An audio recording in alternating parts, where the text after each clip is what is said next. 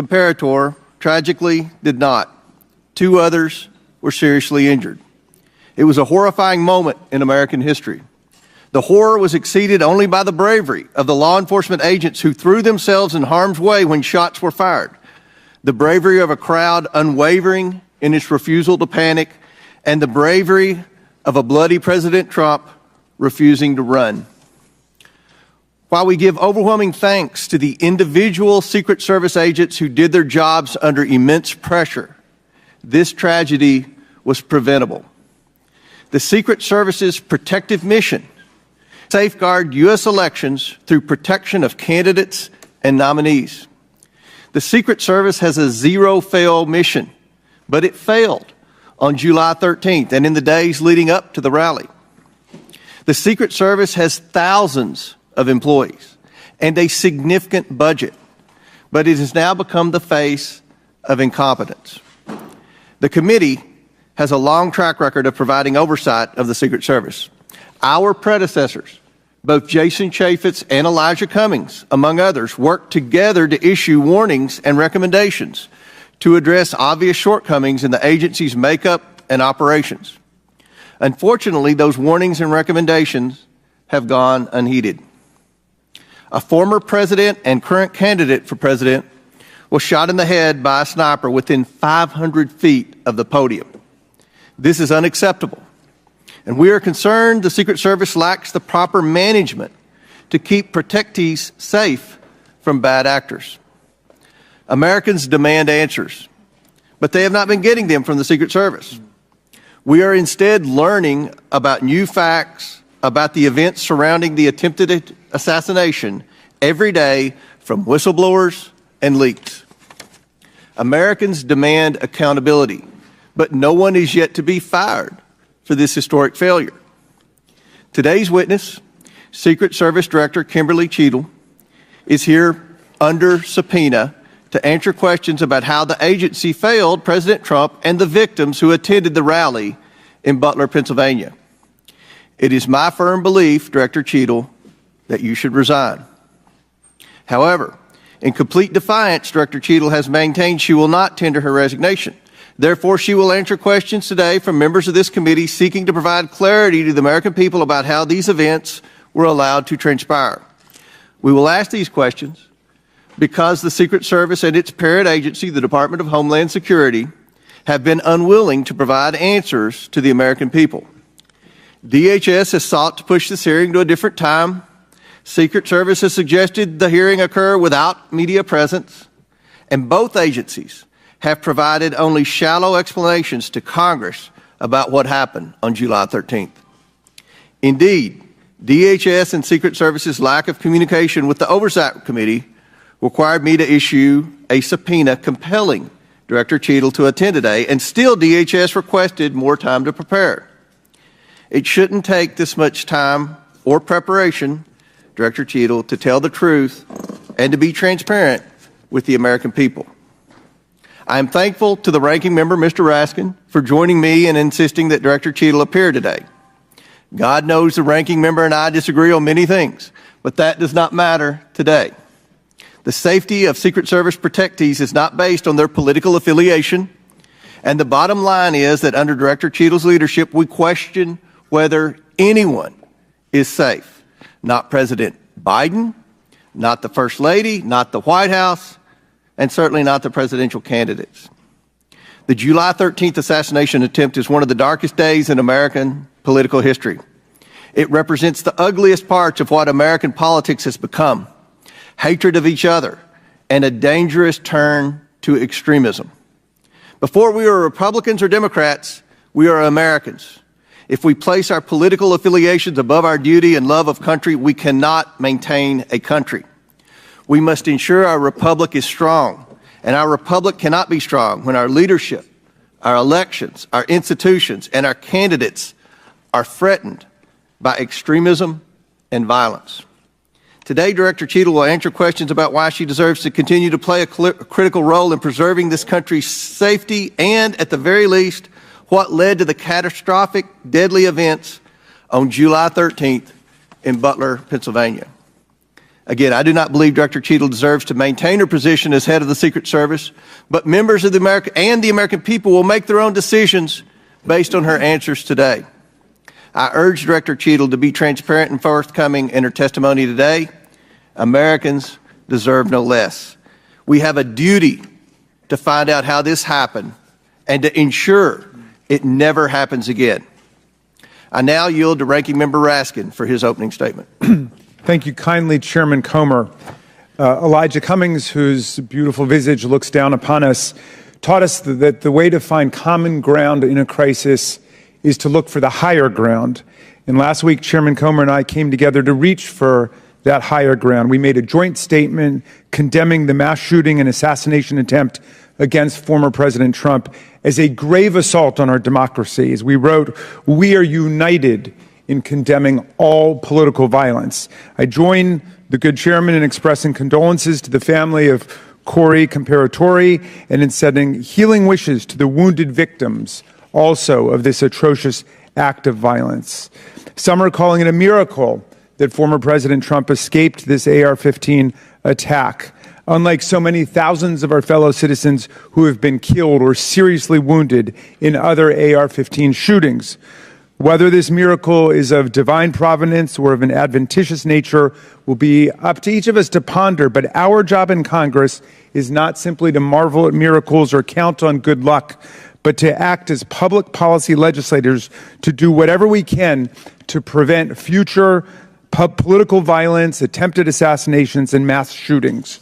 The chairman and I are thus determined to get to the bottom of the stunning security failures that enabled this 20-year-old lone gunman who borrowed his father's AR-15 to perpetrate a mass shooting and assassination attempt at an event protected by the Secret Service as well as state and local police.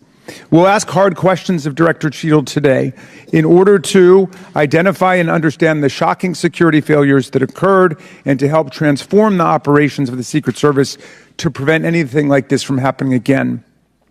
But we can't let ourselves off the hook either, dear colleagues. What happened in Butler, Pennsylvania was a double failure: the failure by the Secret Service to properly protect former President Trump and the failure of Congress to properly protect our people from criminal gun violence. We must therefore also ask hard questions about whether our laws are making it too easy for potential assassins to obtain firearms generally and the AR-15 specifically. Mr. Comparatori, former President Trump, and the other rally attendees wounded in Butler are now members of a club no one wants to belong to, the thousands of people who have fallen victim to mass shootings. Last year, we had 655 mass shootings in America, defined as 4 or more people being shot or killed in a single event, not including the shooter. 712 people died and nearly 2,700 people were wounded in these attacks in 2023.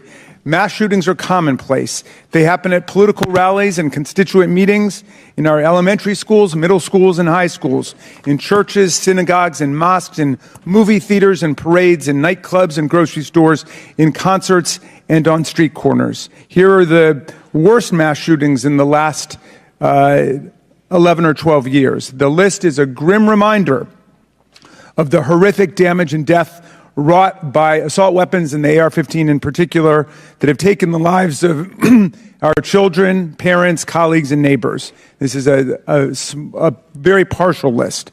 Mass shootings have become so frequent that we don't even hear about them anymore. Since the mass shooting in Butler, there have already been at least 10 additional mass shootings in America, 2 of which took place the same day that former President Trump was targeted. One of the mass shootings on that violent Saturday, July 13th, happened at 11 p.m. at a nightclub in Birmingham, Alabama, where 4 people were shot dead and 10 others wounded. This means, amazingly, that the Butler attack was not even the deadliest mass shooting to happen in America on that day. A weapon that can be used to commit a mass shooting at an event under the full protection of the Secret Service, together with dozens of state and local police, is obviously an intolerable threat to the rest of us who do not receive such protection and obviously does not belong in our communities. It's time to pass universal background checks and build on this administration's work to ensure that we permanently close the loopholes in the Brady law for gun show purchases, online purchases, and private sales to prevent those weapons from getting into the hands of people we know to be a threat to others. What happened in Butler shows why even closing these loopholes, however, will not keep assault weapons out of the hands of potential assassins and mass murderers. Under federal law and in the vast majority of states, even young people not old enough to buy a beer legally can legally purchase and own the AR-15 and carry it in public. The shooter in Butler used his father's AR-15. We have to find the courage and resolve to pass a ban on the AR-15 and other assault weapons. A ban has broad support. Even the New York Post loudly endorsed such a ban in 2019. We have passed an assault weapons ban before. Republicans and Democrats together passed it in 1994. Alas, in 2004, we allowed the ban to expire. We know this weapons ban worked. One study found that in the decade that followed the ban's lapse, mass shootings went back up 183%, and deaths from mass shootings went up 239%. But even as we change the Secret Service and act to ban weapons of war like the AR-15, we still will have fallen short of our duty if we fail to denounce every instance of politically motivated violence in whatever form it takes. Republicans and Democrats, again, have come together to denounce this assassination attempt, just as we did the violent attempts on the lives of our colleagues, Representative Stephen Scalise and Representative Gabby Giffords, and on Paul Pelosi, the husband of Speaker Nancy Pelosi, who was attacked and brutalized in his home. And in the immediate aftermath of the January 6th mass violence waged against Congress and the Vice President and the constitutional transfer of power, Democrats and Republicans alike, including Senator McConnell, Chairman Comer, and other colleagues, all denounced this violent assault on our democracy that wounded approximately 140 officers from the U.S. Capitol Police and the Metropolitan Police Department. And I commend them for acting to denounce that attack, just as Democrats moved swiftly to denounce the attack on Congressman Scalise.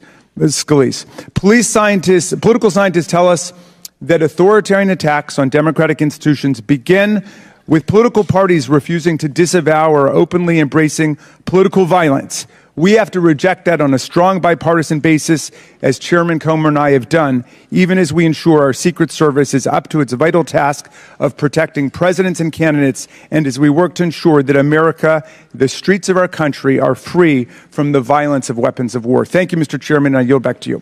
Thank you. Gentleman yields back. Today we are joined by Kimberly Cheatle, who was sworn into office on September 17, 2022 as the Director of the United States Secret Service. Prior to her appointment, Director Cheatle was Senior Director of Global Security at PepsiCo. Before her role at Pepsi, she served 27 years in the Secret Service.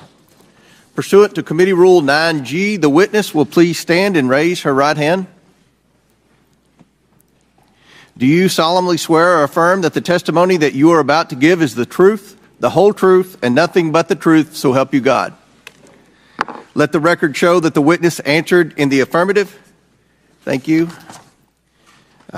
We certainly appreciate you being here today and look forward to your testimony. We normally limit testimony to opening statement to 5 minutes, but take all the time that you need. Obviously, the rules that we will abide by, when you're finished with your statement, we will then turn to questions. Each member will have 5 minutes. And just a note to the members, I'm going to strictly adhere to the 5 minutes. Once 5 minutes is up, I will hit the gavel. If the director is in the process of answering a question, we'll certainly let her finish her answers, and then we will move on. We're going to have about 100% attendance here today, plus a few additional add-ons. So this will be a very lengthy hearing, and we want to make sure every member gets their 5 minutes uninterrupted to be able to ask these important questions in this very bipartisan hearing today. I now recognize Director Cheatle for your opening statement. Thank you. Good morning, Chairman Comer, Ranking Member Raskin, and distinguished members of the committee. My name is Kimberly Cheatle, and I am the Director of the United States Secret Service. I appreciate the opportunity to appear before you today. The assassination attempt of former President Donald Trump on July 13th is the most significant operational failure of the Secret Service in decades, and I am keeping him and his family in my thoughts. I would like to offer my sincerest condolences to the family of Corey Comparator, a former fire chief and a hero who was killed in this senseless shooting. I would also like to acknowledge those who were injured in Butler, David Dutch and James Copenhagen, and I wish them a speedy recovery. I would be remiss if I did not also extend my condolences on the passing of your colleague, Congresswoman Sheila Jackson Lee. Ms. Jackson Lee was always engaged in the oversight of the Secret Service, and her passing is a great loss to this body. The Secret Service's solemn mission is to protect our nation's leaders. On July 13th, we failed. As a director of the United States Secret Service, I take full responsibility for any security lapse of our agency. We are fully cooperating with ongoing investigations. We must learn what happened, and I will move heaven and earth to ensure that an incident like July 13th does not happen again. Let me state unequivocally, nothing I have said should be interpreted to place blame for this failure on our federal, state, or local law enforcement partners who supported the Secret Service in Butler. We could not do our job without them.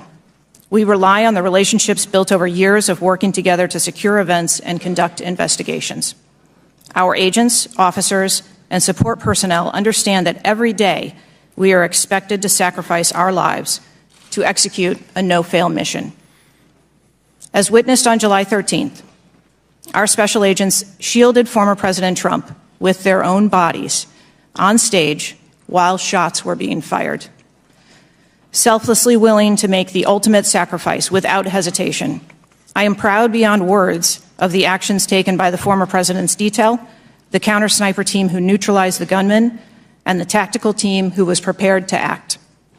I will be transparent as possible when I speak with you, understanding, though, at times that I may be limited in providing a thorough response in this open setting due to associated risks with sharing highly sensitive protective methodologies.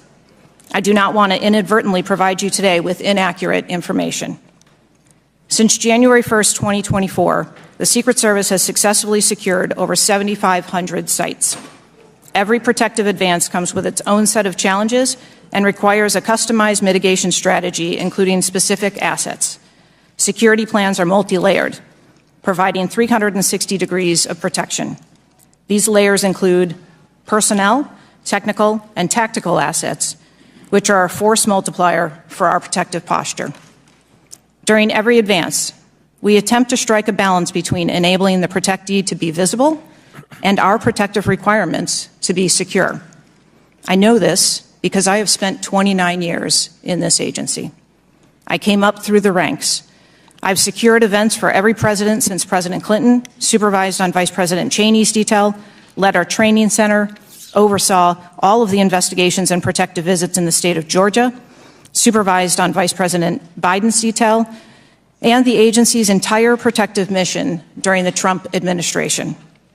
The comprehensive advance process involves collaborative planning between our Secret Service, the protectee's staff, local law enforcement partners, and the level of security provided for the former president increased well before the campaign and has been steadily increasing as threats evolve.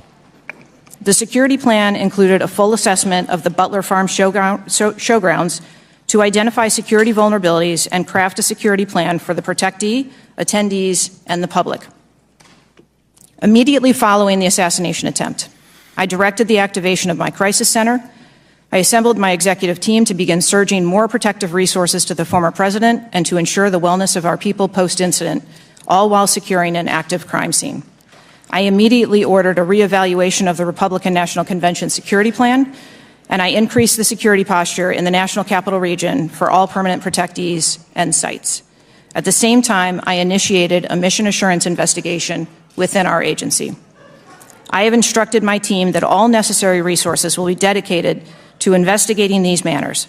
We will not rest until we have explored every option, and we will leave no stone unturned.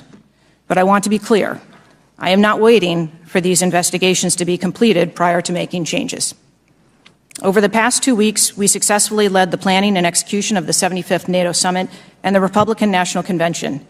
Over the next few months, we will implement security plans for the Democratic National Convention, the United Nations General Assembly, and have already begun planning and coordinating the 2025 inauguration. It is now more important than ever for the men and women of the Secret Service to remain resilient and to focus on what is necessary to carry out our critical mission. Our agency needs to be adequately resourced in order to serve our current mission requirements and anticipate future requirements. The Secret Service currently protects 36 individuals on a daily basis, as well as world leaders who visit the United States, like Israeli Prime Minister Benjamin Netanyahu, who arrived in Washington, D.C. today. The coming years will bring an unprecedented heavy protection tempo. I have no doubt that the processes that I have implemented during my tenure as director, in addition to my nearly 30 years of experience in this agency, have positioned the Secret Service to be stronger. Our mission is not political. It is literally a matter of life and death, and the tragic events on July 13th remind us of that. I have full confidence in the men and women of the Secret Service. They are worthy of our support in executing our protective mission. I will now answer any questions that the committee may have. Thank you very much, Director Cheatle. We'll now begin our 5 minutes questions, and I will begin. Just for the record, the Secret Service has an annual budget of around $3.1 billion, and I believe around 8,000 employees. Is that correct? Yes, sir. Obviously, there were many security failures on the day of the attempted assassination and leading up to that day. Let's start with the building that the shooter used to shoot President Trump from. At any point Saturday, did the Secret Service have an agent on top of that roof? Sir, I'm sure, as you can imagine, that we are just 9 days out from this incident, and there's still an ongoing investigation. And so I want to make sure that any information that we are providing to you is factual. You can't, okay. Why did the Secret Service not, can you answer why the Secret Service didn't place a single agent on the roof? We are still looking into the advanced process and the decisions that were made. Well, okay. Wasn't that building within the perimeter that should be secured? Do we agree with that? The building was outside of the perimeter on the day of the visit. But again, that is one of the things that during the investigation we want to take a look at and determine whether or not other decisions should have been made. One of the things that you said, I believe in an interview, that there wasn't an agent on the roof because it was a sloped roof. Is that normal, and do you fear that that immediately creates an opportunity for future would-be assassins to look for a slanted roof? I mean, this is a huge question that every American has. Why wasn't a Secret Service agent on the roof? And there have been reports that agents were supposed to be on the roof, but it was hot that day and they didn't want to be on the roof. Can you answer any of those questions, Director? So I appreciate you asking me that question, Chairman. I should have been more clear in my answer when I spoke about where we place personnel in that interview. What I can tell you is that there was a plan in place to provide overwatch, and we are still looking into responsibilities and who was going to provide overwatch. But the Secret Service in general, not speaking specifically to this incident, when we are providing overwatch, whether that be through counter snipers or other technology, prefer to have sterile rooftops. Did the Secret Service use any drones for surveillance that day? So again, I'm not going to get into specifics of that day in itself, but there are times during a security plan that the Secret Service does deploy an asset like a drone. There were reports that the shooter used a drone just a few hours before the rally start time. Is that accurate? I have heard those same reports, and again, am waiting for the final report. Do you know, if you can't answer the question, that's your answer. But can you answer this? Do you know, I'm not asking yes or no, but do you know if the shooter used a drone before the shooting? That information has been passed to us from the FBI. How many Secret Service agents were assigned to President Trump on the day of the rally? Again, I'm not going to get into the specifics of the numbers of personnel that we had there, but we feel that there was a sufficient number of agents assigned. There are reports that several agents assigned to the rally on July 13th were temporary agents not normally assigned to President Trump. Is that accurate? What I can tell you is that the agents that were assigned to former President Trump are Secret Service agents that provide close protection to him, and that was what was actual on that day. How many temporary agents were there that day? Quite frequently, sir, during campaign events, the Secret Service utilizes agents from HSI or the Department of Homeland Security. You don't know to how many? supplement you can't answer? our plan. Have the investigators reconstructed the shooter's precise movements over the past days, weeks, and months? So, again, We need to have confidence that if the FBI is leading this investigation, that they're leading a credible investigation, because there's some of us sitting up here today that don't have a lot of confidence in the FBI. So I will repeat the question. Have the investigators reconstructed the shooter's precise moments over the past days, weeks, and months? I understand your question, Chairman, and I share your concerns about wanting to make sure that we have factual information. The FBI is conducting a criminal investigation. The Secret Service is conducting an internal investigation. There are a number of OIG investigations, and there is the external investigation that the President Last question for me. Before July 13th, had the Trump detail requested additional resources? What I can tell you is that for the event on July 13th, the details that were the assets that were requested for that day were given. Okay. My time has expired. Chair now recognizes Ranking Member asking for 5 minutes. Thank you, Mr. Chairman. It's been reported that before former President Trump got up on the stage at around 6 p.m. on Saturday, July 13th, that the local police had identified and even photographed a man who was acting suspiciously. And this man, who turned out to be the gunman, had been flagged as a potential threat. Is that accurate? What I can say is that the individual was identified as suspicious. So he was known to be suspicious before former President Trump took the stage. That is the information I have received. Why was he allowed to take the stage with a suspicious person having been identified in the crowd? So I appreciate the question, and I'd like to make 2 points. If the detail had been passed information that there was a threat, the detail would never have brought the former president out onto stage. That is what we do, and that is who we are. We are charged with protecting all of our protectees. So you distinguish between someone who is suspicious and someone who's threatening, is that right? I do. There are a number of times at protective events where suspicious people are identified, and those individuals have to be investigated and determined what is it that identifies that person as suspicious. So did you deny a request for additional resources that had been made by the Trump campaign? There were no assets denied for that event in Butler on the 13th. I see. So you're saying there were requests made for additional assistance for other specific events rather than for the campaign as a whole. Is that right? I'm sorry, I'm not understanding. Well, you seem to say that there were not additional resources requested for that event. And forgive me for being unfamiliar with this. Is it requested event by event, or is it requested just in general for the campaign?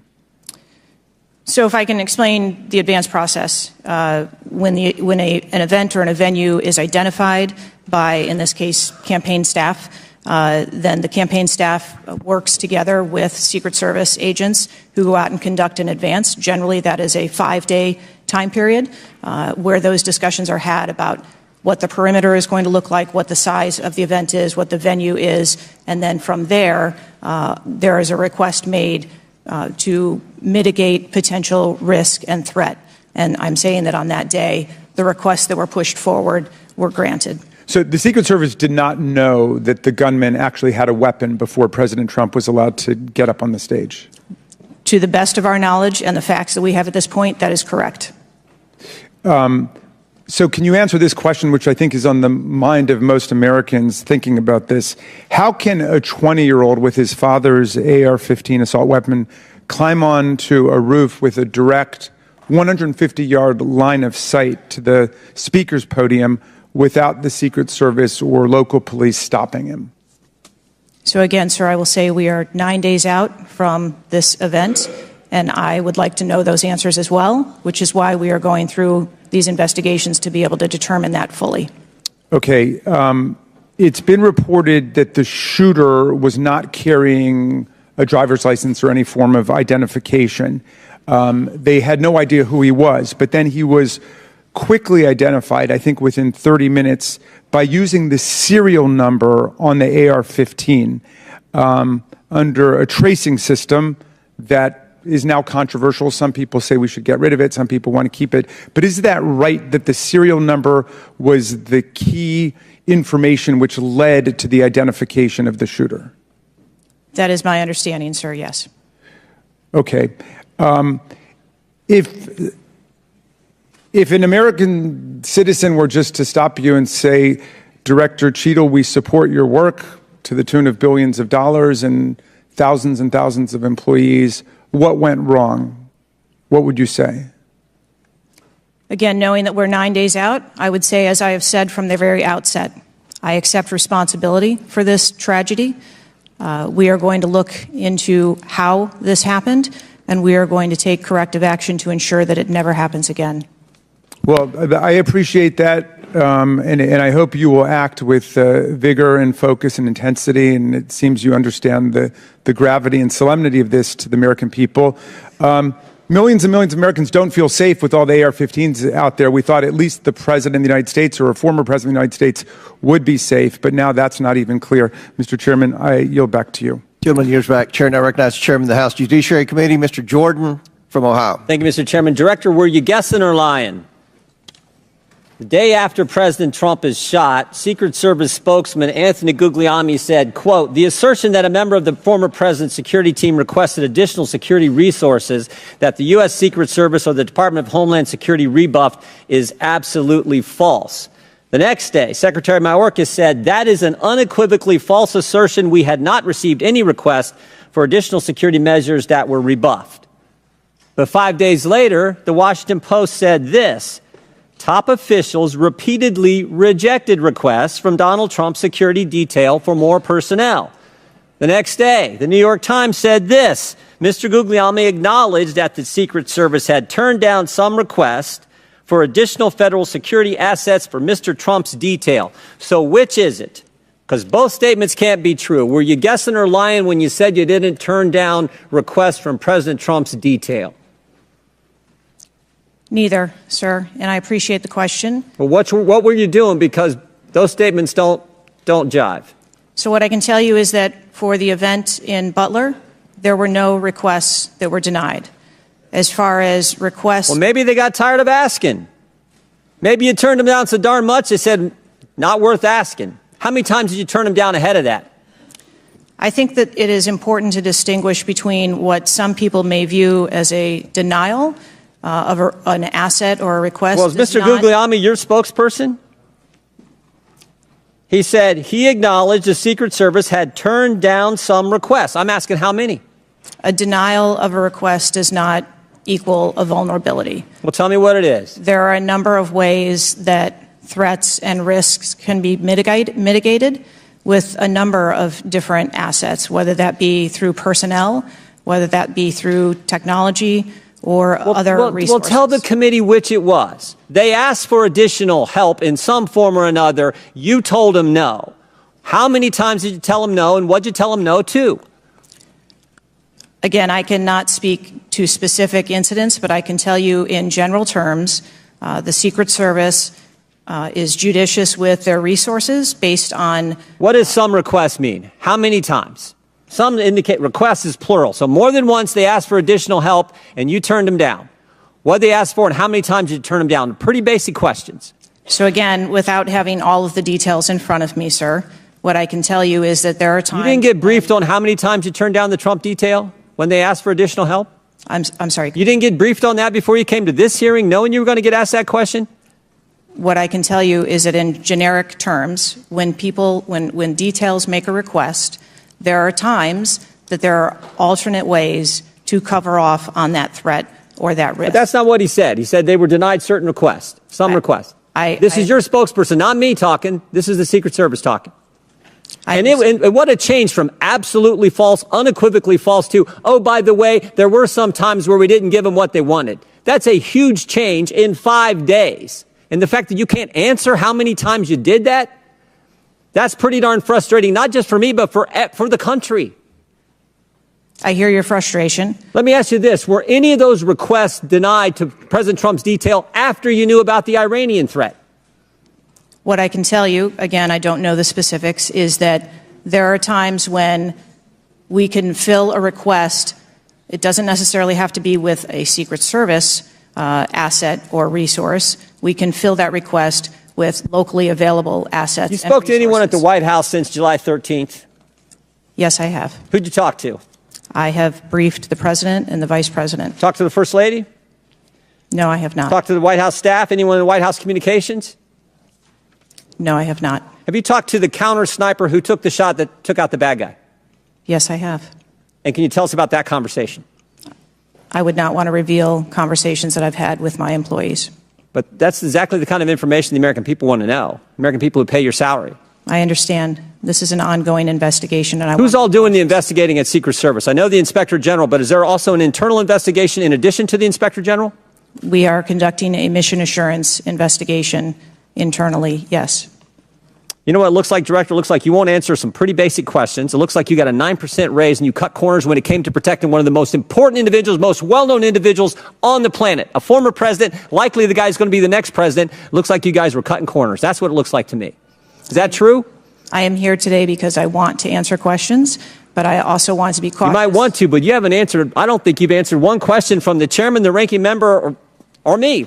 Well, we got a lot of other people asking. We'll see if your record improves. But right now, you haven't answered, I don't think, any questions. I yield back. Gentleman yields back. Chair now recognizes Ms. Norton from Washington, D.C. Thank you, Mr. Chairman. In the summer of 1963, as a law student, I traveled to the South to work in the civil rights movement. When I arrived in Jackson, Mississippi, I was met by a civil rights activist who showed me around town and tried to convince me to work in Jackson that summer.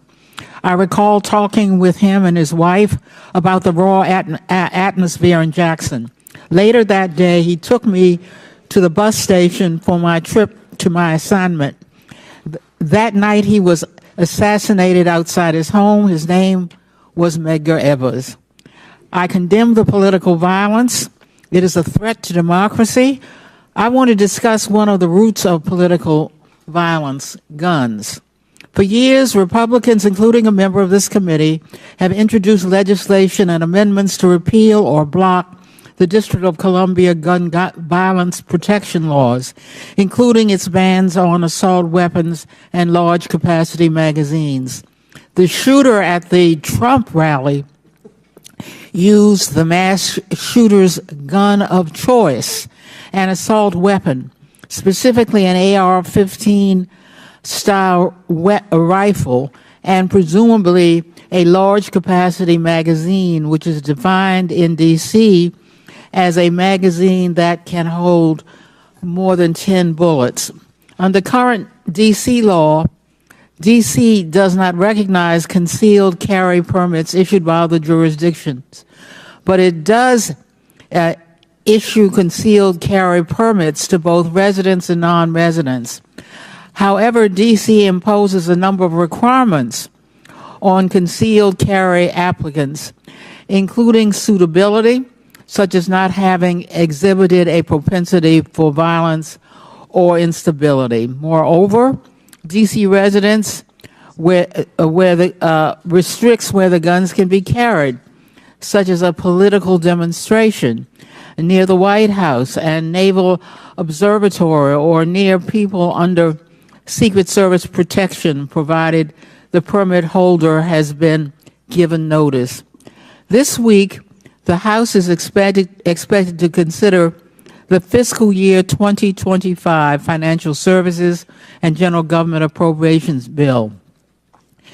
This Republican-drafted bill would allow an individual with a permit to carry a concealed handgun issued by a state or territory to carry a concealed handgun in D.C., regardless of that jurisdiction's permit requirements. A Republican has filed an amendment to that provision to allow such an individual to carry a magazine of any size with that handgun. In short, the pending bill and amendment would allow any person with a carry permit issued by another jurisdiction to carry a concealed handgun with a magazine of any size in any location in the District of Columbia. The Secret Service is responsible for protecting a large number of people and facilities in D.C. Director Cheatle, would Secret Service protectees in D.C. be safer or less safe if people who have exhibited a propensity for violence or instability could carry a concealed handguns in D.C.? I think being a Secret Service agent and an officer or a law enforcement officer in any state is difficult. They are required to make decisions and snap judgments in the blink of an eye. And I think that the officers and the agents that work here in the D.C. area do a great job of monitoring the public and reacting to threats as appropriate when they arise. Would Secret Service protectees in D.C. be safer or less safe if people in D.C. could carry concealed handguns with large capacity magazines? I think, ma'am, that we work in parameters where we travel around North America, and the rules on open carry and concealed carry are different from state to state, and that is part of what the Secret Service takes into account when we develop a security plan. Obviously, anyone that comes into one of our protective sites, we would establish magnetometer support, metal detectors that personnel would have to process through, eliminating that potential. Would Secret Service protectees in D.C. be safer or less safe if more people could carry handguns in D.C.? I think, again, as I stated, ma'am, we want to make sure that we provide a safe environment for all of our protectees, and whatever measures we would need to put in place for a secure site, we would do so. I yield back. Gentlelady's time's expired. Chair now recognizes the chairman of the House Intelligence Committee, Mr. Turner from Ohio.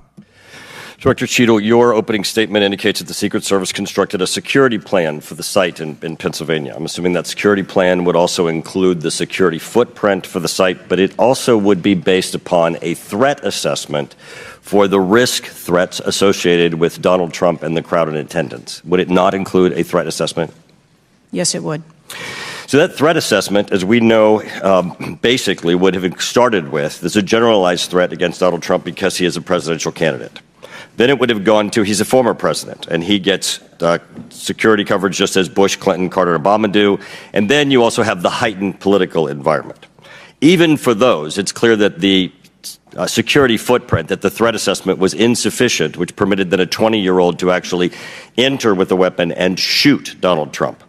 But I want to ask you about two other aspects of the threat assessment. It is known and public that Iran is a threat risk for Donald Trump. They're a threat risk for John Bolton, former Secretary of State Pompeo, and Donald Trump, because they have indicated they want to assassinate them as a result of retaliation for the killing of Soleimani. That is both, for Iran, a generalized threat. They're targeting these individuals, but also most recently a specific threat to Donald Trump himself. Now, I want to enter into the record by UC a Department of Justice Public Affairs release, a CNN article, an article from Fox News, and an article from CBS, all of which acknowledge Without objection to order. that this threat exists for Donald Trump from Iran, and that there are specific threats, most recently, that have been acknowledged. Director Cheatle, have you read the intelligence of the generalized threat to Donald Trump by Iran as a result of their desire to retaliate for the killing of Soleimani? I have. Have you read or been briefed about the intelligence of the specific recent threat to Donald Trump from Iran? Yes, I have. Director Wray, when we were getting our briefing, indicated that he thought the threat assessment should have included this threat from Iran. Is it your testimony today that the threat assessment, since you've read this intelligence, was sufficient to protect him from this threat from Iran? My testimony today is that the information that we had at the time was known. Was it sufficient? Director Cheatle, was it sufficient for the Iranian threat that you said you have read the intelligence briefings for? That information was passed to... Well, I'm not asking the bureaucratic issue of who did it get passed around to. Director Cheatle, was it sufficient for the specific and generalized threat to Donald Trump's life from Iran? Yes, I do believe it was. Director Cheatle, is an Iranian assassin more capable than a 20-year-old? Sir, I think we've acknowledged that there was gaps and a failure that day. When I raised this issue with Director Wray, he was incensed. He was shocked that the threat assessment of Iran did not seem to be, as we and I discussed, baked in to your security footprint and your threat assessment. And he went on to say that the generalized threat that he has told the whole country that we are under from a potential terrorist threat. He has said we're under the highest threat level since 9/11, that the lights are flashing red. And he has specifically indicated that people have crossed the southern border as a result of the Biden administration's policy, and that there are in our country today terrorists and individuals who are affiliated with terrorist groups and organizations. That would be a heightened threat environment, Director Cheatle, would it not? Yes. In his public statements, he has said he is making these statements because he wants people to take them into consideration in threat assessments, specifically. Now, that would be a threat not just to Donald Trump, but it would also be a threat to the crowd there, wouldn't it? Yes. Are ISIS terrorists and al-Qaeda terrorists and international groups and terrorists more capable than a 20-year-old in pulling off either a mass shooting or an assassination of Donald Trump? Sir, again, there was clearly a breakdown and a failure that day. Have you read the intelligence of the terrorists that are currently in the United States that Director Wray speaks, and those individuals that are here that are affiliated with terrorist groups and organizations that are in the process, as Director Wray said, of representing a significant threat of a terrorist attack occurring in the United States? I have read reports that apply specifically to the Secret Service's mission. Director Cheatle, because Donald Trump is alive, and thank God he is, you look incompetent. If Donald Trump had been killed, you would have looked culpable. There is no aspect of this that indicates that there has been any protection to Donald Trump. The threat was identified before he took the stage, and the shooter was only killed after Donald Trump himself was killed. Not only should you resign, if you refuse to do so, President Biden needs to fire you, because his life, Donald Trump's life, and all the other people which you protect are at risk because you have no concept of the aspect that the security footprint needs to be correlated to the threat. I yield back. Chair now recognizes Mr. Lynch from Massachusetts. Thank you, Mr. Chairman. Director Cheatle, there were multiple security failures at the former president's rally in Butler, Pennsylvania. First of all, there was a failure to isolate the podium from exposure to direct fire. Do we know who made that decision to allow that rooftop to remain as an unprotected area? Do we know who came up with that security plan that omitted that? Sir, I don't have a specific person to identify for you. Okay, well, that's what I'm looking for, so let's move on.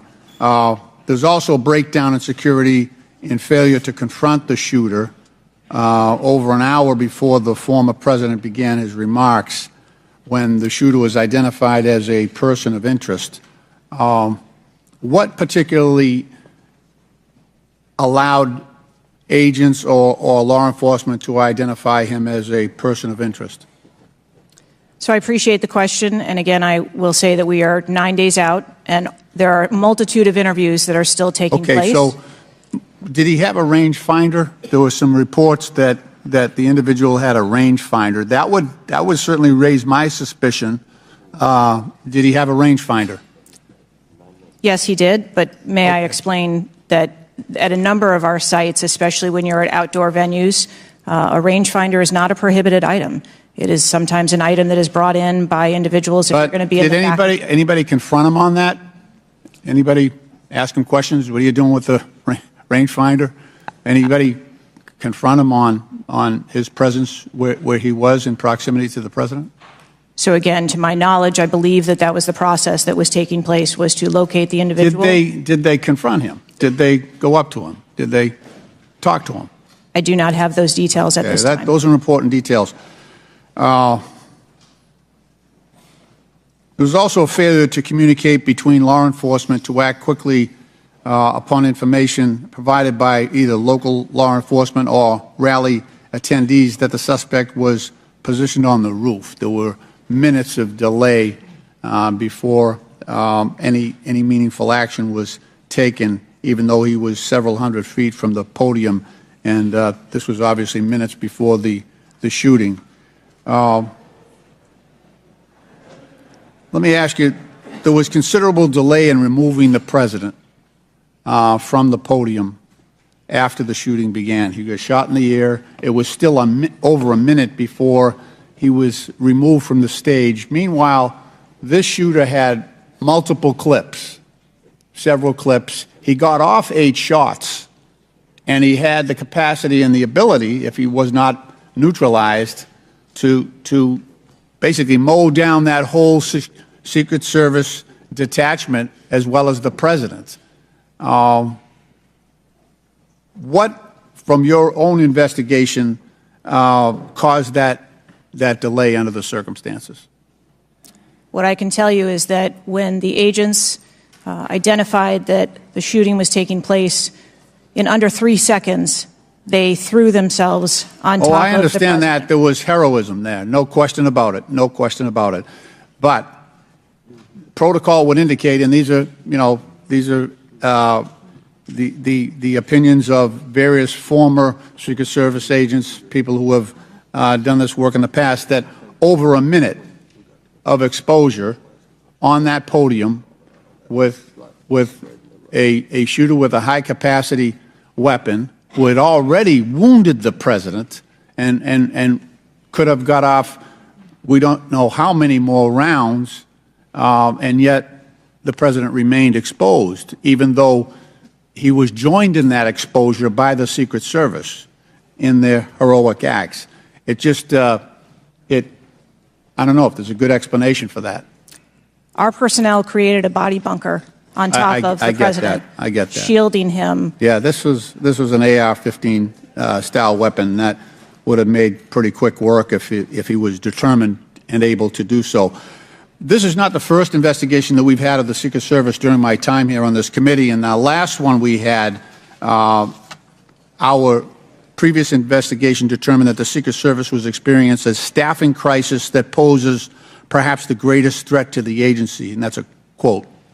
Is that staffing crisis still in place? Is that still something that you deal with on a daily basis? As of today, the Secret Service has just over 8,000 employees. We continue to hire, knowing that we need to ensure that we keep pace with what would be the full complement of and gentlemen, time's expired, but please answer the question. Yeah. I'm sorry? What would be the full complement that you're looking for? You've got 8,000, and how many would be a full complement for the service? So we are still striving towards a number of 9,500 employees approximately in order to be able to meet future and emerging needs. Okay. Thank you, Mr. Chairman, for your courtesy. I yield back. Chair recognizes Dr. Fox from North Carolina. Thank you, Mr. Chairman. Director Cheatle, what grade would you give the Secret Service's performance in Butler, Pennsylvania on July 13? As I've stated, ma'am, this was clearly a failure. I would grade the agents and officers who selflessly threw themselves in front of the president and neutralized the threat an A. I think that we need to examine the events that led up to and prior to that day. You stated in 2021 that the Secret Service has a zero-fail mission. It's clear that the events of July 13 show a cascade of failures that cost Corey Comparator his life, nearly cost former president his life, and injured David Dutch and James Copenhaver. When an agency fails spectacularly at its mission, Those responsible must be held accountable, and the problems must be fixed so they cannot happen again. Why should the American people or the officials you're responsible for protecting have confidence in your ability to lead the Secret Service after such a spectacular failure? I appreciate the question, and I am committed to finding answers so that we can make the agency stronger after this. You said on July 15 that the buck stops with me.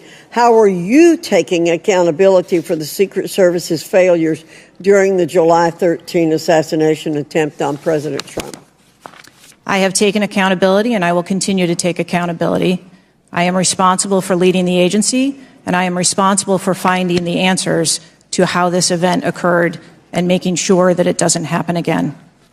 So I would like to explore how you got the job as director of the United States Secret Service. Is it typical for the director of the Secret Service to be recommended for the role at the behest of a president's family and senior staff, perhaps at the request of Jill Biden or Anthony Bernal? I got the job as a director of the Secret Service because I spent 27 years in an agency with a mission that I absolutely love. I started my career in Detroit. I worked my way up through investigations and protection. Was there competition for the position? You would have to ask those who were involved in the interview process. But you think you are the best person in the country to head the Secret Service? I think that I am the best person to lead the Secret Service at this time. The Secret Service receives billions in funding each year, as has been explained by my colleagues here. In fact, you've had an increase in real terms of 55%. As you're no doubt aware, staffing levels for those assigned to protect the president, former presidents, and other senior officials has decreased by about 350 between 2014 and today. Clearly, a lack of financial resources not to blame for the staffing shortage. In 2022, the Secret Service saw nearly half its workforce leave in 1 year, and during the same year, it was ranked dead last among law enforcement agencies in the best places to work in the federal government. Can you explain why your agency was so poorly rated and why so many staff left in just 1 year? So with all due respect, I dispute the statistic of half of the employees leaving in 2022. I think that has been inaccurate data that's been reported out there. But what I can tell you is, as I have returned as the director of the agency, we have had an increase in hiring and staffing and an increase in resources, and we are committed to continue to hire so that we can be staffed appropriately to meet the dynamic mission that we have. Well, you may want to dispute it, but it's out there. My understanding, given the high-profile failures and rotten culture at the Secret Service during your nearly 2-year tenure, why should the American people have any confidence in your ability to lead the Secret Service to perform its zero-fail mission to protect our senior leaders? The Secret Service has an incredible culture. Our men and women place service over self. They come in every day willing to risk their lives for our protective mission, and they work investigations that thwart people who would do harm to children, child exploiters. We have an incredible mission, and our culture is we will get the job done no matter what. Well, those on the front line certainly have a great culture, and they were willing to risk their lives for President Trump. But I'm not sure the leadership at the agency has this right kind of culture. I yield back, Mr. Chairman. Chair now recognizes Mr. Conley from Virginia. Thank you, Mr. Chairman. Well, I hope the American people do appreciate the incredible daily risks Secret Service agents take on our behalf. You mentioned there are 36 regular clients you've got that you protect constantly. But I was participating in the NATO summit just 2 weeks ago. We had 32 heads of government and heads of state, plus visiting heads of state and heads of government. Presumably, you provided protection for all of them. That is correct. Just saying. help us understand, however, I will stipulate that there's an ongoing investigation. You don't want to go into too much detail on that until you've been able to ascertain all the facts and analyze what they mean. You can understand, however, the anxiety we and the American public have about how could this happen and how can we ensure it can't recur. Now, there are some things my friends on one particular side of the aisle don't really want to talk about, like AR-15s and access to them by a 20-year-old, or anybody for that matter. Presumably, Director Cheatle, the ubiquity of weapons, guns in America, especially assault weapons or semi-automatic weapons, that's helped your job and the mission of your agencies, right? It's made it less complicated. Isn't that true? I'm sorry, I'm not understanding your question. Real simple. More guns, especially dangerous ones, have made your job protecting people easier. Is that not right? I think from every Director Cheatle, this is simple English.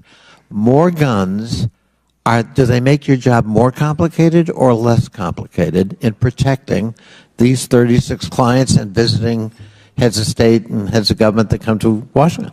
I think the Secret Service needs to take into account. I didn't ask that. They're in. I'm sorry. I asked a simple question, which deserves a simple answer.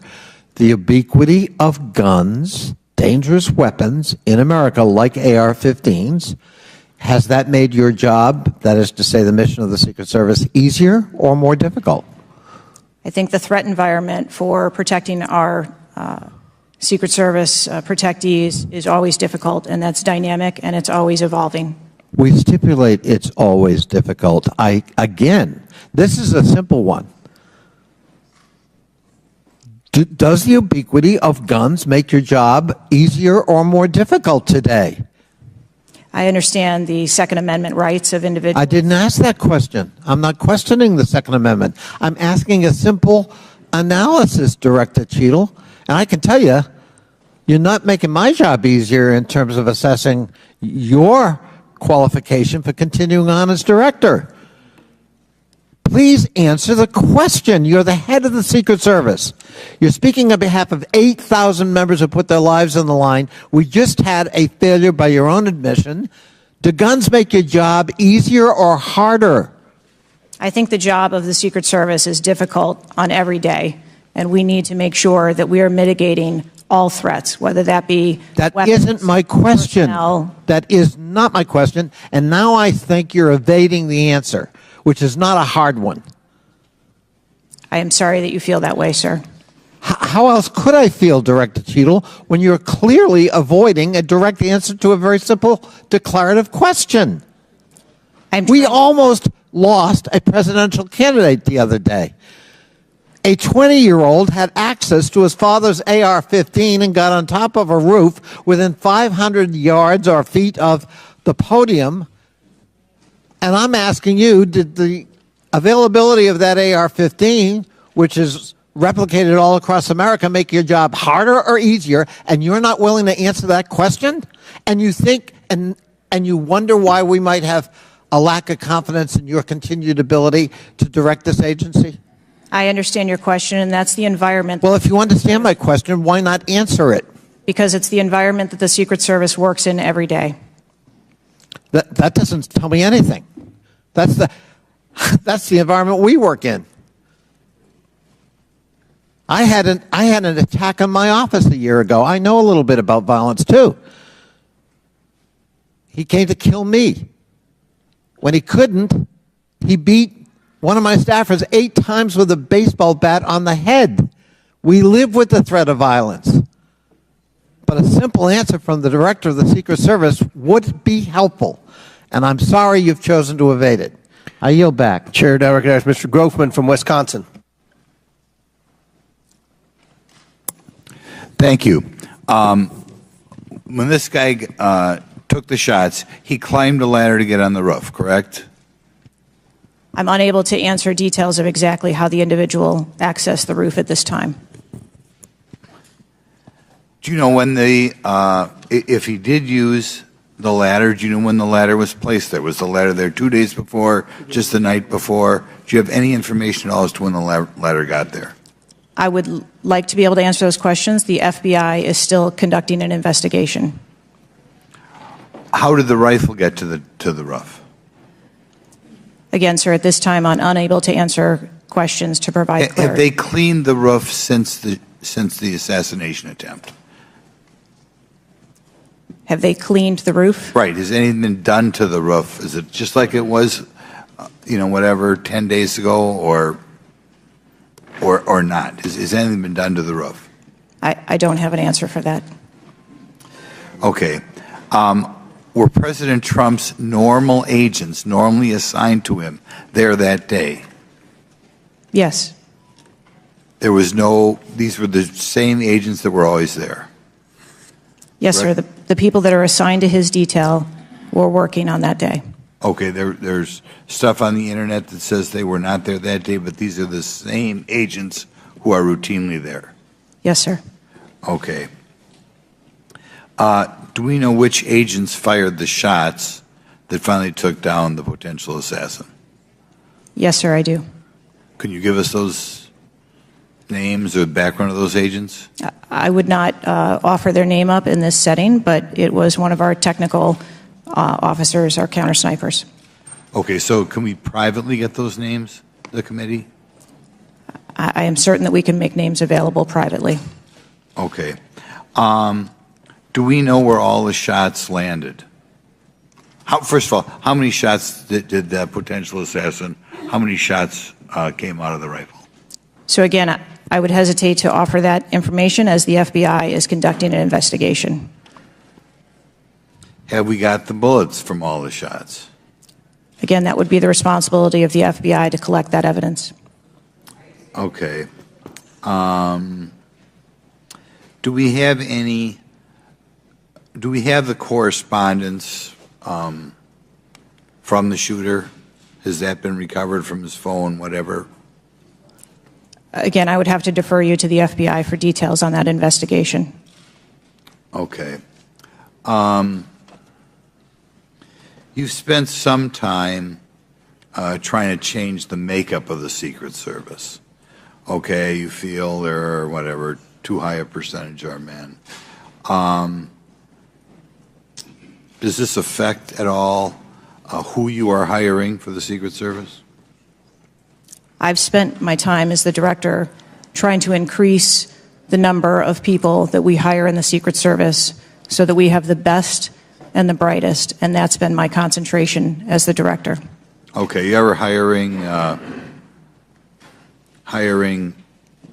not hiring men because of your desire to hit certain targets? I am hiring the best qualified candidates that put in an application that want to work for our great organization. Okay. Next question. The shooter obtained a direct sight of President Trump from the position on the rooftop. I assume that is not something that should ever happen. It should never happen. Do you want to elaborate a little on how that happened, or what you wish you had done differently, or would do differently next time there's a Trump rally? Again, sir, the facts of this particular event are still unfolding. 9 days, there have been a number of reports that have been out there. So I do not want to provide information that perhaps would contradict something that has been erroneously reported or is not factual. But there clearly was a mistake, and we will take every effort to make sure that this never happens again. Could you elaborate why you want 1/3 of the Secret Service to be women? I've never stated that I want 1/3 of the Secret Service to be women. 30% or something. You had some target, no?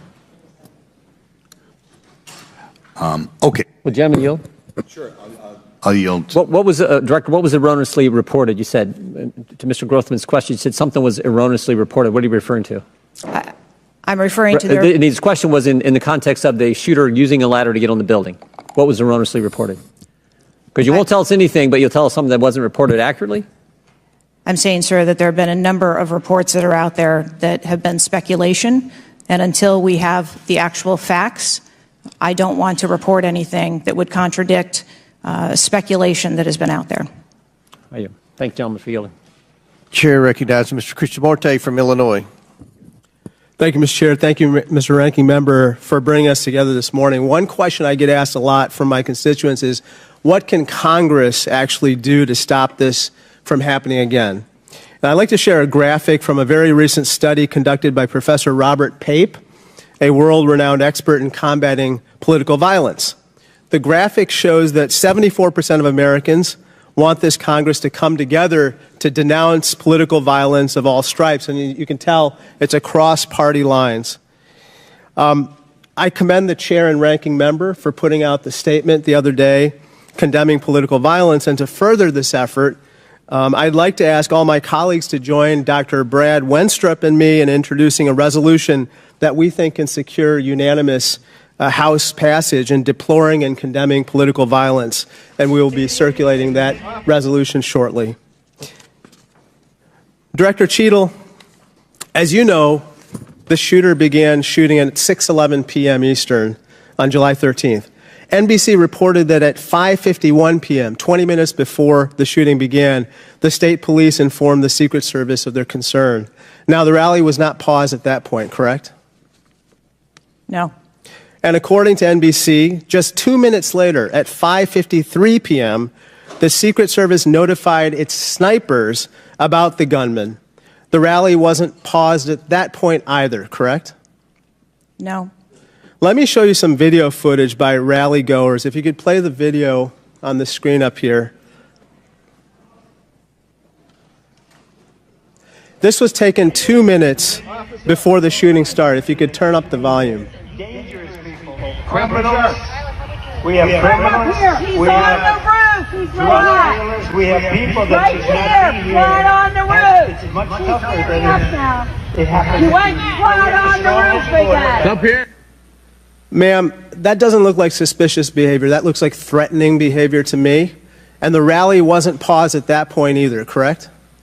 I can tell you, as I stated earlier, sir, that the moment that the shift surrounding the president were aware of an actual threat. That's a threat right there. The guy's on the roof and everybody's yelling at him. Yes. And directing the officer's attention to him. The rally was not paused at that point, correct? We are currently still combing through communications and when communications were passed. Well, I can point you to this communication. It's 2 minutes before the shots started ringing out. Director Cheatle, yes or no? Was there ever a moment where the Secret Service actually considered pausing the rally? The Secret Service would have paused the rally had they known or been So the told answer is there no. was an actual threat. The answer is no. Correct? I can speak to you in generalities. No, I don't want generalities. I want all specifics. of the communications. The answer is no. You did not consider pausing the rally, correct? The people that are in charge of protecting the president on that day would never bring the former president out if there was a threat that had been identified. Well, they did, because we've now identified 3 points in the 20 minutes before the shooting that the threat emerged. Let me point you to something else, which is the building that the shooter was perched on, seen here. This building is called the AGR building. I'm sure that you're familiar with it. It's no more than 150 yards from the stage where Donald Trump stood. Yet the security perimeter was drawn such that the AGR building was placed outside of it. Director Cheatle, according to the Washington Post, the AR-15 styled rifle used in the shooting had a range of 400 to 600 yards, and therefore the AGR building was clearly within rifle range of the stage, correct? Yes. NBC News has reported that in the days before the rally, the Secret Service had identified the building as a vulnerability that required special attention, correct? That's reporting from NBC? Yes. So I am still looking into an active investigation. I know, but it's been 9 days. I mean, you should know that, right? And yet, despite the fact that the AGR building was in rifle range of the stage and it was flagged as a vulnerability, this building was put outside of the Secret Service's security perimeter. And I respectfully submit the Secret Service must expand its security perimeter to account for the kinds of weapons that can be used outside the perimeter to endanger the protectees inside the perimeter, ma'am. Let me turn your attention to some conspiracy theories that have been circulating and ask you to comment on them. First, you have not found evidence that the incident was a staged shooting, right? Correct. And you haven't found evidence that this was a result of a conspiracy of high-ranking government officials, correct? Correct. And you have not found evidence that this incident was in fact directed or perpetrated by a foreign state or entity, right? And that's the last question, but I'll let the director answer that, please. Not at this time. Thank you. I yield back. Gentleman's time's expired. Chair now recognizes Mr. Cloud from Texas. Thank you. I just wanted to confirm there was only one counter sniper who took one shot. Is that We had multiple counter sniper teams available yeah, on the that premises, but is only one took one shot? Is that correct, or only one? Correct. Okay. How many spent shell casings were found on the roof? Again, I would have to defer you to the FBI's criminal investigation. Okay. Word is that the car was rigged with explosives. Again, sir, I'd have to defer you To to the the FBI. FBI's investigation. Okay. You're not curious about? You don't communicate with them? No. Okay. CNN reported that the Secret Service did not sweep the building the shooter was used to shoot President Trump and other attendees. Is that true or false? So we are conducting a mission insurance investigation and will depend on the information that we obtain from our investigations. Okay. The Secret Service knew there was a suspicious person anywhere from 8 minutes before President walked on stage to 30 to 60 minutes. We have different reports. Was President Trump or his team notified of the threat? I think there's a difference and a distinction between suspicious person and threat. Yeah. So we are going back and looking at communications to know when the information about a suspicious person was passed to Secret Service personnel. Okay, but was President Trump or his team notified? Again, we are going back and looking to make sure that we have the exact information of when those notifications were made and who those notifications were made to. Okay. I think it's troubling for a lot of us that the number one question everyone in America is wondering is why was the roof left open? And after 9 days, we should at least maybe have a little bit of that information. And when you come to this committee hearing and you don't have anything to say about that, it's very, very troubling. Did you review the security plan for this event? I personally do not review security plans for events that take place across the country. Any of them? We have a number of events that take place. Who's the top level official who reviews the security plans? There's a number of people that review security plans. Who's as they ultimately unfold. responsible for signing off on a security plan? It's a conjunction of personnel. There are people on the ground, there are supervisors on the detail, there are people at headquarters. So there's not one person who says, okay, this is good, it's copacetic, we're going for it? I think much in the way that we build our security plans, where they are multi-layered. No doubt there's teams working different aspects of it, but ultimately, isn't there an individual who signs off on the plan? Much like how we design our security plans, they're multi-layered, there are multiple layers. So there's of no people. accountability? There is accountability, sir. There's, this is whether it's the FBI or Fauci or anything, it's time after time after time, these multiple layers of accountability turn into layers of plausible deniability in agency after agency after agency. That's got to be fixed, because you keep coming here and expecting, yes, you're saying I'm responsible, and you're accountable for it, but then there's nothing. What do you mean by that? I mean, you're saying you're going to keep your job, right? I assure you, sir, that if we determine through the course of our investigation that someone or people need to be held accountable, we will do so. What level of, if President Biden, God forbid, had been shot and killed, would you think that was worthy of resignation? I would do the same thing that I'm doing here, where I would want to make sure that we are conducting an investigation, that there is continuity in that investigation, and that we could find the answers You do not think to what the happened. assassination of somebody under your details worthy of resignation? I think that this event was tragic and deserves answers. The thing that you've said so far is that you want to make sure that this never happens again. The thing is, everyone in America knows that's not the job description that you're tasked with. The job description you're tasked with is to make sure it never happens, period. One of your goals in the strategic plan is to champion diversity, equity, inclusion, and accessibility. You've accomplished the accessibility part. What standards, do you keep the same standards for all applicants and all, or does every Secret Service agent meet the same qualifications, or do you have different standards for different people? Yes, sir. Everyone who moves through the application process has to meet the same standards to become a special agent. Okay. The trouble I think we're having with right now, so far you gave a lame excuse for sloped roof.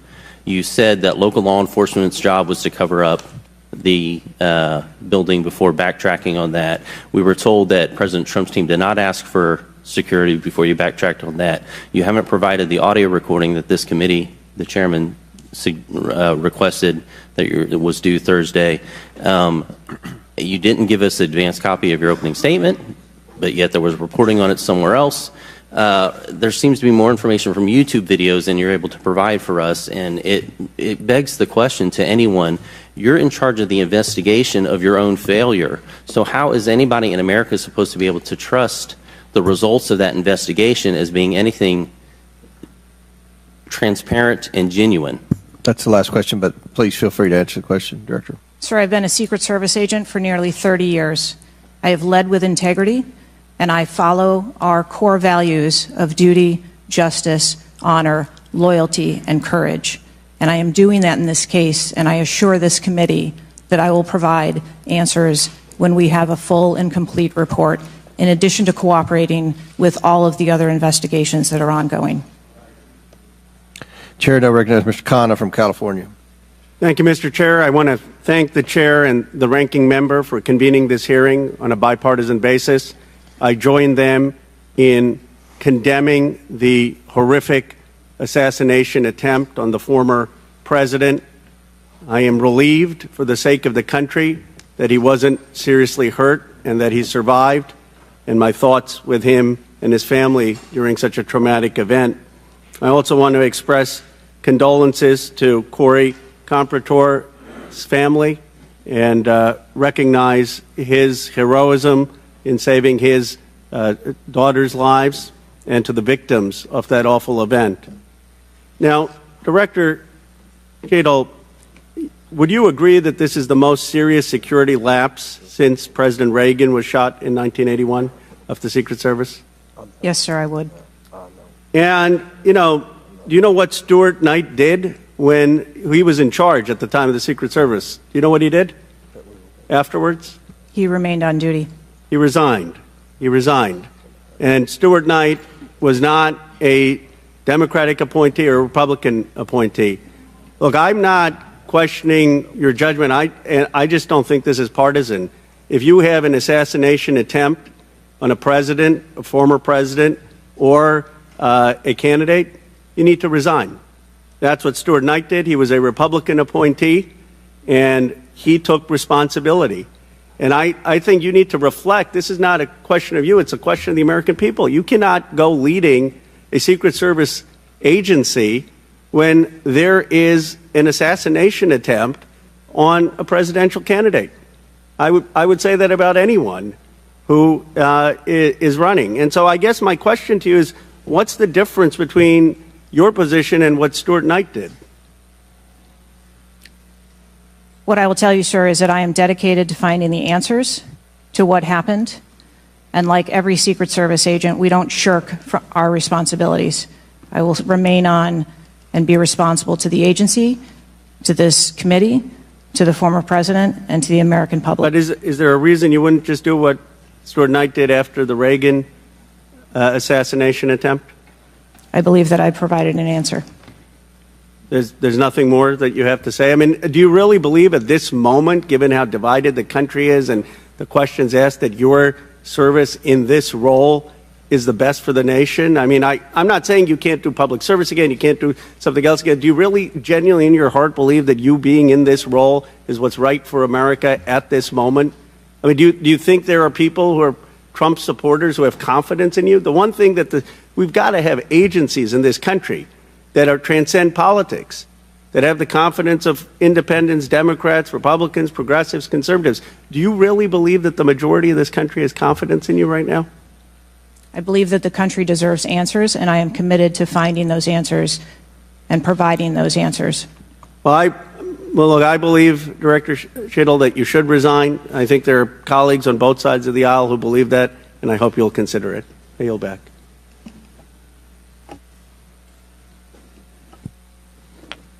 Chair now recognizes Mr. Palmer from Alabama for 5 minutes. Director Cheatle, did local law enforcement ESU teams have compromise authority to engage a perceived threat? Yes.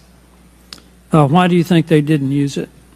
I believe that they follow the same use of force that our You agency... don't. When you have compromise authority, you don't have to get permission if you perceive a threat. And there were not just the ESU units, but there were local law enforcement that had line of sight on the shooter before the shots were taken. So one of my questions is there was supposed to be a briefing with the Secret Service sniper units, your counter-assault team members, with the contract team, with the local ESU teams. That didn't take place. Why was that? So I have been told that there has been a briefing. There was a briefing that took place. I've been told that there wasn't one. And again, we are still looking into the facts of the investigation. So let me ask you this. When were you informed that there was a credible threat against President Trump, former President Trump? When did you learn of that? Sir, the former president has a number of threats. I didn't ask you that. There was a credible threat from Iran. When were you informed of that? Answer the question. We have been monitoring the threats. You knew before the rally, okay? All right? The site security plan is generally drafted by the site supervisor and the site agent, probably out of the Pittsburgh district office. Did they take into account the credible threat against President Trump? Our personnel take into account the threats that are Then out why there. would they leave a building? And I will correct the distance that's been quoted. It was about 140 yards with clear line of sight to the president. Why was that building not occupied on the roof? I mean, you could have put Barney Fife on the roof and kept somebody from getting up there. So why wasn't that done? The plan that was developed that day encompassed a number of security mitigations. The issue is the site supervisor, the site agent, and the special agent in charge, who I think signed off on the plan, did not include that in the inner perimeter, and they didn't have a plan to secure the building. As I understand it, the Butler County ESU unit was situated on the second floor of a building next to that, but they didn't have a clear line of sight of the roof. The angle was too severe. The photograph that was taken of the young man, of the shooter, when he had the rangefinder, was taken at 5:15. It wasn't until 5:38 that photograph was transmitted to the Secret Service sniper units. I don't understand the lack of interoperability here in the communication process. I don't understand why people didn't perceive that as a credible threat. The video that Mr. Christopher Morphy had shown there was clearly a credible threat. So how is it that all of these mistakes could be made? How many explosive devices were found on or near the site? Again, I would have to defer you to the FBI. Madam, I believe they were in his car, and I think there might have been one near a main gas line. It wasn't just the fact that he had a rifle. It was the fact that he had the ability to inflict enormous harm, enormous numbers of casualties, had those devices exploded. I want to know also, when your agents conduct a site review, are they fully informed of all of the threats that are being made against the principle that they're protecting? What I can tell you is that when our agents go out to conduct an advance, their whole goal is to ensure the safety and security. I understand what their goal is. The failure to secure that building not only put the former president's life in danger, it put the lives of individuals in the crowd in danger as well. I mean, the Reagan shooting, there were other people shot at that time as well. And the Secret Service members' lives were in danger. So I don't understand how you can continue to stay in the position you're in when this was a failure of historic magnitude. 43 years without anything like this happening. And you failed, in this case, in a spectacular way. Mr. Chairman, I yield back. Gentleman yields back. Chair recognizes Mr. Mfume from Maryland. Thank you, Mr. Chair. I want to commend you and the ranking member on your joint statement and for holding this hearing that we might all at least attempt to try to get some answers. Some of us, Ms. Cheatle, grew up in an era not too unlike what we see today in terms of political violence. And some of us remember the November 22nd, 1963 assassination of President Kennedy. Some of us, like myself, remember 2 days later when Jack Ruby on live TV shot and killed Lee Harvey Oswald. We've seen over and over and over since that time these kind of attempts, whether it was the assassination of Martin Luther King or Bobby Kennedy, or the attempted attack on George Wallace in Laurel, Maryland, the shooting in 1981 of Ronald Reagan, our friend and colleague Steve Scalise shooting here in D.C., and the unfortunate attack on Paul Pelosi, and now this matter regarding former President Trump. Let me try, if I might, to take another walk at this. People just assume that whoever is in charge takes full responsibility when there's never been, at least on this magnitude and scale, this sort of failure. So when members ask you, are you going to resign, and you say you have no intention to, they are perplexed, like many people who watch what's going on. And there's some things I just don't understand. Why was the building, the ARG building, placed outside of the perimeter when clearly it was close enough for someone to launch an attack? So again, sir, we are looking into all of the details of how the advance was comprised, but I can tell you that there was overwatch on that building provided that day. By a drone? I'm not going to get into the specifics of technology or assets that were used in this forum. I think it's fair to say the overwatch failed because the shooter got up on the roof and stayed there for a while, and people had pointed him out. So do you think that your overwatch was a failure in that case? I think that we need to know the full details to understand how this occurred. And why was the rooftop left naked to begin with? Can you tell us that, considering it was within the line of sight and so very close? Again, I can't speak to the specifics of this particular event site, but what I can tell you is that when the Secret Service develops an advance plan, they take into account a number of factors when they're building their advance. If there are buildings or areas of concern, and overwatch is one of those mitigations that they want to put in place, then they will cover off areas of responsibility. I understand that, but the shooter came to the attention of your agency 52 minutes before the former president got to the stage. Did anybody get assigned to watch or cover that individual who had already been seen with a advanced finder on him and other suspicious matters? Was anybody assigned to track him? So what I'd like to clarify is that a suspicious individual I got that part. was It's brought not a threat. to the attention I know. of our personnel. And again, having a rangefinder at an outdoor event. Well, let me ask you this. When the suspicious person was brought to the attention of the Secret Service, was anybody in the detail ordered to follow and stay with that suspicious person just because they might become a threat? So we have a number of teams that are on the ground. And again, we are trying to verify the timelines of when those notifications were made to our personnel so that they could assume the responsibility of trying to track that individual. Ms. Cheatle, there has been a lot of discussion, some of which raised itself earlier in this hearing, about poor staff morale within your agency.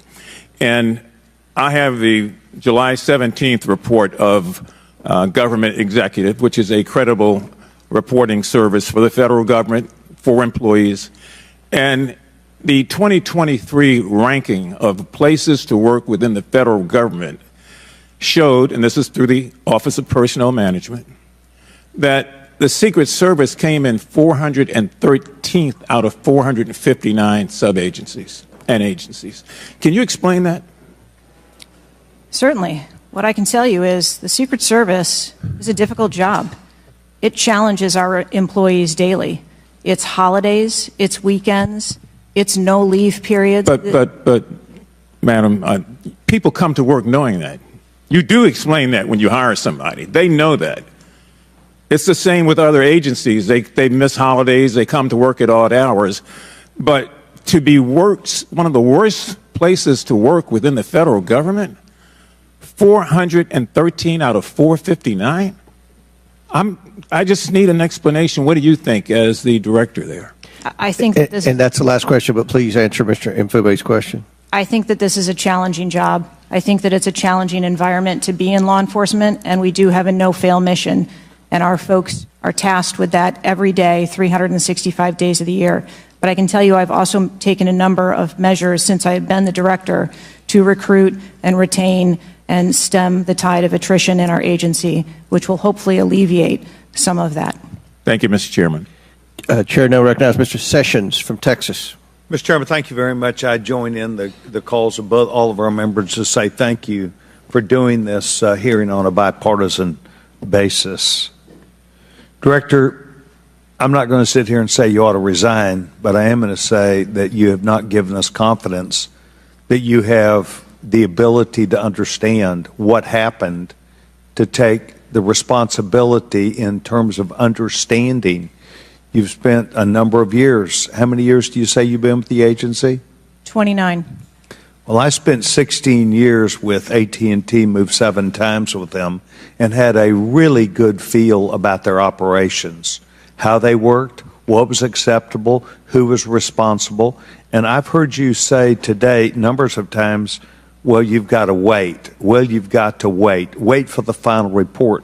When is the final going to happen? I mean, how long do we have to wait before you can give us credible answers? You've been there 28 years.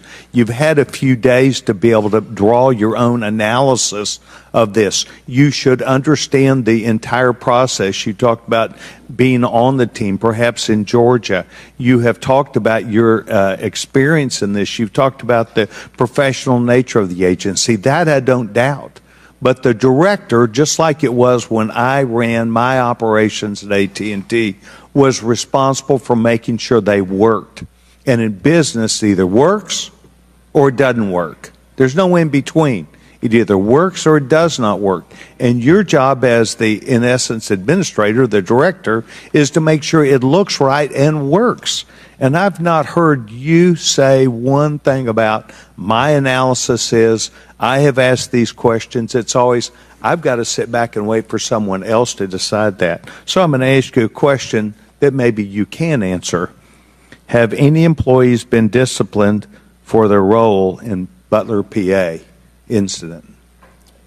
No, sir, not at this time. I am asking those questions. So no employee has been disciplined and no employee has been placed in any position that would place their job in jeopardy nor their standing in the agency. We are still in the process of That's not what I asked. You're the person that runs the place. You're the person that knows right from wrong, good from bad. You've had a number of days, and now you come before this committee knowing you're going to be before us, and you've got to slough it off to someone else. Do you see where there was something that went wrong as a professional at an agency with 28 years, or do you have to count on someone else to give you the final report? I see that something went wrong, and I've acknowledged that something went wrong. Then what went wrong? I Was need the to- special agent in charge not doing their job? Was the shooter was the shooter given extra time? Was the sniper doing their job? I mean, these are things that people who've been around for 28 years can analyze quickly. I watched it live on TV, and then within minutes saw a number of facts and factors that would have and should have been known by people who were there.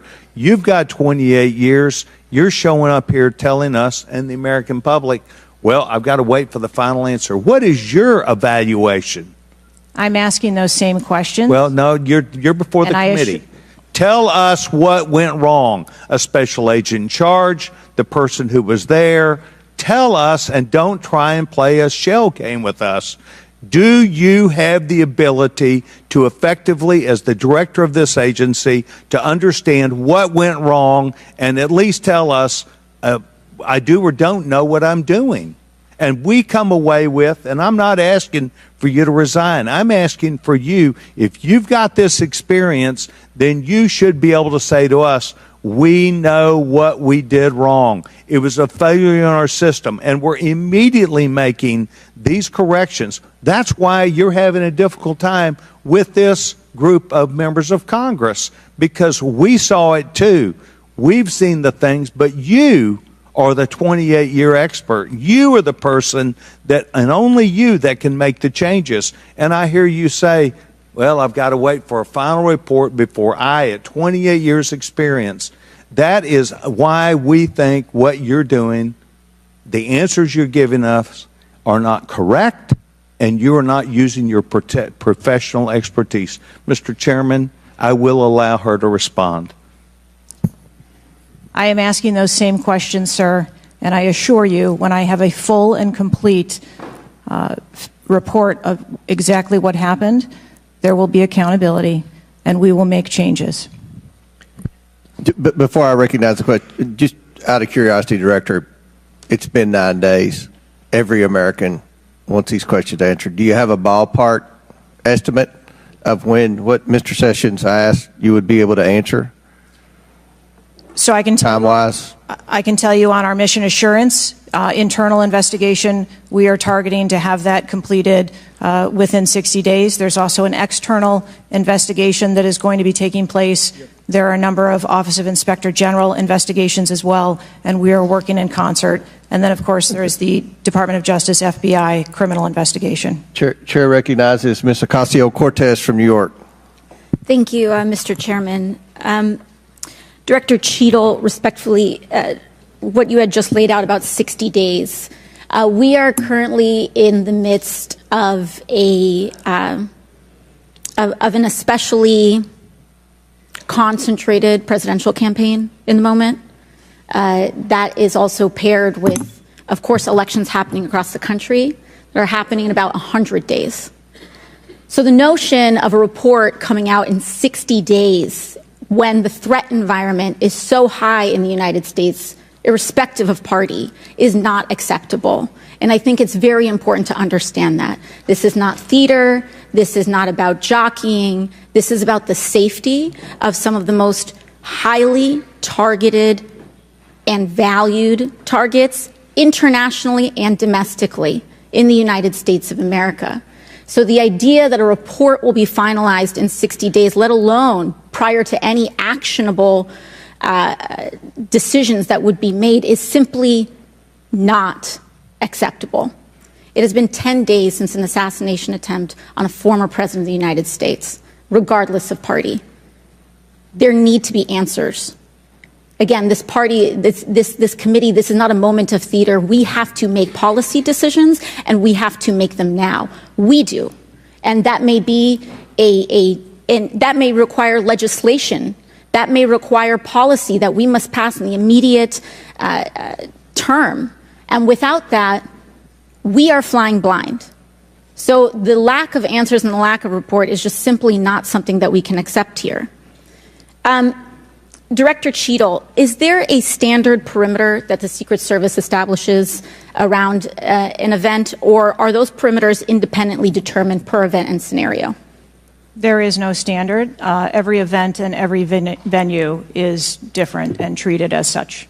So each event has a different perimeter that is established depending on the logistics of that event. Now, you established earlier that the building upon which the shooter operated from was outside of that established perimeter, correct, for the Butler, Pennsylvania event? It was outside of our secure perimeter, yes. Now, that building was, I believe, 500. How far away was that building from the president? It was approximately 200 yards. 200 yards. Now,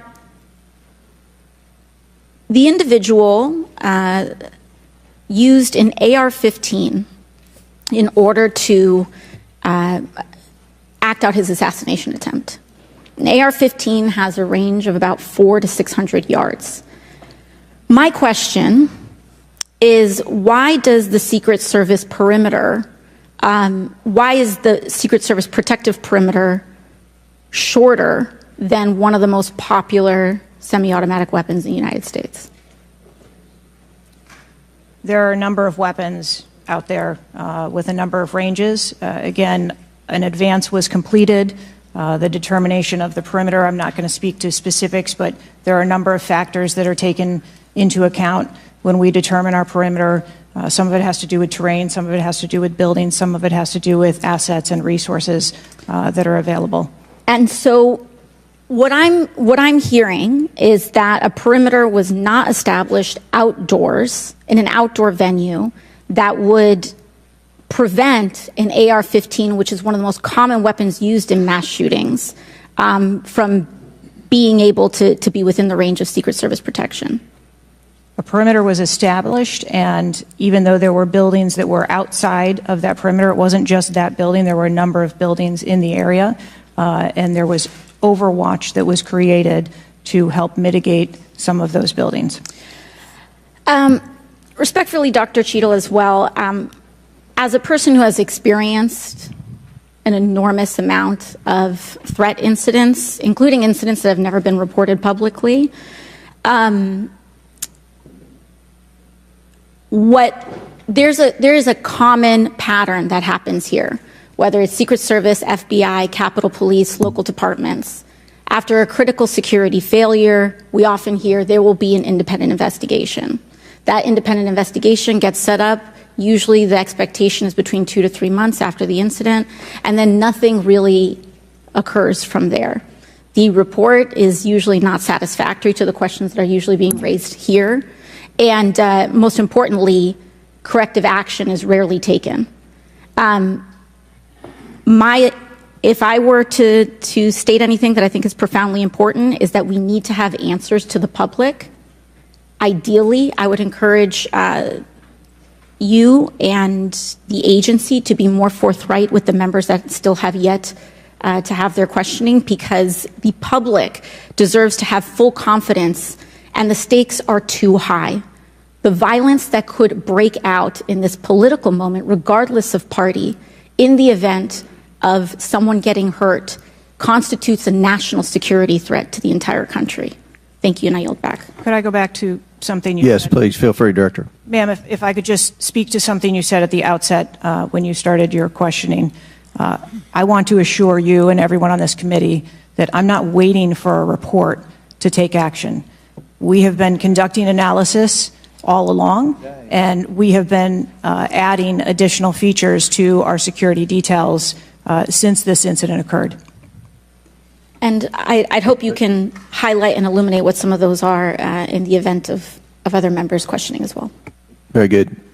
Chair recognizes the gentleman from Arizona, Mr. Biggs. Thank you, Mr. Chairman. I request unanimous consent for that photo to go into the official record. Without objection, to ordered. Thank you, Director. Your agency has a no-fail mission, and on Saturday, July 13th, your agency spectacularly failed. The failure resulted in the death of Corey Comparator and serious injury to two other rally attendees, David Dutch and James Copenhaver, besides the injuries to President Trump. It is unfathomable that a 20-year-old on the radar of Secret Service and local law enforcement before President Trump went on stage was able to climb onto the roof of a building with a rifle and fire off multiple rounds before he was neutralized. Was Mr. Crooks acting alone? Again, I would have to refer you to the FBI's investigation. Was he just a lone gunman? I would have to refer you to the FBI's investigation for motive. What did the Technical Services Division determine was going to be the event perimeter? Those are questions that we are asking, and we are you're sitting here today. Come on, Director. Everybody said this. You knew you were going to be asked that question because it's been asked multiple times. So this is an easy one. What did they determine was going to be the event perimeter? So you should know that. I mean, this is not, gee, I got to wait till someone else tells me. What was it? Again, I don't want to speak to specifics of the event. Okay, this is a specific. I understand. This is a specific that you ought to know. As someone who said the buck stops with me, I'm going to stay in my job, I'm going to give the answers to the American people, and I know what happened, except for you're not going to tell us. And you're not going to tell the American people. And you yourself said in an interview that foments this notion of conspiracy theories. Guess what? When you sit here and repeatedly tell people, hey, I have to wait, as it frustrated everybody on this committee, guess what? It undermines your credibility and whether you're really going to get to it. So I'm going to ask you again, what did the Technical Service Division determine was going to be the event perimeter?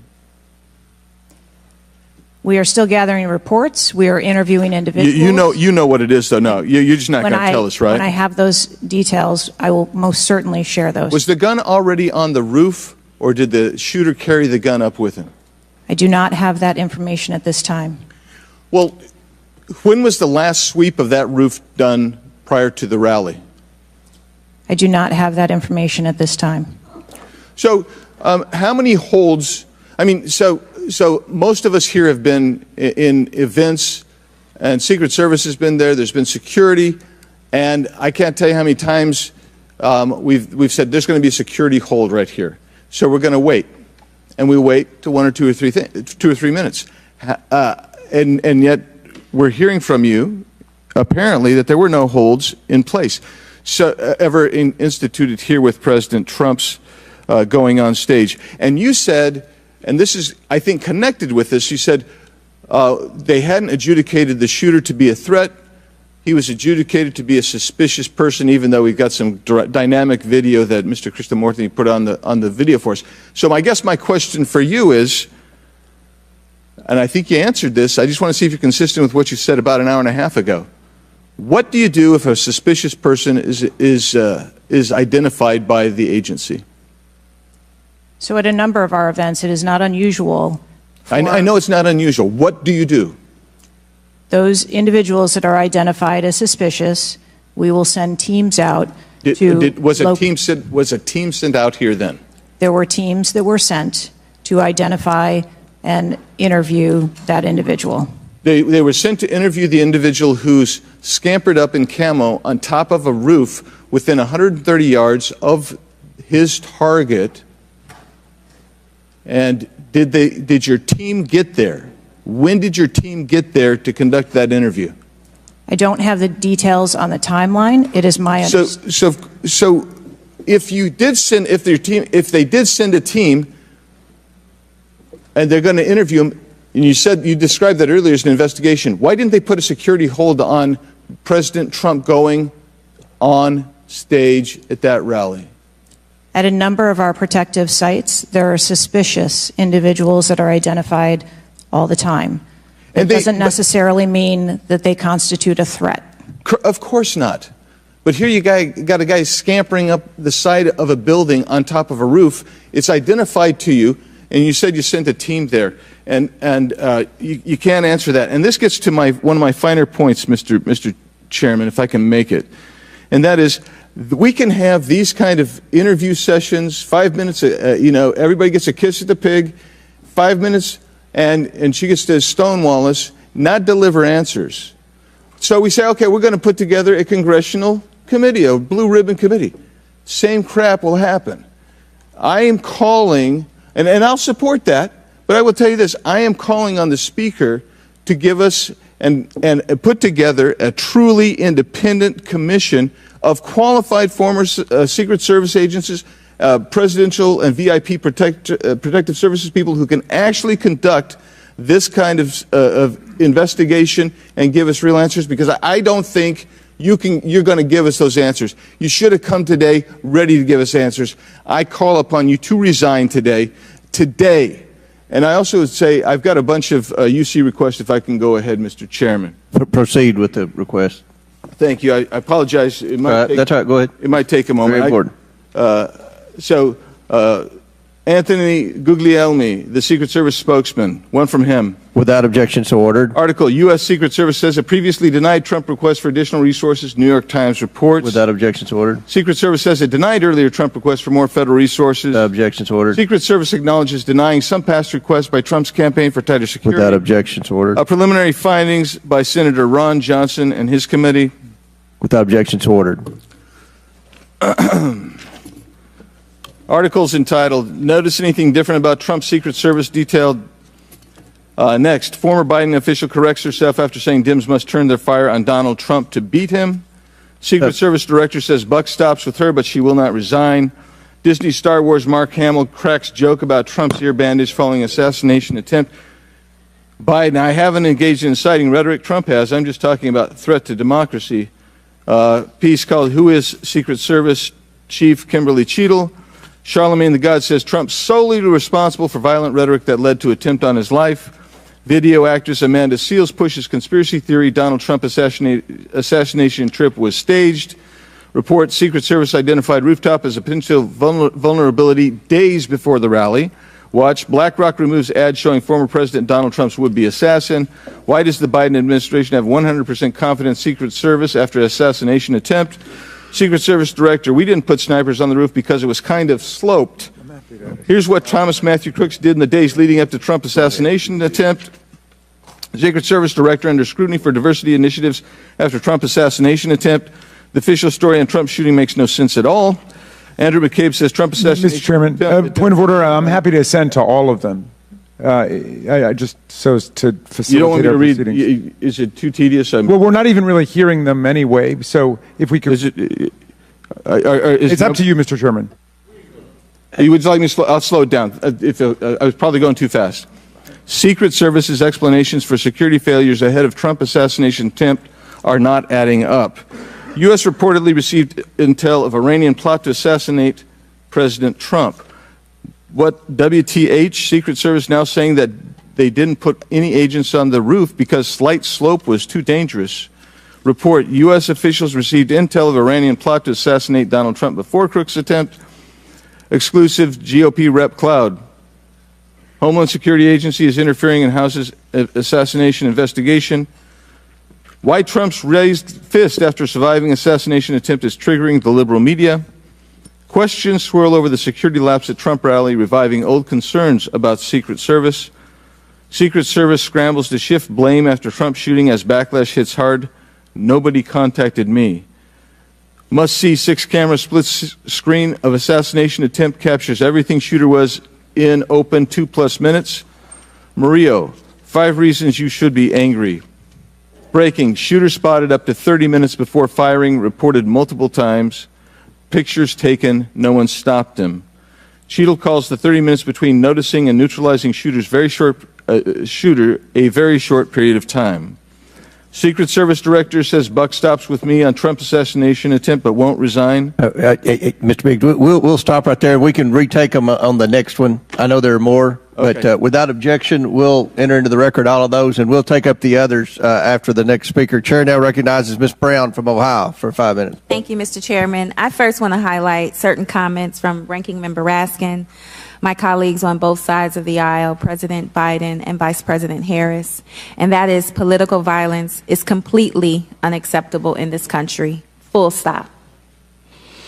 It is an assault on our democracy itself, and I am devastated by this attack on a candidate for the president, for the office of the highest office in the land, and continue to pray for the victims of this shooting and their families.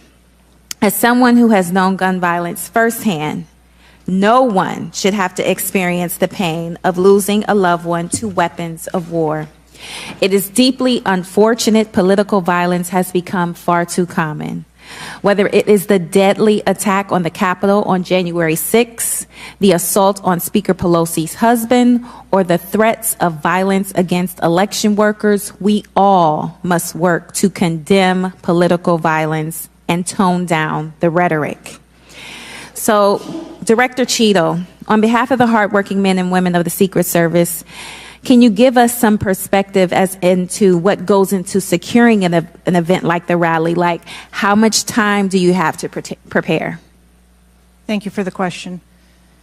Generally, when we receive notification that there's going to be an event taking place at a venue, the advance team assignments are made, and there is a 5-day process to conduct walkthroughs, coordinate with staff, local staff, and whether it be campaign staff or the protectees staff, and then with local law enforcement on where the perimeter is going to be, the size and the scope of the event, how many attendees there are going to be, if it's an indoor rally, outdoor rally, what sort of assets are available locally, what sort of assets the Secret Service can bring to bear, and what the scope of the event that the staff is trying to accomplish. So to that point, how many agents were recommended or requested as opposed to how many were assigned? So I'm not going to get into specifics of how many were assigned, but those numbers that were requested were provided.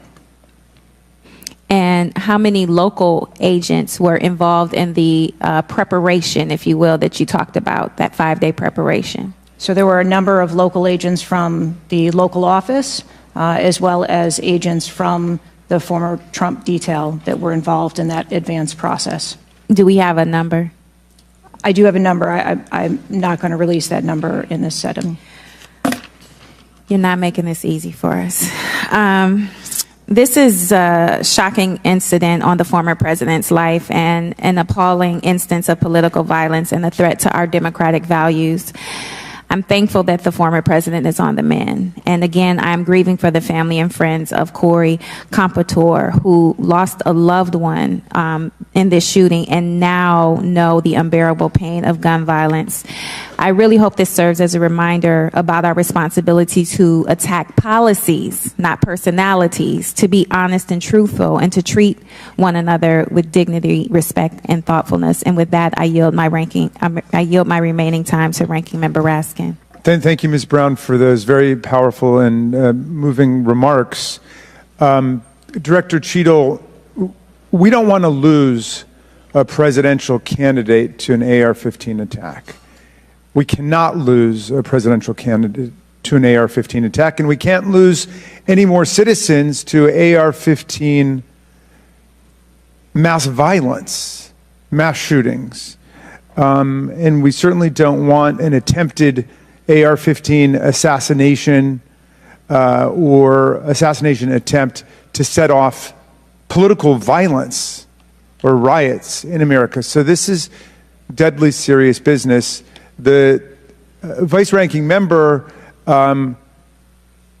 pointed out that a report in 60 days won't do it for us because we have a responsibility. Members of Congress have a responsibility to take action now if there's anything we can do to prevent this. So my question for you is, what is informing your operational decisions right now that you've invoked?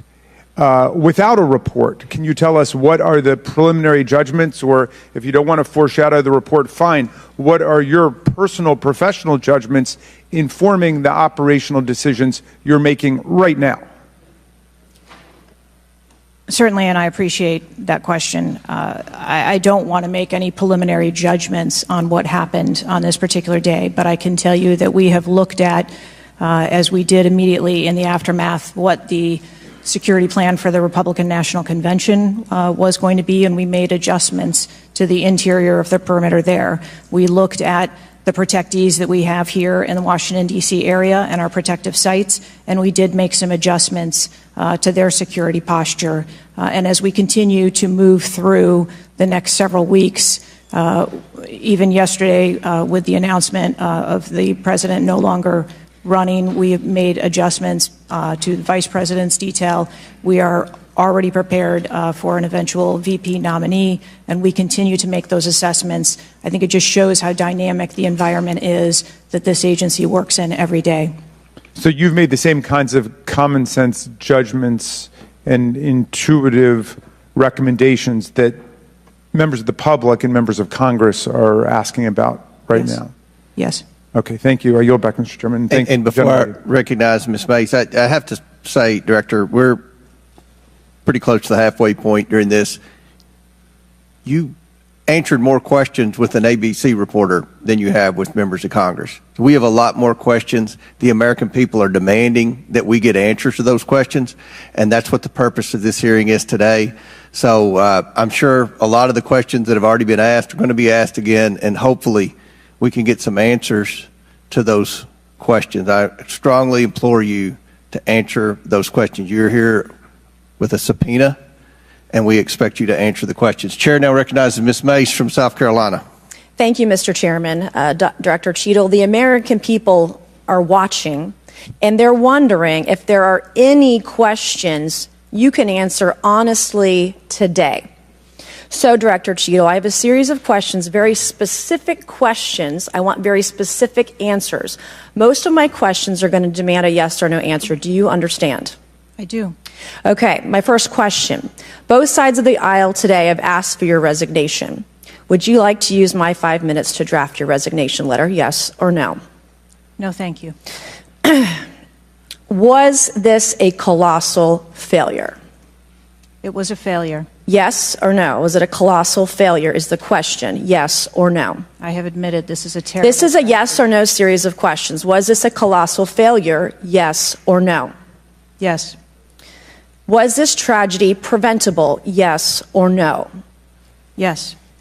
Has the Secret Service been transparent with this committee? Yes. Would you say the fact that we had to issue a subpoena to get you to show up today as being transparent? Yes or no? I have always been yes or no. You didn't want to answer the question. Committee. We had to issue a subpoena to get you to show up today. That is not transparent, by the way. You stated earlier Secret Service is not political. Is that correct? Yes. Okay. Would you say leaking your opening statement to Punchbowl News, Politico's Playbook, and Washington Post several hours before you sent it to this committee as being political? Yes or no? I have no idea how my statement got out.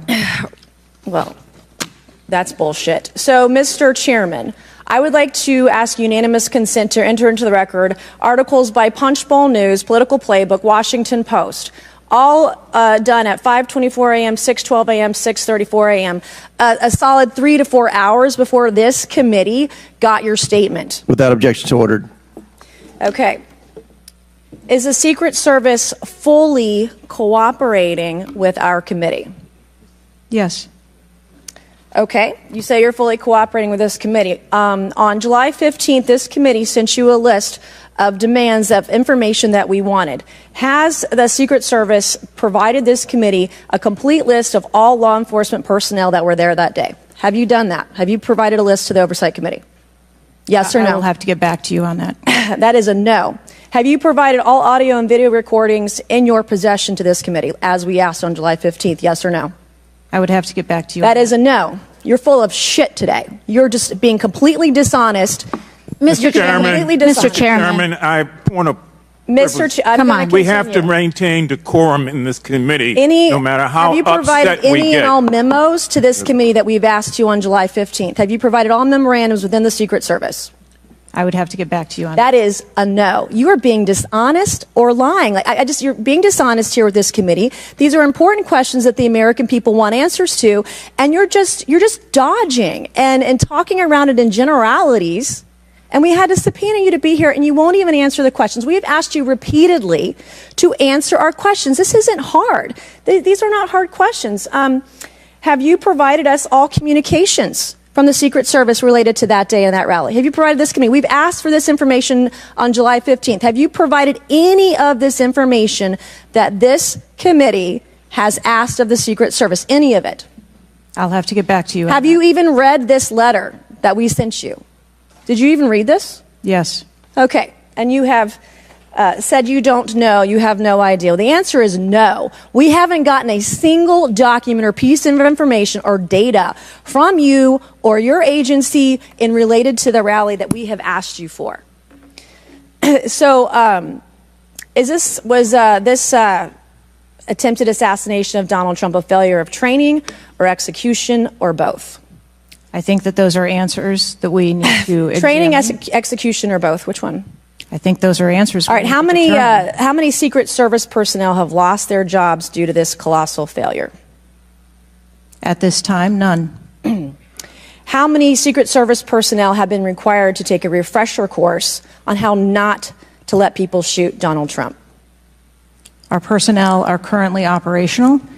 We are examining the facts of this investigation, and we will make the changes necessary. What time did law enforcement become aware that there was an individual on the roof with a clear line of sight to President Trump? I am still verifying timelines. Of course, 9 days in, you have no answers. How many minutes went by between the time law enforcement saw and took photos of crooks and the shooting? How many minutes? I am still verifying timelines. 57 minutes. Thank you, Mr. Chairman, and I yield back. Gentlelady yields back. Before I recognize Ms. Stansberry, I believe I want to recognize Mr. Mfume for a unanimous consent. Yeah, thank you, Mr. Chairman. I beg your indulgence. I meant to do this earlier. I'd like to have unanimous consent that it be submitted for the record. The 2023 ranking of best and worst workplaces in the federal government, compiled by the Office of Personnel Management, which shows the United States Secret Service coming in, again, as I said earlier, 413th out of 459 sub-agencies, and this appears in the July 17th edition of Government Executive. Without objections ordered. Chair now recognizes Ms. Stansberry from New Mexico. Thank you, Mr. Chairman. I want to start by just saying that part of why you have bipartisan agreement here on the dais about the severity and importance of this hearing is because this is not just a single shooting. This is about national security and the security of our democracy. It's not just one operational failure. This is about our public officials safe, and what does that signal to our country and to the world about American security and the ability of our officials to do their job safely? So I want to start by saying thank you to all of our brave men and women who are in the uniform, whether it's the Secret Service or local law enforcement, who put their lives on the line. I think obviously we honor their service, but this is really about operational failures and what it means for our country at large. And I also want to reaffirm that we must condemn unequivocally political violence of any kind, not just political violence, and that it cannot be tolerated in this democracy. And also to offer my prayers for the slain Fire Chief Corey Comprador, and also prayers for those who've been injured. Now, I think, the tone of this hearing is, how is it that a 20-year-old young man with a gun that was legally purchased by his father could, on the day of a rally, go to a gun shop, legally purchase ammunition, show up to a secured site, and then not only attempt an assassination of a political figure, but kill and injure two others? How could this happen? I'm not asking yet. I think we've had a lot of testimony here today. I want to talk a little bit about the timeline. Now, here's what we know, and I know, Director, you were also on the call that we had a few days ago with the FBI and other law enforcement, so I respect that you are not able to share, based on your testimony, some of the details that are currently being investigated, but I know you were on the call because I heard you on the call and you heard them too. So I'm going to lay out the timeline a little bit. On July 3rd, the rally was announced that it was going to be in Butler. On July 6th, 3 days later, we know that the shooter searched for dates for Trump and DNC events. On July 7th, so this is 4 days after the announcement, the shooter went to the site. He actually physically went to the site. On July 12th, the shooter went to a gun range where he and his dad regularly go and practiced shooting. And the next day, on July 13th, he went to the site again before the rally began. We know that he then went and searched online for a gun store, where he went and he purchased 50 rounds of ammunition, went home, got his father's AR, which was legally purchased, and returned to the venue.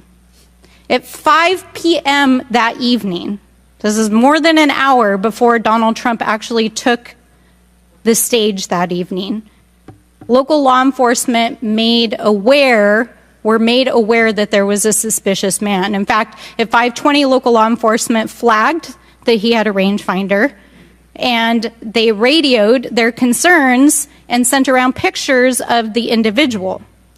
At 5:40, 20 minutes before local law enforcement actually identified the shooter, and at 5:51, Secret Service was notified of the suspicious person by the state police, and 1 minute later they distributed that information. That was before Donald Trump even took the stage. That was 11 minutes before he took the stage. So the Secret Service was aware that there was a suspicious person. At 6:03, he took the stage. At 6:09, rallygoers, as was shown in the video, identified this gentleman climbing on the roof. At 6:11, 3 shots were heard, 3 rounds of shots, and of course, the president and the other victims were shot. This shooter was a 20-year-old young man, no criminal record, legally purchased gun and ammunition, who for days in the lead up to this shooting was searching mass shooters. He even had a picture of a mass shooter on his cell phone the day of the shooting. He searched for explosives. He searched high-level officials. So the American people want to know, how did a 20-year-old young man with access to a military-style weapon actually bring it onto an unsecured perimeter, who for days had been planning a mass shooting event? And I think that, Madam Director, with all due respect, the answers that we've received here in this hearing today are completely unsatisfactory.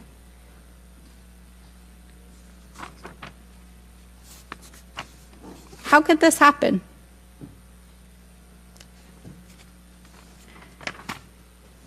We need answers. We need answers not just for the family members of the gentleman who was killed and those who were injured, but we need answers for our democracy. Because as others have stated here today, we are in a highly politically charged environment right now. We are only weeks away from one of the most significant presidential elections in American history, and it is clear that our public officials' safety has not been secured. And it is not just a matter of one shooting, it is a matter of national security. So I hope that you will take our comments to heart. I hope that there will be accountability, and we need answers. And with that, I yield back.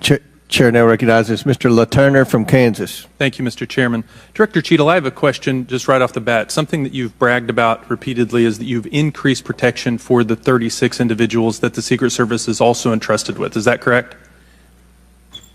I think I stated that we currently have 36 protectees, and that we continue to make evaluations on where those levels of protection are provided. You've mentioned specific increases in protection that you've provided for some of those individuals, correct? Correct. Based on what?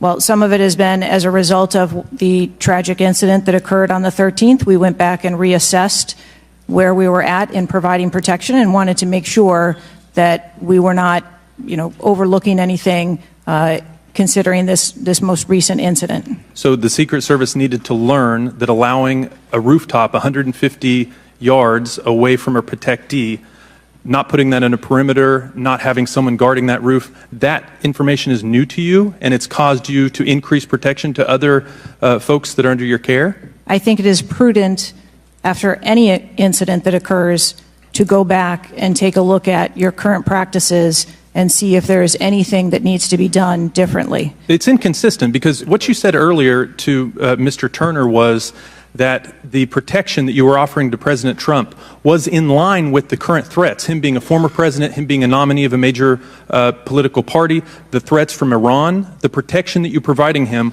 was adequate. Do you stand by that statement? Yes. Okay.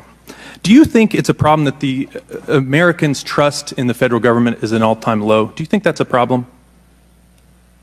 I think that it's unfortunate. I don't know why you're quibbling with my word. Is it a problem or is it not? I think the American public deserves to have trust in their federal government. Okay. I don't know why you're being difficult. It's a simple question. Are you concerned about the increasing prevalence of conspiracy theories going on out there right now? Yes. I am too. You've been incredibly inconsistent with your answers before this committee today and what you were willing to reveal. You've acknowledged that the shooter was identified with a rangefinder, that President Trump's detail was sufficient for the threats he faced from Iran, that certain details were erroneously reported, in your words, but you haven't been willing to provide any information about the decision to place the building in question outside the perimeter, the explosives placed in the shooter's vehicle, the use of a drone by the shooter, or when exactly the Secret Service identified the shooter as a threat rather than merely suspicious. What is your standard today for what you are willing to answer and what you are not? Because you've been inconsistent. I'm certain that you can understand that some of the information that's been provided to you thus far has come from the FBI's investigation and has come from information that we have released. I want to make sure that information that is being provided to this committee is consistent and is factual. But the question about the drone that the chairman asked at the beginning of the hearing, he said, do you know this information? And you acknowledge that, yes, you do know the information, you just don't want to tell us.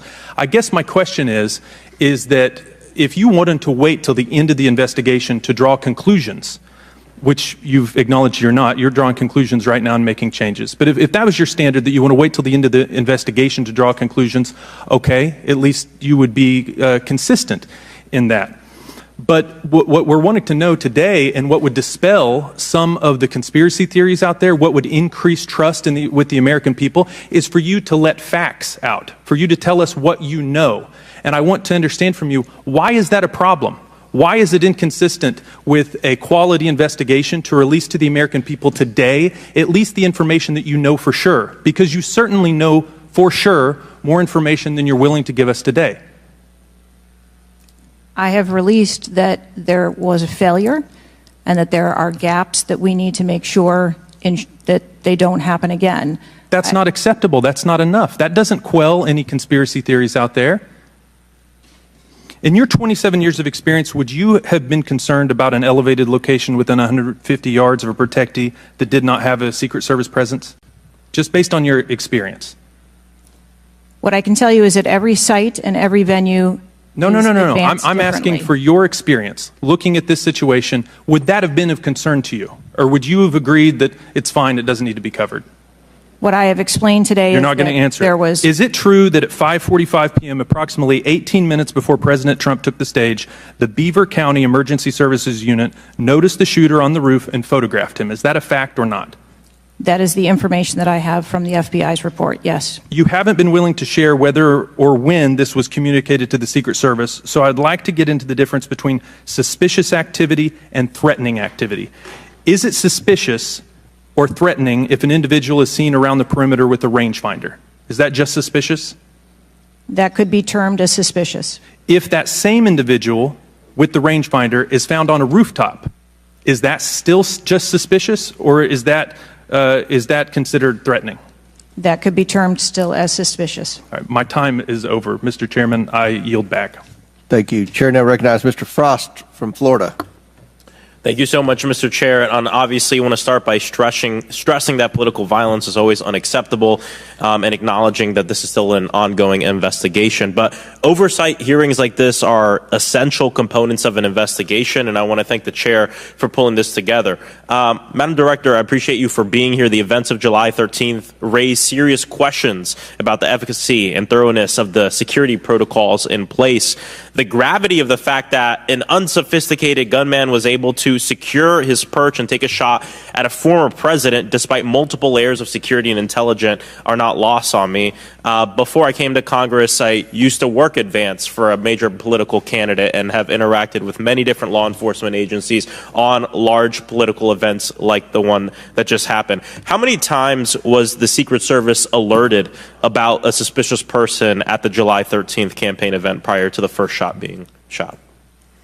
I don't have an exact number to share with you today, but from what I've been able to discern, somewhere between 2 and 5 times there was some sort of communication about a suspicious individual. To the Secret Service specifically? Mm-hmm. According to reports, the shooter was photographed twice by security officers prior to the shooting. A police officer saw the shooter on the ground and reported him with a photograph as a suspicious person. Multiple local law enforcement officers identified the shooter, radioed that he was acting suspiciously near the event's magnetometers. A local law enforcement tactical team saw the shooter on a roof and notified other security services and also photographed him. One police officer who photographed the shooter saw him scoping out the roof and carrying a rangefinder. My question is, and you've answered this, but why, or you haven't answered this, why wasn't the event paused right then?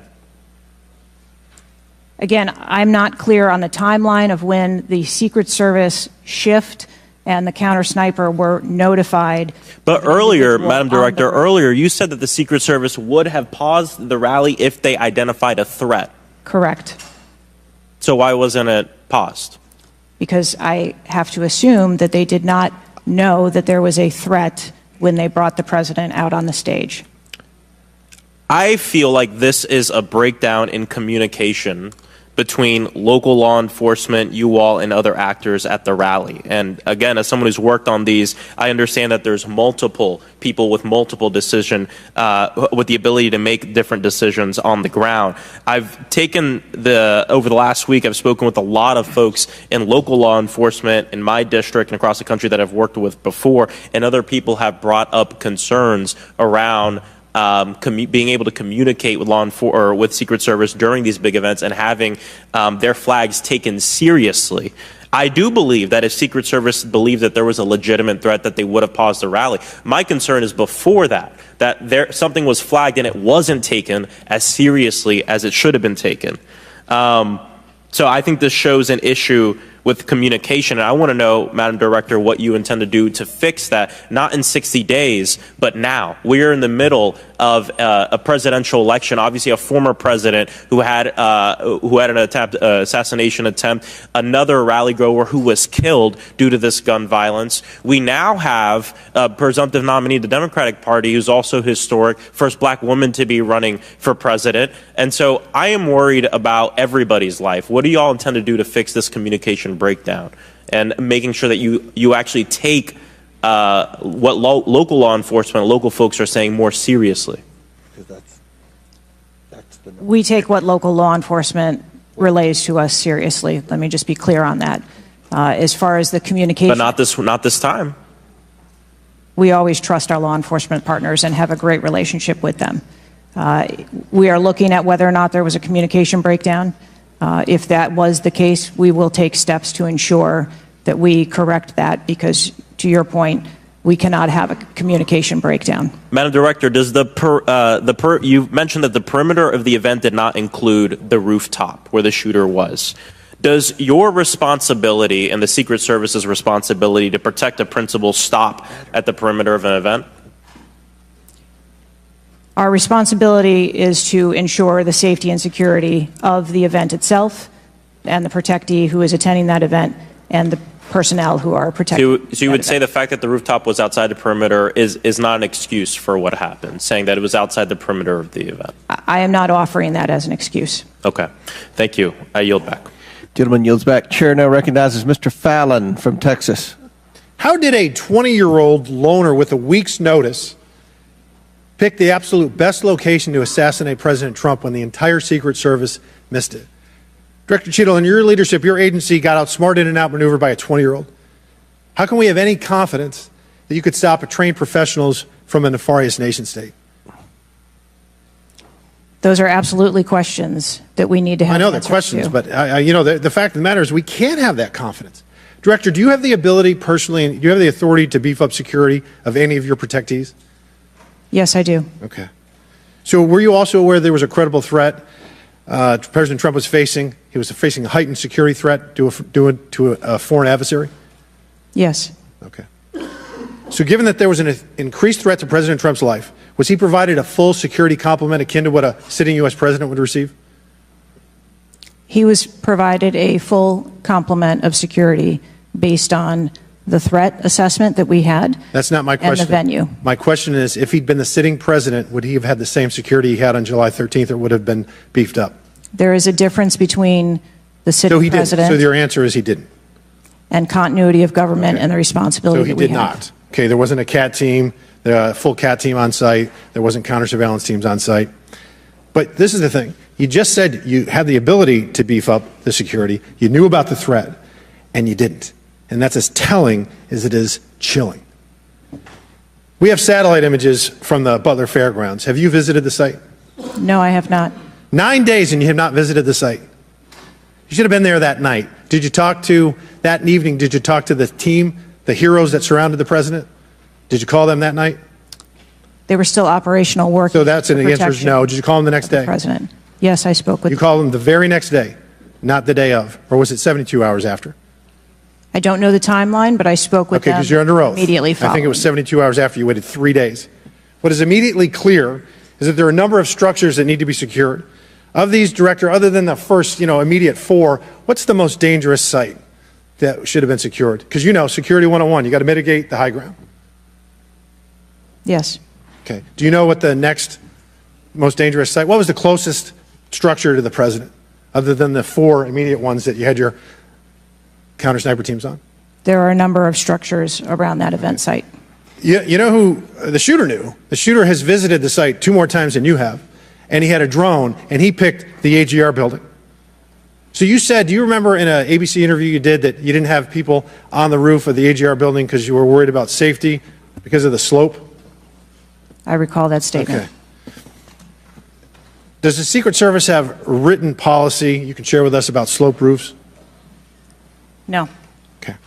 So why'd you act like there was one? Because is it your practice to comment on enormous events of enormous national implications when you're ignorant of the facts? That's rhetorical. So here's this thing with the slopes. You go all up to like 1812. You can go to a 112, which is about as flat as you can get without it being completely flat. And you're saying that there was a danger, safety concern there. But the problem is, Director, you put your counter snipers on a 312 roof, which is steeper than the 112. And by the way, the 112 is ADA compliant. You can build a ramp for a wheelchair on a 112 roof.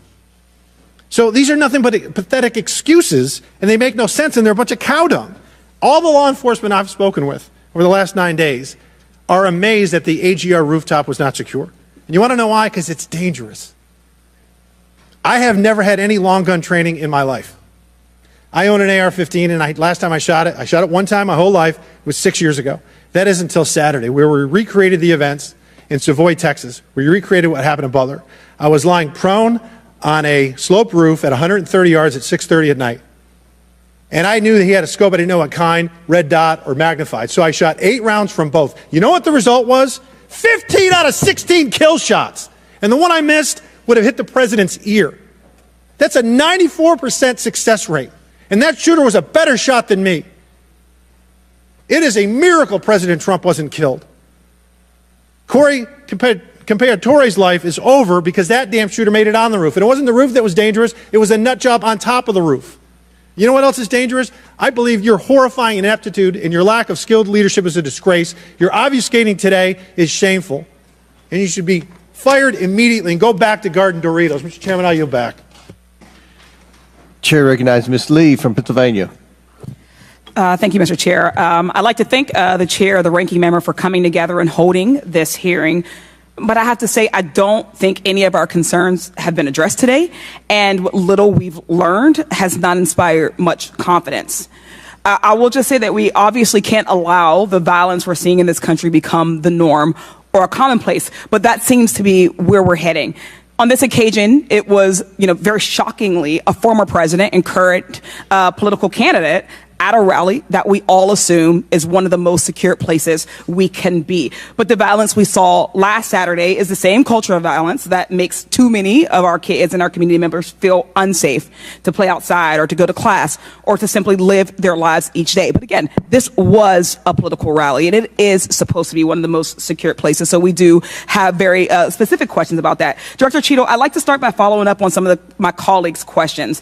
My colleagues, Mr. Krishnamurthy and Mr. Frost, highlighted a number of points that showed the shooter presenting an active threat. So I'd like to ask you, Director Cheatle, to clarify what the protocol is for postponing or canceling an event based on a threat, and how the events on July 13th didn't meet those standards. So again, I think we're talking about the distinction between suspicious behavior and a threat. And at the time that this individual was identified, they were displaying suspicious behavior.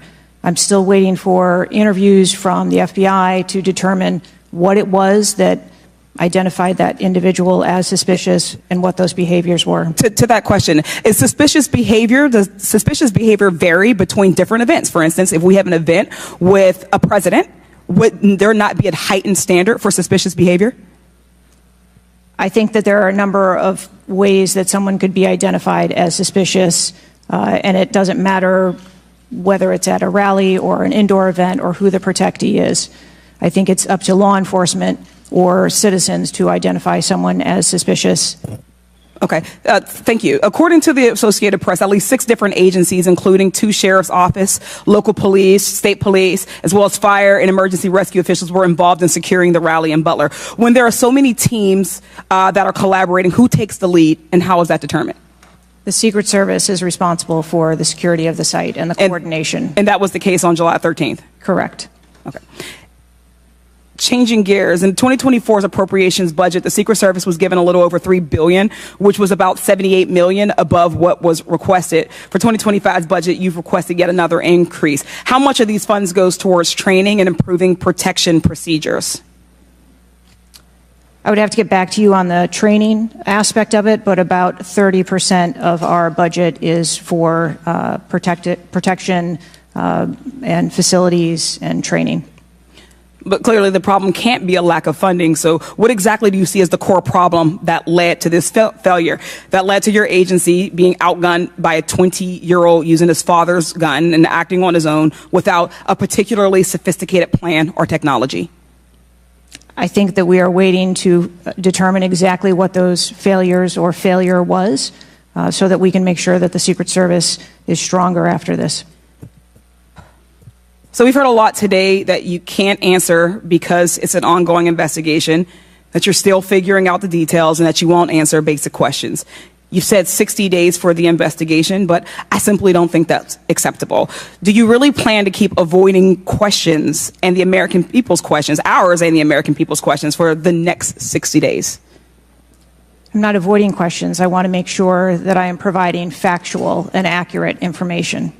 Certainly, but is there no in between, right, between what is obviously a fact and what you can surmise from the details that you already have?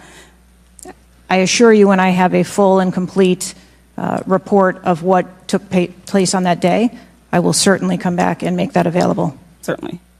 Studies indicate that the United States is experiencing increasing levels of political violence and tension. Does the Secret Service see increasing political violence as a threat to its work? And if so, how is the Secret Service adapting its strategies and protocols to account for increasing political violence?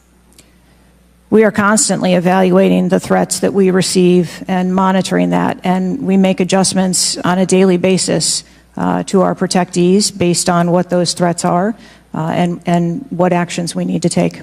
Yes or no? Do you believe that stricter controls on the availability of assault weapons would make it easier for the Secret Service to fulfill its missions of protecting public officials? I think the Secret Service is tasked with providing a safe environment, which is why we put into place a number of mitigation factors. Certainly, but do assault weapons make it easier or harder for you to do your job? I think that any weapon makes it difficult for us to do our job. Okay, I yield back. Chair now recognizes Mr. Donalds from Florida. Thank you, Chairman. Director, real quick, at what time was Secret Service aware of the active threat against President Trump? Director, what time? So the Secret Service was aware that there was an individual who had been identified as suspicious and that that individual was attempting to be tracked down. At what time? I don't have a specific timeline other than to tell Director, you, it's been 9 days. I understand At what that. time? I want to make sure that I give you factual information, sir. Director, have you talked to the agents on the ground that day? Yes, I have. You've talked to all of them. Your senior team has talked to every agent that was on the ground that day. Yes, we have. Have they all corroborated the same time they identified the shooter or they were made aware of the shooter, either by attendees in the crowd or local police department? There are a number of reports of when those times were made. Was it 5 minutes before the first shot rang out? No. Generally speaking, was it 10 minutes before the first shot rang out? No. It Was it le- 15 minutes before the first shot rang out? It was less than that time frame when it was identified as a threat. How many days before the shooting took place did Secret Service actually do their advance work to secure the facility that the rally was going to be held at? 5 days. In the 5 days prior, when the security advance team did their work, did they identify the rooftop as a potential threat? Again, I'm pulling those reports and that information. It's been 9 to days, conduct those Madam interviews. Director. Did they notice a rooftop 150 yards away that was a potential threat? Yes or no? I am certain that the rooftop was noticed. I am pulling the reports. What was the security parameters around securing that rooftop?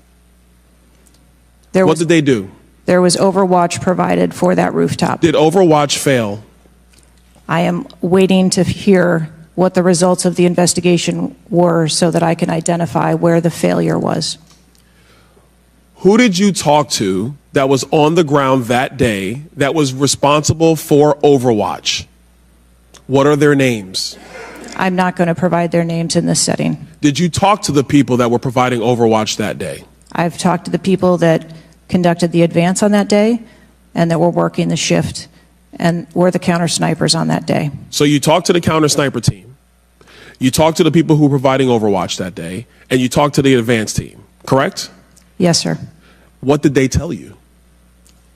We are putting together a comprehensive report so that I can identify exactly where the gaps and the failures. When the counter sniper team was on the roof and they identified that there was suspicious activity on the roof in question, what was the chain of command's orders around the person on said roof? Because I'm quite sure somebody saw under your organization, the Secret Service, I am quite sure somebody saw the shooter on the roof.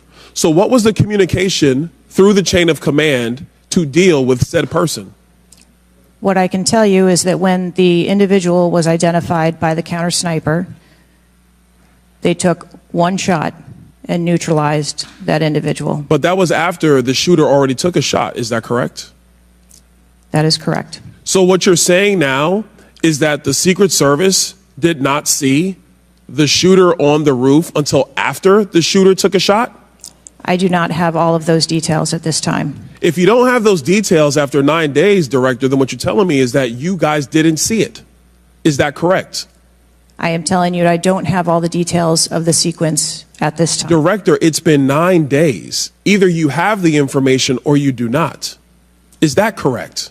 We are still in the process of conducting interviews and an investigation. Some of my colleagues have texted me over the last couple days, bipartisan, about whether you should lose your job. And I've been quiet on that question because I wanted to see what you were going to do today. In my opinion, you do need to be fired immediately. And it is because this is gross incompetence. And the fact that it's been 9 days, and these are simple questions to answer. I'm quite sure if I asked any one of my kids if they got in trouble and I told them to give me the details, I would get more answers from them than I'm getting from you right now. And that's what's frustrating on a bipartisan basis, on a nonpartisan basis. This is a joke. And Director, you're in charge. And that's why you need to go. Mr. Chairman, I yield back. Chair now recognize Mr. Goldman from New York. Thank you, Mr. Chairman. Director, I want to follow up and just understand a little bit why there is so much information about this out in the public, including some from you and your communications team, and yet you're here pursuant to a subpoena under oath in front of Congress, and you're unable or unwilling to answer some of those same questions. Can you just explain why you are answering so many fewer questions here than you have to the media? I'm answering the questions that I'm able to answer based on the fact that there are multiple ongoing investigations. But you have answered some of these questions previously, correct? To the public, to the media. Which questions? Well, did you have an interview with ABC News? Yes, I did. Okay. And did you explain the interaction between local law enforcement and the Secret Service, and that local law enforcement was responsible for securing the perimeter of the building where the shooter was? I said that the Secret Service is responsible for designing and implementing and executing the security plan, and that we rely on the assistance of our local law enforcement partners to assist us with that plan. Let me ask you something. Were you given any instructions about what you can and cannot answer here today? My ability to answer questions is solely reflective of the fact that there are multiple ongoing investigations, and I want to make sure that I provide accurate information that doesn't conflict with any of those investigations that are going on. So is it your view that you can't talk about anything that happened that day until those investigations are completed? My view is that I want to make sure that this committee and the American public gets correct and actual information. And so is it your view that that can only happen after the completion of the investigation? It is my view that when the investigations are complete, that we will be able to share that information. And how about before that? If I have factual information that I can share before that, I absolutely will. I'm guessing you have factual information as to when the suspicious photograph of the suspicious person was relayed to the Secret Service. There's a timestamp on that text message or whatever it was, correct? Sir, I'm sure you can understand that when you're dealing with text messages, emails, and other communications, the timelines don't always match up. Not really if they're time-stamped, but let me move on. Because you have acknowledged that this was a major security failure. Is that right? Yes. Do you acknowledge that it was a major security failure not to secure the rooftop of the building that the shooter shot from? I believe at this time that the rooftop was provided Overwatch. I acknowledge that we are unaware at this time how the individual was able to access the roof. Overwatch meaning from other counter, sniper, other higher points? Correct. And so was it a failure then that when that shooter was on the rooftop, that Overwatch did not identify him before he fired his shots? I don't have the timeline of how the individual accessed the roof, where they accessed the roof, or how long they were on the roof. Let me ask a couple things quickly. You have testified here about all the resources that the Secret Service needed to deploy to protect the NATO summit and all of the leaders here. Is that right? Yes. Did you have to rely more on local law enforcement because of the NATO summit for this event? The Secret Service routinely works with local law enforcement at every event. It doesn't matter whether it is a NATO summit, NSSE, the RNC in No, but that's not my Milwaukee. question. Obviously, there's a natural give and take as to, I'm sure, how many agents you deploy and how much you rely on local law enforcement. Did you have to rely more on local law enforcement because there were fewer Secret Service assets available because of the NATO summit? No. I hope we get answers before the completion. I don't like the fact that the media has received far more answers than Congress has. If this is a function of getting your ducks in a row, I assume you have access to a lot of these reports and a lot of this information, and you should have come prepared here today. And I would just want to flag, Mr. Chairman, before I yield back, that I want to just point out one thing that my colleague from Texas was talking about. When he said he recreated this shooting twice with an AR-15, and he had a 94% success rate, 15 out of 16 shots. I don't know why that doesn't convince him that we should get rid of AR-15s, but clearly we need to do something about the prevalence of AR-15s and weapons of war on our streets. And I yield back. Chair now recognize Mr. Perry from Pennsylvania. Thank you, Chairman. Director, I guess 60 days is the time of the investigation. Is that the information that you've put out, or where did that come from, 60 days? Or is that just information that the committee members are talking about? I stated that earlier today. I've asked Okay, my 60 team. days. So are you receiving regular updates? You're in charge of the Secret Service. This is about your organization, what happened 9 days ago. Are you receiving regular updates from the FBI on their investigation? Yes, I am. So you know some things are true, some things are probably not true. We want to talk to you about the things that we're hearing about and find out if they're true. You've been in contact with the FBI, then you're getting updates on a daily basis, right? Yes. Based on what you said. Okay, so, and are you confident that the person in question, Mr. Crooks, was the only person firing that day against the president or the crowd? Is he the only one? I'm not asking you yet if he acted alone, but is he the only one, or can you say that with certainty to the American people? That is the information I have at this time, yes. Okay, does it appear he acted alone? That's the information we have at this time. Okay, now let's talk about the fact that he was noticed as a person of interest, of concern, suspicion, as you say.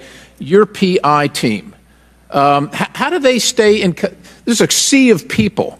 How does the PI team get to that individual that's in question in the sea of people? How's that individual tracked? Our protective intelligence teams that work at our sites are paired up with a local police counterpart, and so they work in conjunction together. So they just follow them around, or let me ask you this. Looking at the site, you have multiple perimeters, right? You have the secure perimeter, the inside perimeter, you have multiple perimeters. Was the AGR so-called building the highest location affecting the site of the rally? Was it the highest location? I believe the highest location at the site was where our counter snipers were. What about the water positioned. tower adjacent? What about how high is the water tower?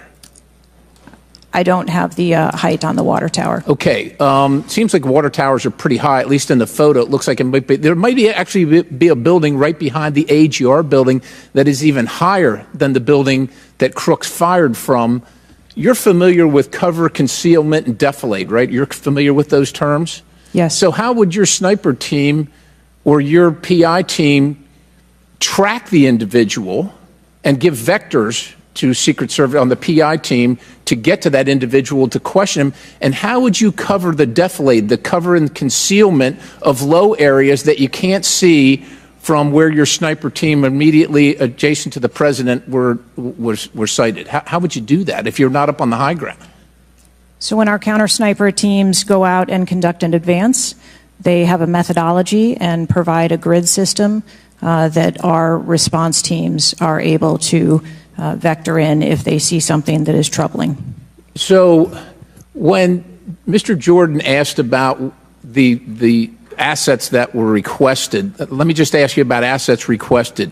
Were aerial assets requested for this event from either the Secret Service or state police or anybody else, drone, manned, otherwise? Aerial assets, were they requested? I can't speak to what the local just asking police if they were requested. may have conversations with the local police, but I can tell you that the assets that were requested from the Secret Service for the site that day were all granted. But were aerial assets requested? I didn't ask if you used them or what you used. Were they requested? Overwatch was requested and aerial. was provided. Is that aerial? Because Overwatch could mean on the water tower or not on the water tower. Can you be specific, ma'am? I'm running out of daylight here. I understand. If you're asking me about specifics, whether or not there was... Is it not clear what I'm asking you? Were aerial assets requested by the president, by Secret Service, by anybody? Were they requested? The Secret Service, we felt that we had a good plan in place. Okay, fair enough. How about K-9 assets with bomb sniffing or explosive sniffing capabilities? Requested. I didn't say they were present. Were they requested? Those requests were fulfilled. They were requested and fulfilled. Mm-hmm. So was the Crooks vehicle inside any of your perimeters? No, it was not. It was not. How did you? So it was not within the. It was not. So what was there a device located on Mr. Crook's body to detonate the vehicle? That is the information that I have. So what would be the point of detonating the vehicle if it was not inside the perimeter? I have no idea what Mr. Crook's motivation was. Ma'am, the fact that you haven't, I'll close with this, Mr. Chairman, haven't even visited the site. I understand there are other things going on, but the culture of your organization, the culture that doesn't, do you know how tall the president is? How tall is the president? President Trump, how tall is he? I don't, he's over 6 feet tall. I don't. Okay, so do you assign agents based on their ability to cover physically and carry, if necessary, the President of the United States when you assign them to this mission? Is that a parameter that is considered? I assign agents to work our protectees that are capable and have been trained by the Secret Service. I understand they're trained, but if you're not tall enough, it has nothing to do with, we're not mad at you, but if somebody's 7 feet tall and you're 5 feet tall, there's going to be a delta there that is problematic in protecting the protectee. And I'm asking, is that a consideration when these agents, not saying you, but when they're assigned to the protectee? The agents that are assigned to our protectees are perfectly capable. Okay, ma'am. So the culture is what I'm concerned about, because the primary objective here seems to be something other than securing the site, securing the principal, and securing the people at the site. And that's the concern based on the answers that you've given today so far. Without a yield, Mr. Chairman. Chair now recognizes Mr. Moskowitz from Florida. Thank you, Mr. Chairman. Thank you for this hearing.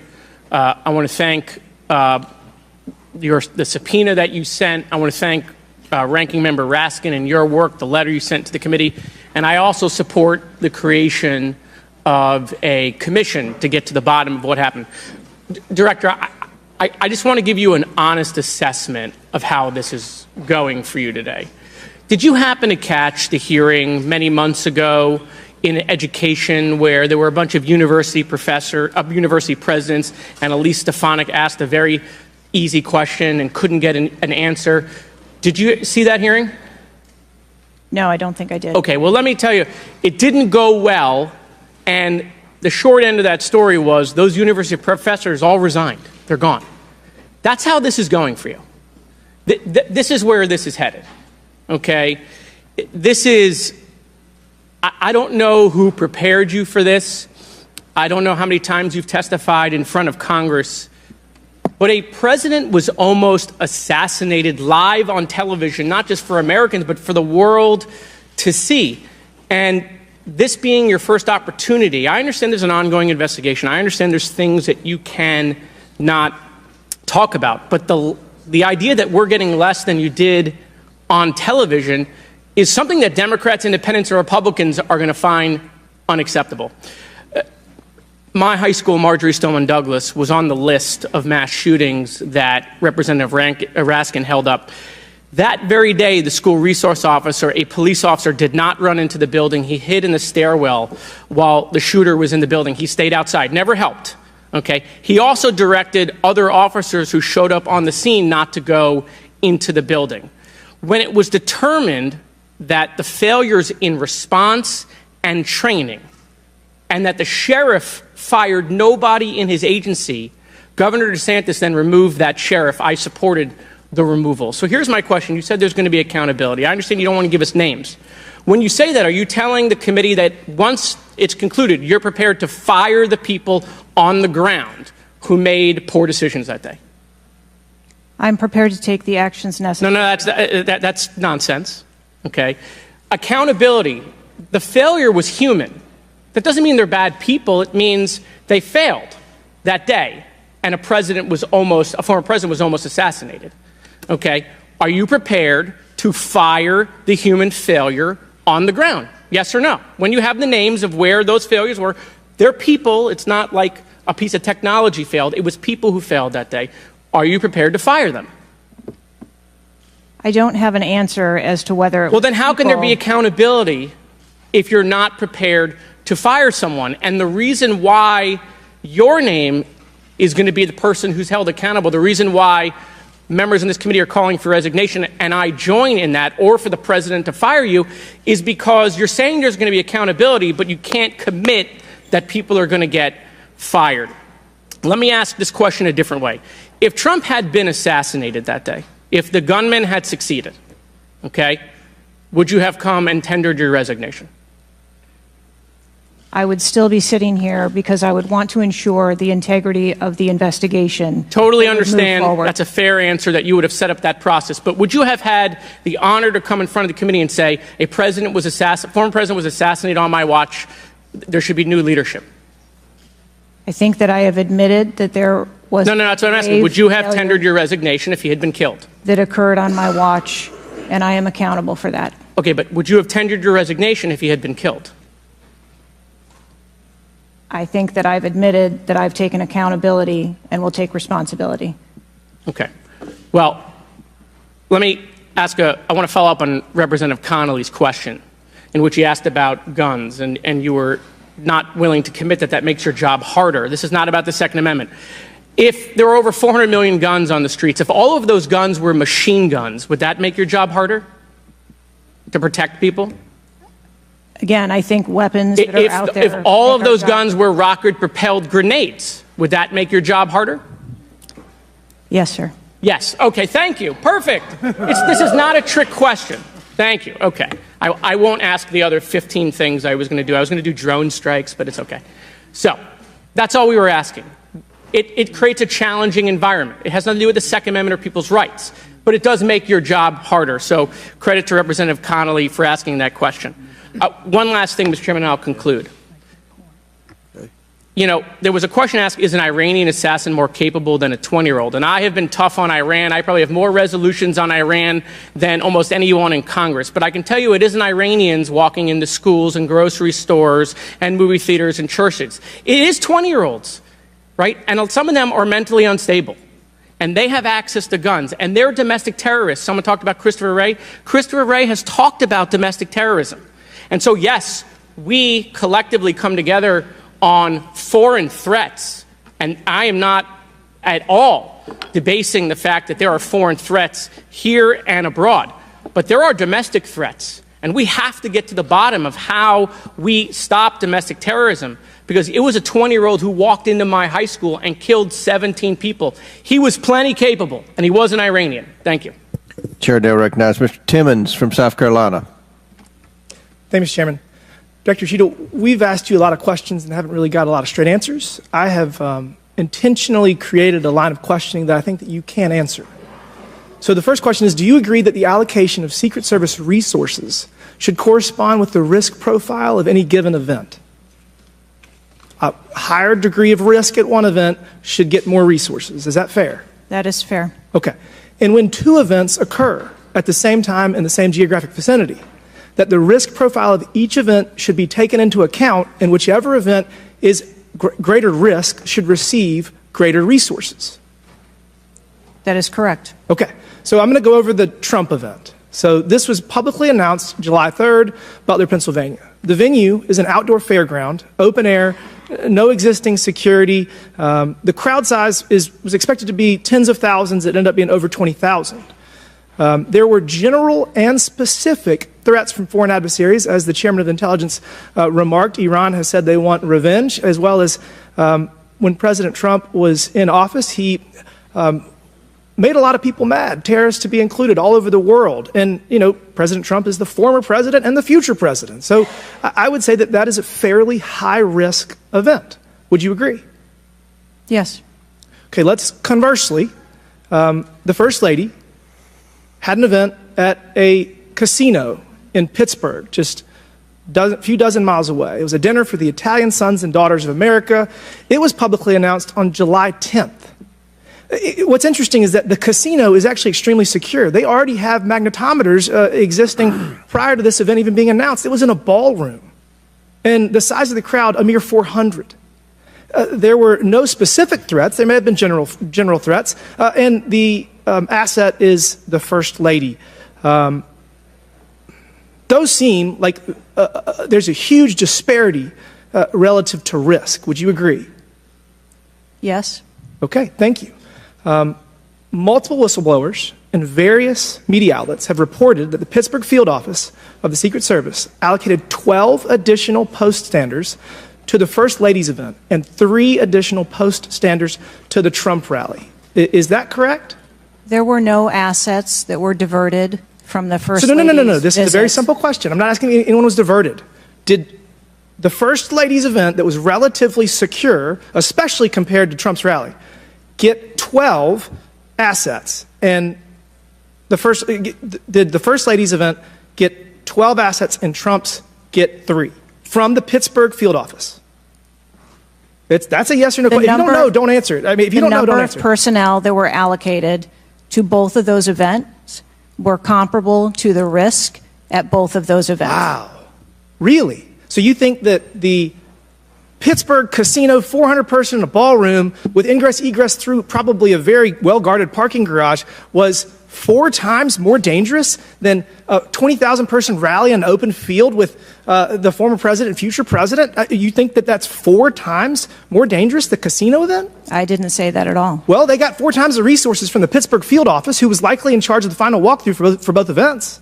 I mean, we've continually highlighted the failures of the Secret Service at the Trump rally. And, you know, you have the former and future president getting shot. You have multiple injuries, 1 fatality.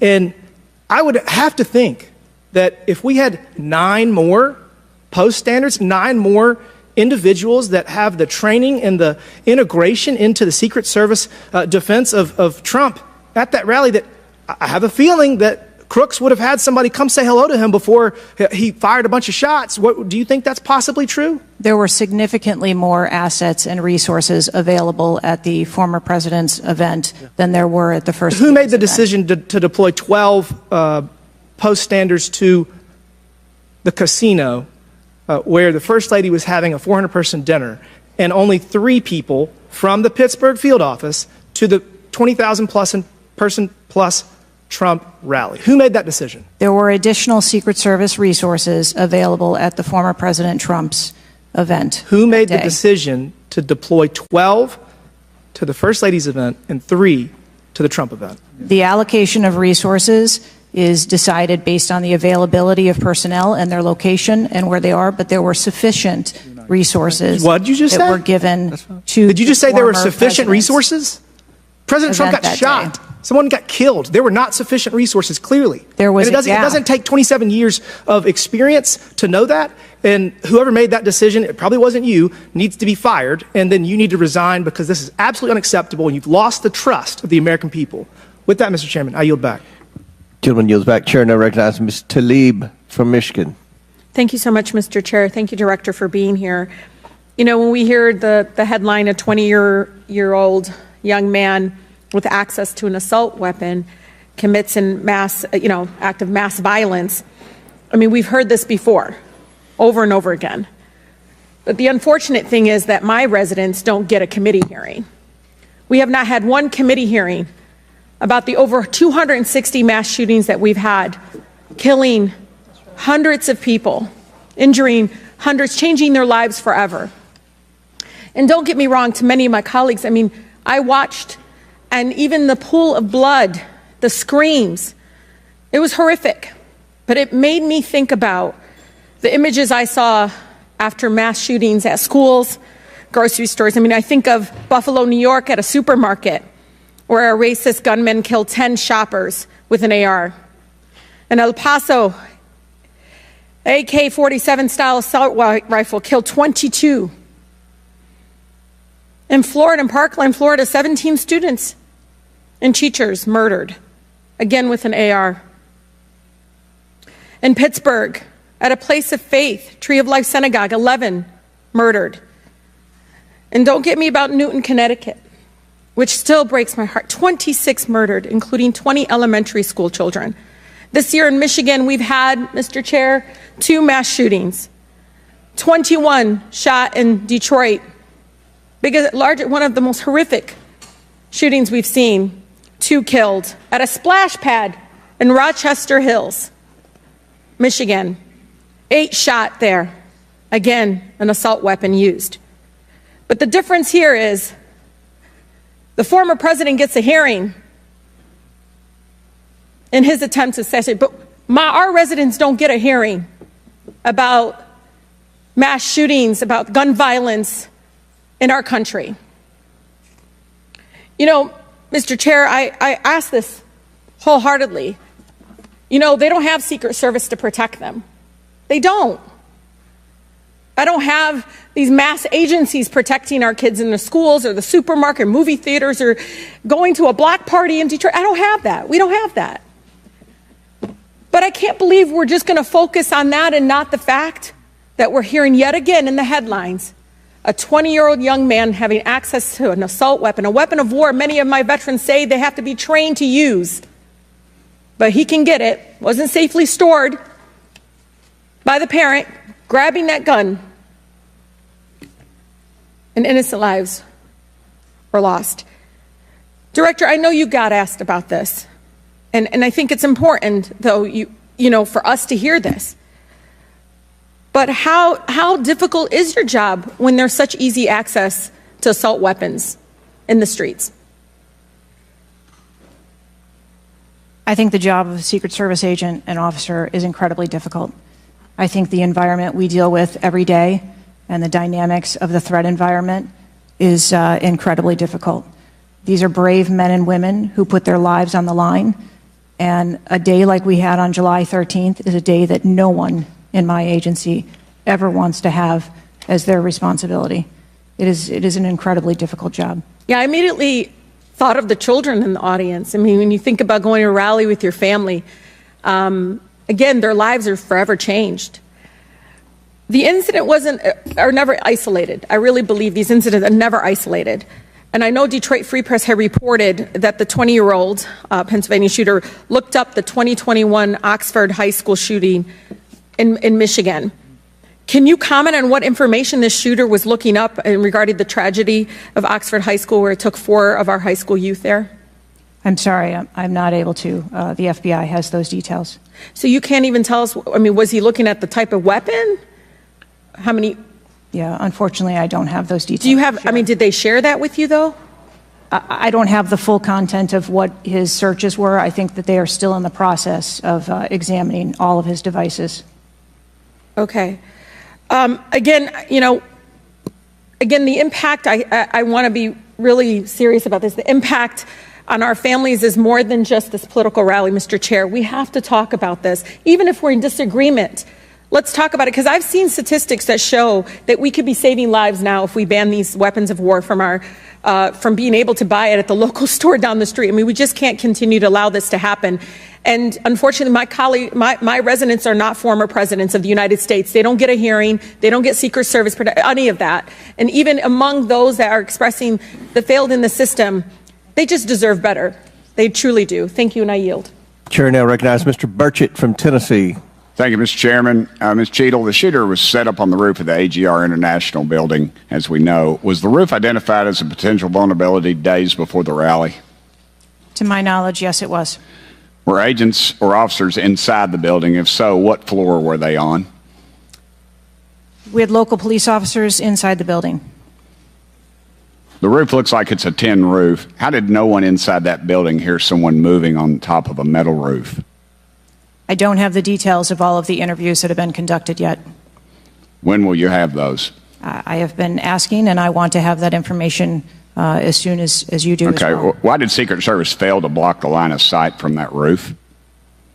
I think that the Secret Service put together a plan where they were counting that roof in as part of their overwatch, and that was the plan that they had put in place that day. If you weren't going to put a security personnel on the roof, why not at least use drone technology or aerial surveillance to monitor the rally? There are a number of times that we do use drone technology. I'm not speaking specifically to this event and what was utilized or not. There are times when drone technology is available and helpful at events, and there are times when it is not appropriate. Do y'all use Signal? Do you personally use Signal to communicate with any official from the White House? Signal on your phone? On occasion, I'm sure that there are people that use Signal, yes. Okay. Do you use it to speak with the White House? Use Signal? No, I do not. Okay. When was Thomas Crooks first identified as a person of interest? Let me help you. At 5:10, he was spotted with a rangefinder at 5:51. And when did Secret Service notice him? Again, I don't have those specific timelines, but it was a relatively short period of time. Let me help you. 5:52. Ms. Cheatle, why was President Trump allowed on stage 10 minutes after the Secret Service spotted a suspicious individual? That seems to me to be the worst thing of all. Of all the breakdown and all this communication, all the BS you've been feeding us here today or not feeding us, that seems to be the question. So as I've stated before, there are a number of events where suspicious people may be identified. That doesn't necessarily... Ma'am, I submit to you, you got a guy who's going to be the next president of the United States. He's on stage. I've been to these events. We've all been to these events. A car backfires, and there's a 15-minute dadgum wait. That's not acceptable. Did the Secret Service tell President Trump they'd spotted a suspicious individual before he was shot? I am unclear as to what the communication was with the former president at that time. I'll take that as a no. Did y'all deny President Trump's request for more security? Yes or no? And when was the most recent request for additional security? The rally request for security, all of those requests were fulfilled. And were there any personnel redirected to Jill Biden's rally? No. Who made the decision on the direction of agents at either one of those rallies? I'm unclear as to your question on the direction of the agents. I said, who directed those agents to be at Ms. Biden's rally or President Trump's rally? The specific agents. So there is a methodology in which agents are available for assignments, and they are assigned based on either geographic location or logistics or flight. Ma'am, I appreciate all that, but that methodology about got President Trump killed. Was the security detail guarding President Trump a temporary detail? The personnel who are assigned to the former president's detail are assigned to him. Why was there a different detail on the opening night of the convention than the detail that was guarding him in Pennsylvania? The president has a very large permanent protective detail assigned to him. They work shift work, and so it could be that people you saw at the rally were not working the same shift the day that he was. I can assure you, ma'am, somebody that's a lot shorter than the president was not at the convention, and the people that were cowering down behind the mass of agents that were on top of the president were not in the convention hall. At least I didn't see them. You can't seem to answer a single question about an ongoing investigation, ma'am, and you don't know when the information will be released publicly. Are you waiting for the administration to sign off? No, I am waiting for the results of the investigation, at which time... Okay. Let me ask you one more question. You found explosives in the shooter's possession. Is that correct? The FBI found explosives. Do we know who directed this young man how to make those explosives? I believe that the FBI is still looking into that on their investigation. Ms. Cheatle, you said that the buck stops with me, and I agree. I don't think you should resign. I think you should have been fired. Ma'am, you are a DEI horror story. I've told my daughter multiple times, my wife and my daughter, we talk to her all the time about how she's going to succeed in life. She'll succeed in life by achieving. Ma'am, you have not achieved today. You've let the American public down. If it was up to me, you'd be gone. Thank you, Mr. Speaker, Mr. Chairman. Chair now recognizes Mr. Crockett from Texas. Thank you so much, Mr. Chair. And let me just pick up where my colleague from Tennessee left off. Director Cheatle, was the incident on July 13th due to DEI, or rather systemic failures in communication and potentially safety protocols? The incident on the 13th has nothing to do with DEI. The incident on the 13th has to do with a failure or a gap either in planning or communication. Thank you so much. In fact, I have a few articles that I will enter into the record once I wrap up that actually acknowledge a number of women specifically for their valor in their service, whether it's been in various levels of law enforcement. But, you know, I want to stick here for just a second, because earlier you had a conversation in which there was a discussion about training. And I want to talk about training, and I want to talk about the fact that there's been a little bit of dancing around as it relates to this being a suspicious person and this being a situation that was perceived to be a threat. And it seems as if there's a different analysis that takes place. One of my questions has to do with if you have any bias training that your officers undergo. And the reason that I ask that, because as a civil rights lawyer, I have learned so many times in having to deal with law enforcement that there usually is not a perception of a threat when it is a young white male, even if they are carrying a long gun. Yet a lot of times, at least in this country, when it comes to law enforcement, there is a perceived threat just by somebody having a little bit more melanin in their skin. So I'm curious to know, because a lot of times, one of the things that we have consistently pushed for on my side of things, and when I say my side, is once we are looking at a tragedy in which law enforcement made an error, is the bias training and whether or not our officers are getting it. So I'm curious to know, in some of the training that you talk about that is part of your budget, has bias training been part of that? Yes, it is. Okay, thank you. I know that today is a rough day, and on that day in Pennsylvania, it was a rough day. And the reality is that I understand it, and you may or may not know the answer to this question. In the space in which this event took place, it was an open carry space. Is that correct? That is correct. Okay.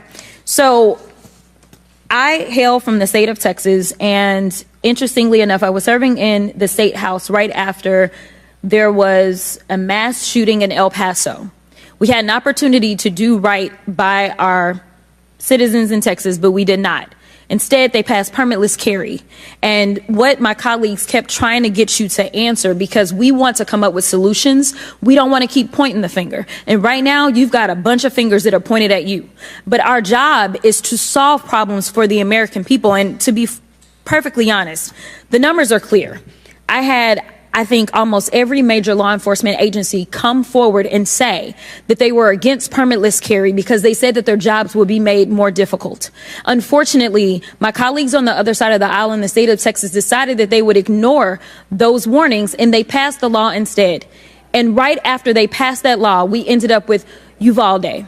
And we heard the stories of those officers that were scared to go in and save those babies because of the firearm in which in that case, 18-year-old had in his hands. They also were given an opportunity to say, hey, raise the age and make it to where at least you have to be 21 before you can possess this type of weapon. And they chose not to. And we have the facts. It shows, and I'll enter this into the record as well if there is no objection, deaths from firearms keep climbing in Texas decades after lawmakers began weakening gun regulations. That is from the Texas Tribune. Without objection, so ordered. Thank you so much. The last thing that I'm just going to make a point of saying is that we all care about this issue because we know that there has been a spike in violence, political violence in this country. Are you aware of the fact that the numbers are higher right now? Yes. Okay. In addition to that, and I'm going to point a little blame at ourselves because right now you got all the fingers pointed at you. But the reality is that we have a number of congressional members that are consistently engaging in violent rhetoric, and it needs to be toned down. The reality is that people are listening and they're paying attention. But unfortunately, another thing that is happening because we're not getting answers from you today is the conspiracy theories. They have already began. Have you heard of any of the conspiracies? Yes. Okay. The problem with these conspiracies is that when people believe that, say, the president of the United States ordered a hit, or they believe it was an inside job, or whatever conspiracies they believe because they don't have any facts in front of them, that potentially incites the next level of violence at the next event in retaliation for this. So we are only begging for your job as it relates to being the director, as well as the men and women that you are protecting as their director, that you keep them safe by making sure that the American people have the information that they need so that they can feel as if Secret Service is on the side of the American people. And ma'am, I don't doubt that Secret Service is on the side of the American people. But right now, so long as these conspiracy theories continue to fester, it is going to make your job that much harder. Thank you so much, and I yield. Chair now recognizes Ms. Marjorie Taylor Greene from Georgia. Thank you, Mr. Chairman. Ms. Cheatle, I'd like to remind you that you're under oath.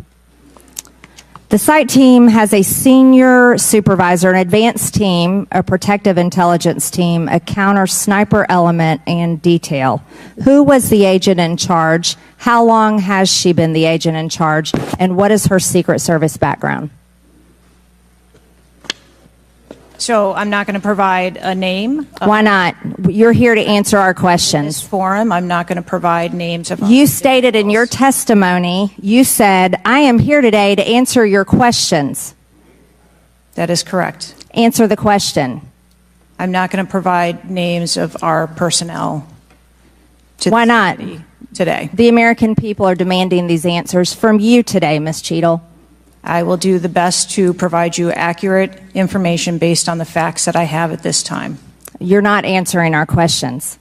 The advance element coordinates with other intel or law enforcement partners, identifies threats and weaknesses at the sites and movements. We'd like a copy of the advance report. Have you brought it here with you today? We will comply with the request for the documentation that has been requested. When will that be, Ms. Cheatle? Because you should have brought it today. I am certain that our personnel are working on obtaining all of that documentation. I don't believe you, and neither do the people watching this hearing. You're not doing well, as Mr. Moskowitz informed you.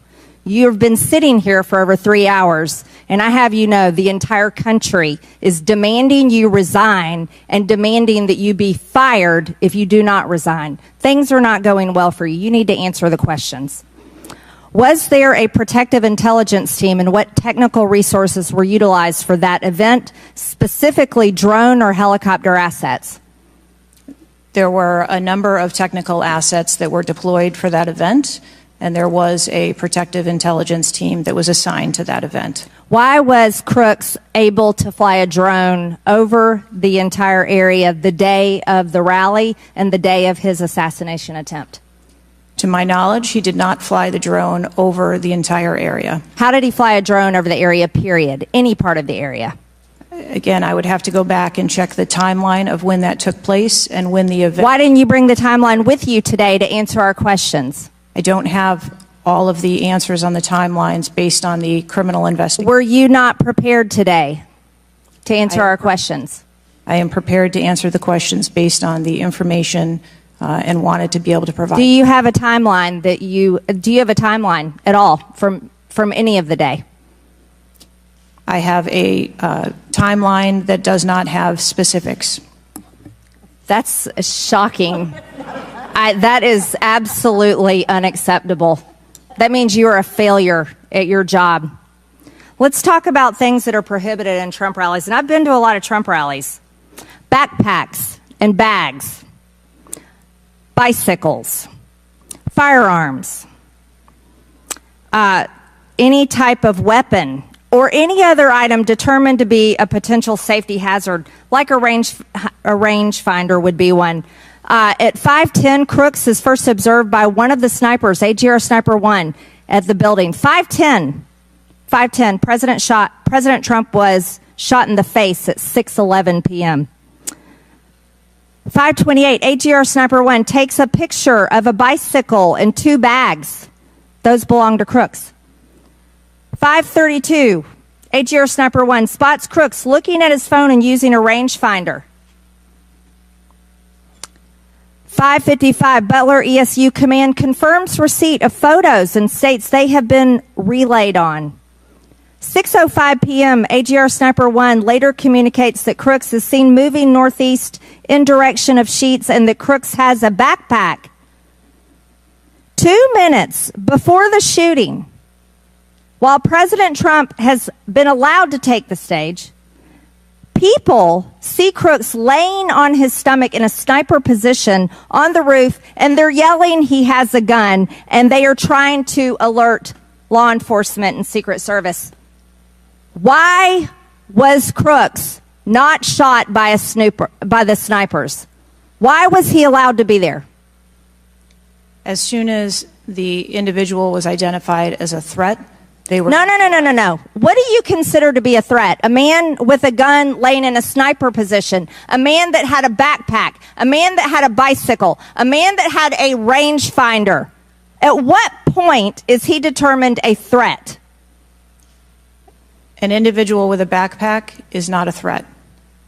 An individual with a rangefinder is not a threat. What about a man laying on a building that has direct line of sight of President Trump with a gun that people are screaming and pointing out. Is that a threat, Ms. Cheatle?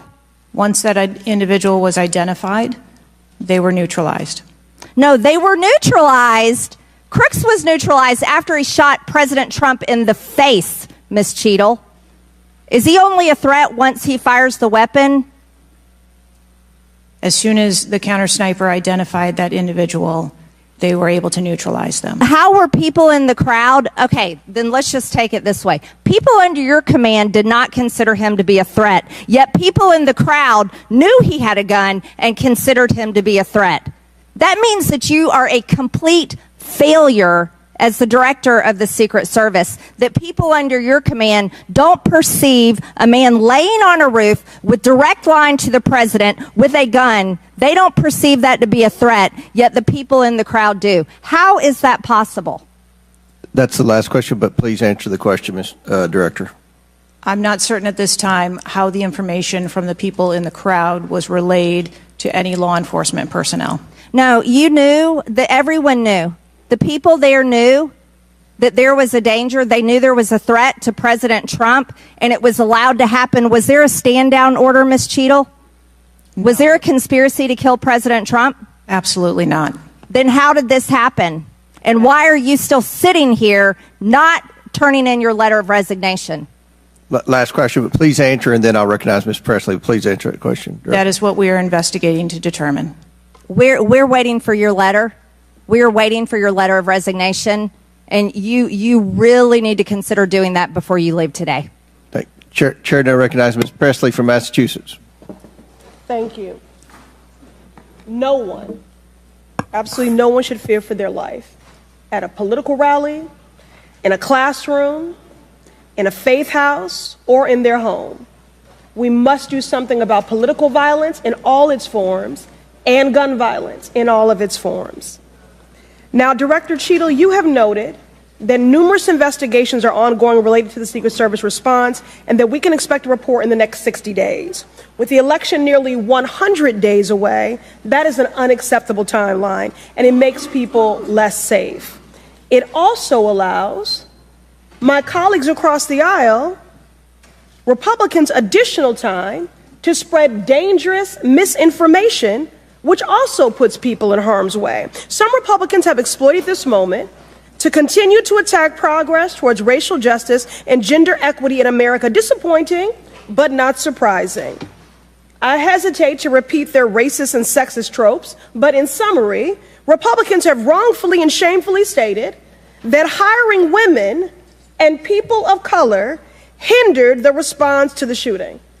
Now, this is part and parcel of Republican strategy to constantly attack necessary diversity, equity, and inclusion efforts, to undermine the contributions that women, people of color, the disability community, and others make to this country each and every day. And it is disgraceful. In the wake of gun violence and tragic loss of life, Republicans are ignoring solutions like gun safety reform and instead trotting out sexist tropes. Can't say I'm surprised. I ask unanimous consent to enter into the record reporting from CNN titled "Right-Wing Media Figures Blame Women in Secret Service and DEI for Security Failure in Trump Shooting." Without objection to order. This article quotes members of Congress and others that plainly accuse DEI and the hiring of women as a liability for the Secret Service. Women have been an integral part of the agency since 1971. And are held to the same standards as their male counterparts. To use them as a scapegoat during a time of crisis is shameful and it is dangerously divisive.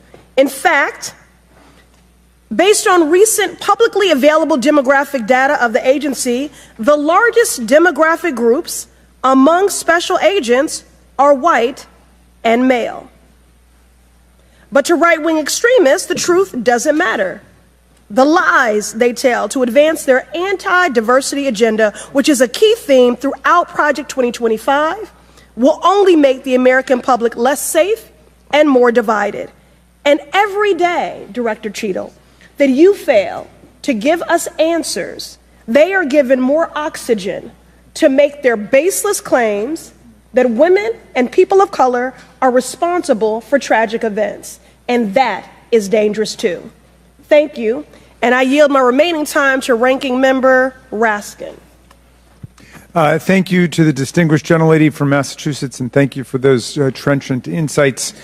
I wanted to make the point that you were making and several of other members were making to bring it into sharp relief here.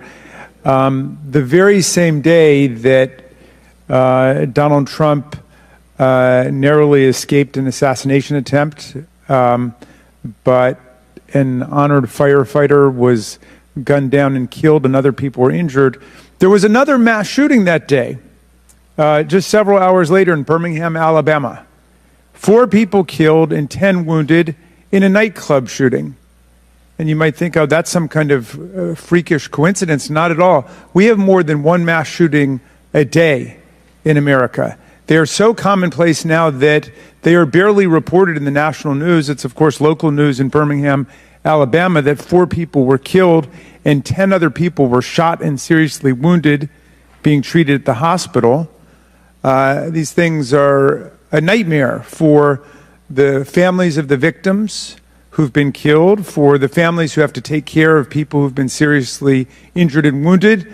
They are a major financial drain, publicly and privately, and yet we allow AR-15s to be purchased with abandon, promiscuously, all over the country. People can just go out and get an assault weapon. And the distinguished gentlelady from Michigan was right. We have a hearing when it affects the President of the United States, but on all the other days of the year, we don't have a hearing about it. And I think it is because of an honest disagreement we have about the Second Amendment. There are some people who think the Second Amendment means you've got the right to arm yourself with whatever weaponry you need to overthrow the government of the United States, and we reject that as a false interpretation of the Second Amendment and a false interpretation of the Constitution. We can ban assault weapons. We did it back in 1994. It dramatically reduced these mass shootings, and when that ban was lifted, the mass shootings went up through the roof again, and we've shown it. And so just like we're demanding real answers and real action from the Secret Service, let us demand real action and real answers from ourselves about the nightmare of mass gun violence, which puts America into a category all its own when you compare us to the countries in the European Union or Canada or other similarly situated countries. There's nothing like what we're going through. So we've got to act on the Secret Service to protect ourselves against political violence, and we've got to act as a Congress to protect ourselves against AR-15 violence in America. Chair recognizes Ms. McClain from Michigan. Thank you, Mr. Chairman. And first of all, I want to thank the Secret Service agents, those who work tirelessly to protect our presidents, and specifically those agents who did not hesitate to jump in front of President Trump. And my heart goes out to the family of the Comptoir family and the people at the rally who are still recovering. On the other hand, the Secret Service has a leadership problem, and it falls on you.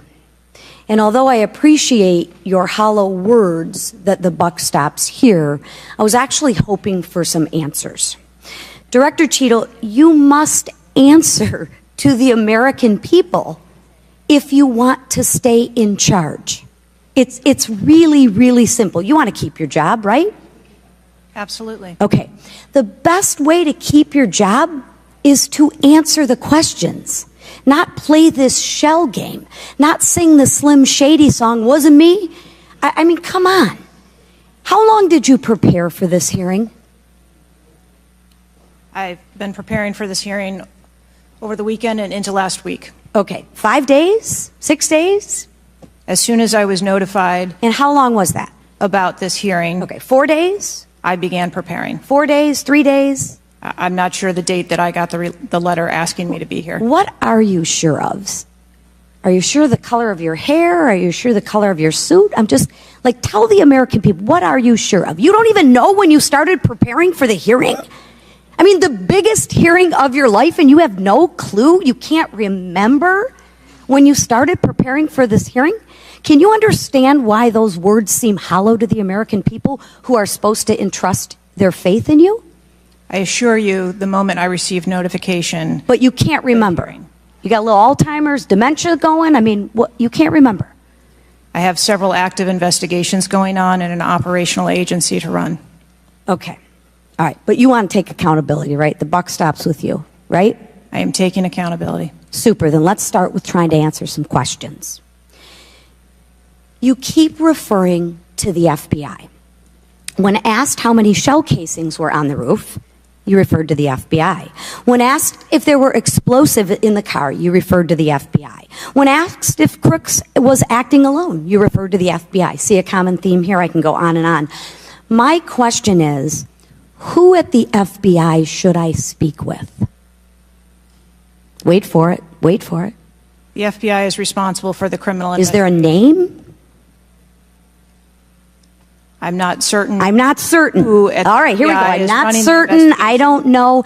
Let me ask a different question. Have you been in communication with the FBI? Yes, I have. With whom? I speak with the director and the deputy director. Okay. And what have they shared with you about this investigation? So I'll give you an opportunity to answer again. Did they share with you how many shell casings were on the roof? They have shared with me the evidence. Did they share with you how many shell casing were on the roof? Yes. Okay, how many were there? I would refer to the FBI for how many were there? And their information that they need to share in their investigation. So they've shared the information with you. You just don't want to share the information with us, correct? We have concurrent investigations that are going on. So they have shared this information with you. You know the answer to the question. You just refuse to answer the question from the member of Congress who has subpoenaed you to be here. Is there a different answer to that question? I was always willing to come here and testify before this oversight hearing. Beautiful. Then let's do that. Let's for once have your actions match your words. So you've been in communication with the FBI. You know the answers and you refuse to tell us the answers. So I will ask you again. You know how many shell casings were on that roof. What is the answer to that question? I think it's pertinent. What is the answer to that question?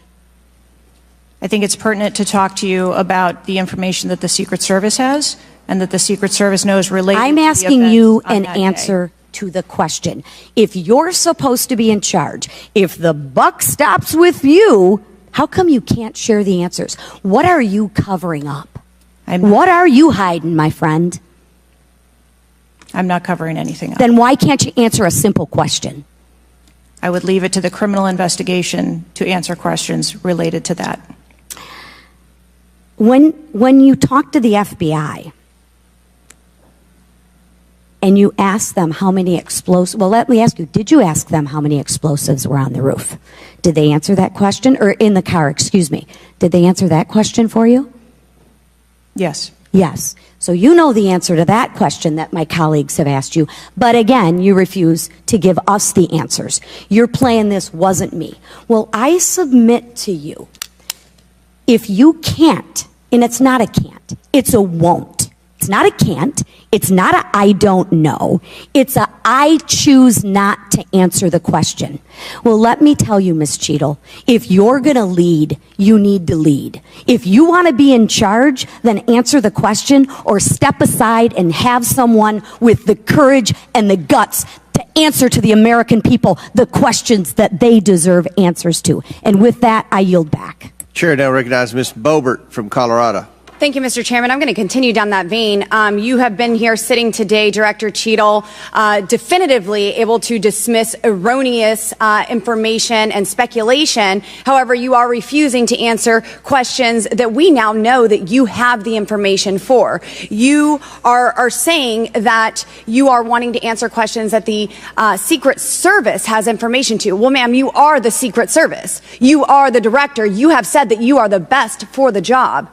So, I'm going to ask you some questions now knowing that you do have answers from the FBI, whom you have been passing the buck to this entire day. And I'll start with something that, maybe the FBI doesn't know because it has to deal with you personally. You said you spoke with President Trump after the assassination attempt. And I want to know, did you apologize to him directly for nearly having President Trump killed?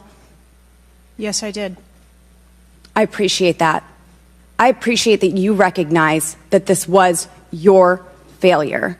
Now, since the assassination attempt, you are under oath, reminding you, have you communicated with anyone at the White House on an encrypted messaging app like Signal? Yes or no? No, I have not. Are you willing to surrender your personal phone for analysis? If I am required to do so. Okay. I will look into making that request because I would like to see your personal phone to see if you're communicating over encrypted messaging apps. Have you ever turned down enhanced security requests from Donald Trump's detail, his special agent in charge, Sean Curran? Have you ever turned that down? No, I have not. Have there been, has your team, has the Secret Service? Maybe not you personally. I believe, as I mentioned earlier, there are times when requests are made for and you assets, have denied them. They have been denied. And a denial doesn't Has the Trump campaign made requests for additional assets that have been denied? Denial doesn't mean vulnerability. Have there been additional requests for enhanced security at Mar-a-Lago? We have made a number of enhancements to. You confirmed that there were bomb-sniffing dogs that were provided. You failed to confirm if there were aerial security surveillance assets that were provided. So yes or no? Was that provided? At the rally? At the rally, yes, ma'am. We had Overwatch provided at the rally. You've confirmed that the assassin was identified as suspicious 57 minutes prior to the shooting. Was the suspicious individual ever approached by an agent? Was any contact ever made with him? Not to my knowledge. Is that the standard protocol for someone who is identified as suspicious? The protocol would be to locate the individual and you said that he was located 2 to 5 times approximately? No, I said that the information was passed potentially somewhere between 2 to 5 And he was times. never located by an agent? To my knowledge, that individual was not located by an agent. We have dozens of rally goers who have identified him and not one agent on the ground. There are many, many, many agents on the ground, local law enforcement, Secret Service. No one was able to identify him and have sights on and see him. What I'm saying is that the agents that were on the ground at the time, I have no knowledge that they were able to interview him or locate him. Thank you. Was there a local law enforcement officer who approached the roof and saw the shooter and saw that he was present on the roof? That is the information that has been shared with me. Have you spoke to that local law enforcement officer? No, I have not. Are you going to? It is part of a criminal investigation that the FBI is interviewing those individuals. Were agents stationed on the water tower? No. Why? That would not be something that would be included in a security plan. Has the man who is reported to have been present wearing a gray suit who allegedly requested a photo of the dead body of the assassin on top of the AGR roof been identified? I don't have that information. Is that something that you've heard of? No. Were ATF agents present at the rally? To attend or to work? To work. Not to my knowledge. How long did the counter sniper have crooks in his sights before the shooter opened fire on President Trump? I don't have that specific timeline. Will you be able to tell us if he communicated with other agents on what he was seeing through his sights? Once I have that information, absolutely. Because we need to know why he waited for multiple rounds to be fired at President Trump before the threat was neutralized. We need to know if he was given an order to hold fire. Now, You've excused the roof of being unmanned because of the slope of the roof. Do you continue to assert the slope of the roof as a credible reason for leaving this position undefended? First, I'll go back and correct that there was no order to hold fire. Our agents and officers have the ability to neutralize a threat at the time So you that don't they know, see it. I'm sorry, you don't know the communication that was taking place or how long he had him at his sites because you haven't spoke to him, but you do know that there was no order to hold fire. I can tell you the way that our personnel are trained. They are trained on the use of force scale that when they see a threat, they are authorized to neutralize that threat. They don't have to ask for permission. You excuse the roof being unmanned because of the slope. Do you stand by that assertion? The roof was not covered with an individual on it because there was overwatch provided. Apparently not. No, there was no overwatch provided. This is very evident. President Trump was shot. A man died. There was no oversight provided. I find this rather maddening, especially now knowing that you do have answers from the FBI, who you have been passing the buck to this entire hearing, not answering a congressional hearing, members of Congress, while you are under oath and under a subpoena. I find it maddening that the director, that our country has come centimeters away from oblivion under your watch. You have answers. You are refusing to give those to us, directing us to the FBI, and this entire thing is a waste of time. You are responsible for the loss of a life and the shooting that took place on President Trump. You do need to resign. This is bipartisan. You need to be fired. You do not need to hold this position. You are not the best for this job. I am over my time, but I cannot tolerate your watch any longer, and I'm going to continue to call daily for you to be removed from your position, ma'am. Chair recognizes Mr. Fry from South Carolina. Thank you, Mr. Chairman. Director Cheatle, how long have you been with the Secret Service? 29 years, right?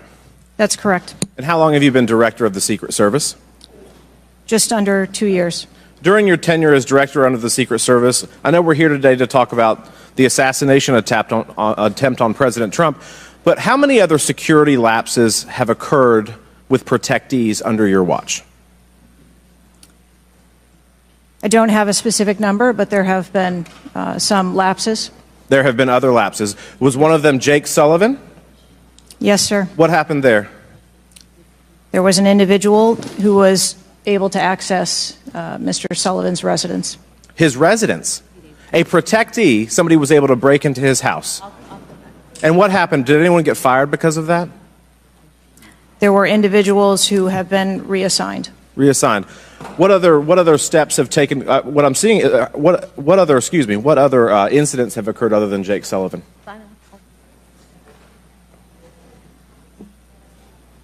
Was there an issue with the Secret Service agent and Vice President Harris? I would not call that a security incident.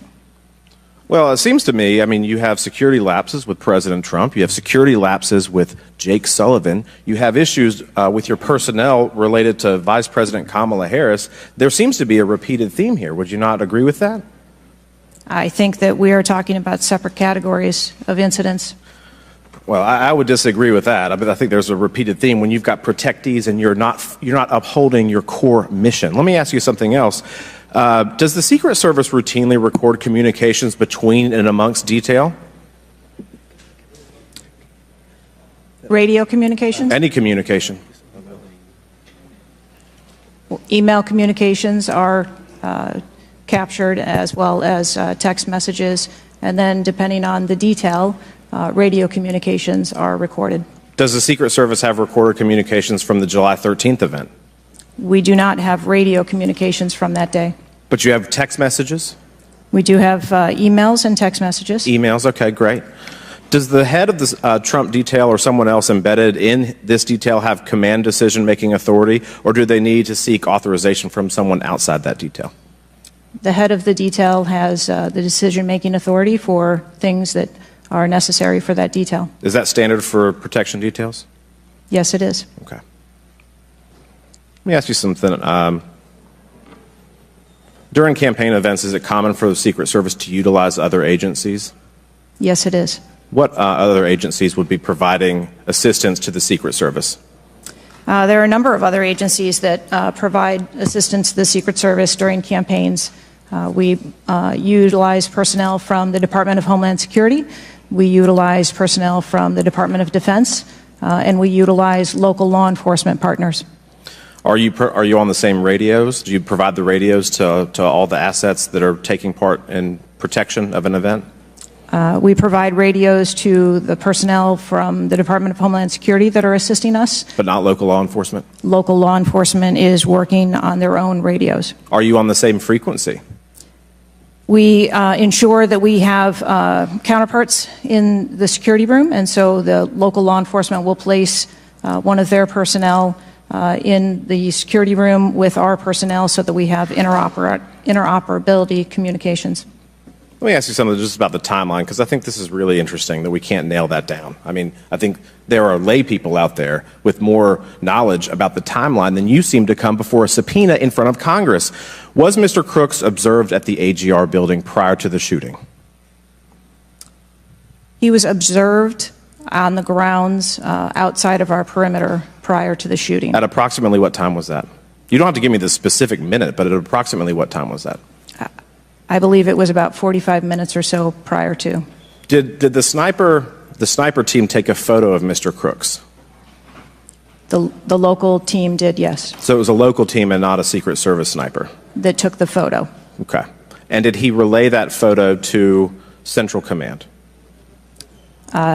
Again, it's an active ongoing investigation, so I want to make sure that I'm factual with the route that photo took and who that was disseminated to and when. What time did when did Mr. Crooks' status go from a suspicion, a person that was under suspicion, to a threat? When did that happen? And maybe not even a specific time, Director Cheatle, maybe a certain event that happened that transformed him from a person of suspicion to a threat. When did that happen? To the best of my knowledge, based on what I've been told thus far, it's approximately 5 minutes to where individuals relayed that there was an incident being worked at the 3 o'clock of the president. So that was, but it was before the shots were fired? That is correct, but again, it was not phrased as a threat.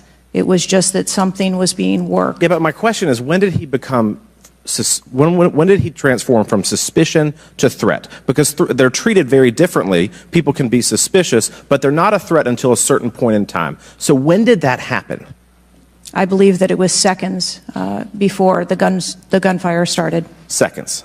My gosh, we actually have a few questions that we got answered today. Listen, I'm going to wrap up here, Mr. Chairman, but here's the frustration that people have.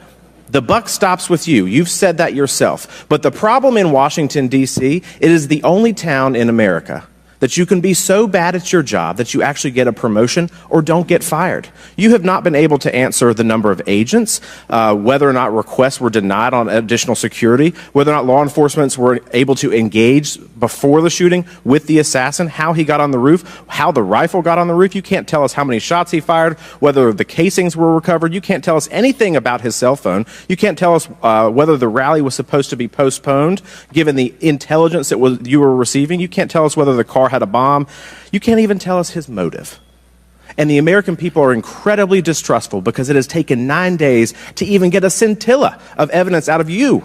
Maybe if I was CNN or ABC or NBC, I would have gotten much more thorough and accurate information, but we have not received that in a subpoenaed hearing in front of this Congress. That is why the American people are frustrated, and I echo the bipartisan calls on this committee and all across this country that you should resign, or maybe when the president wakes up from his nap, he can fire you. Thank you, Mr. Chairman. Chair now recognizes Ms. Luna from Florida.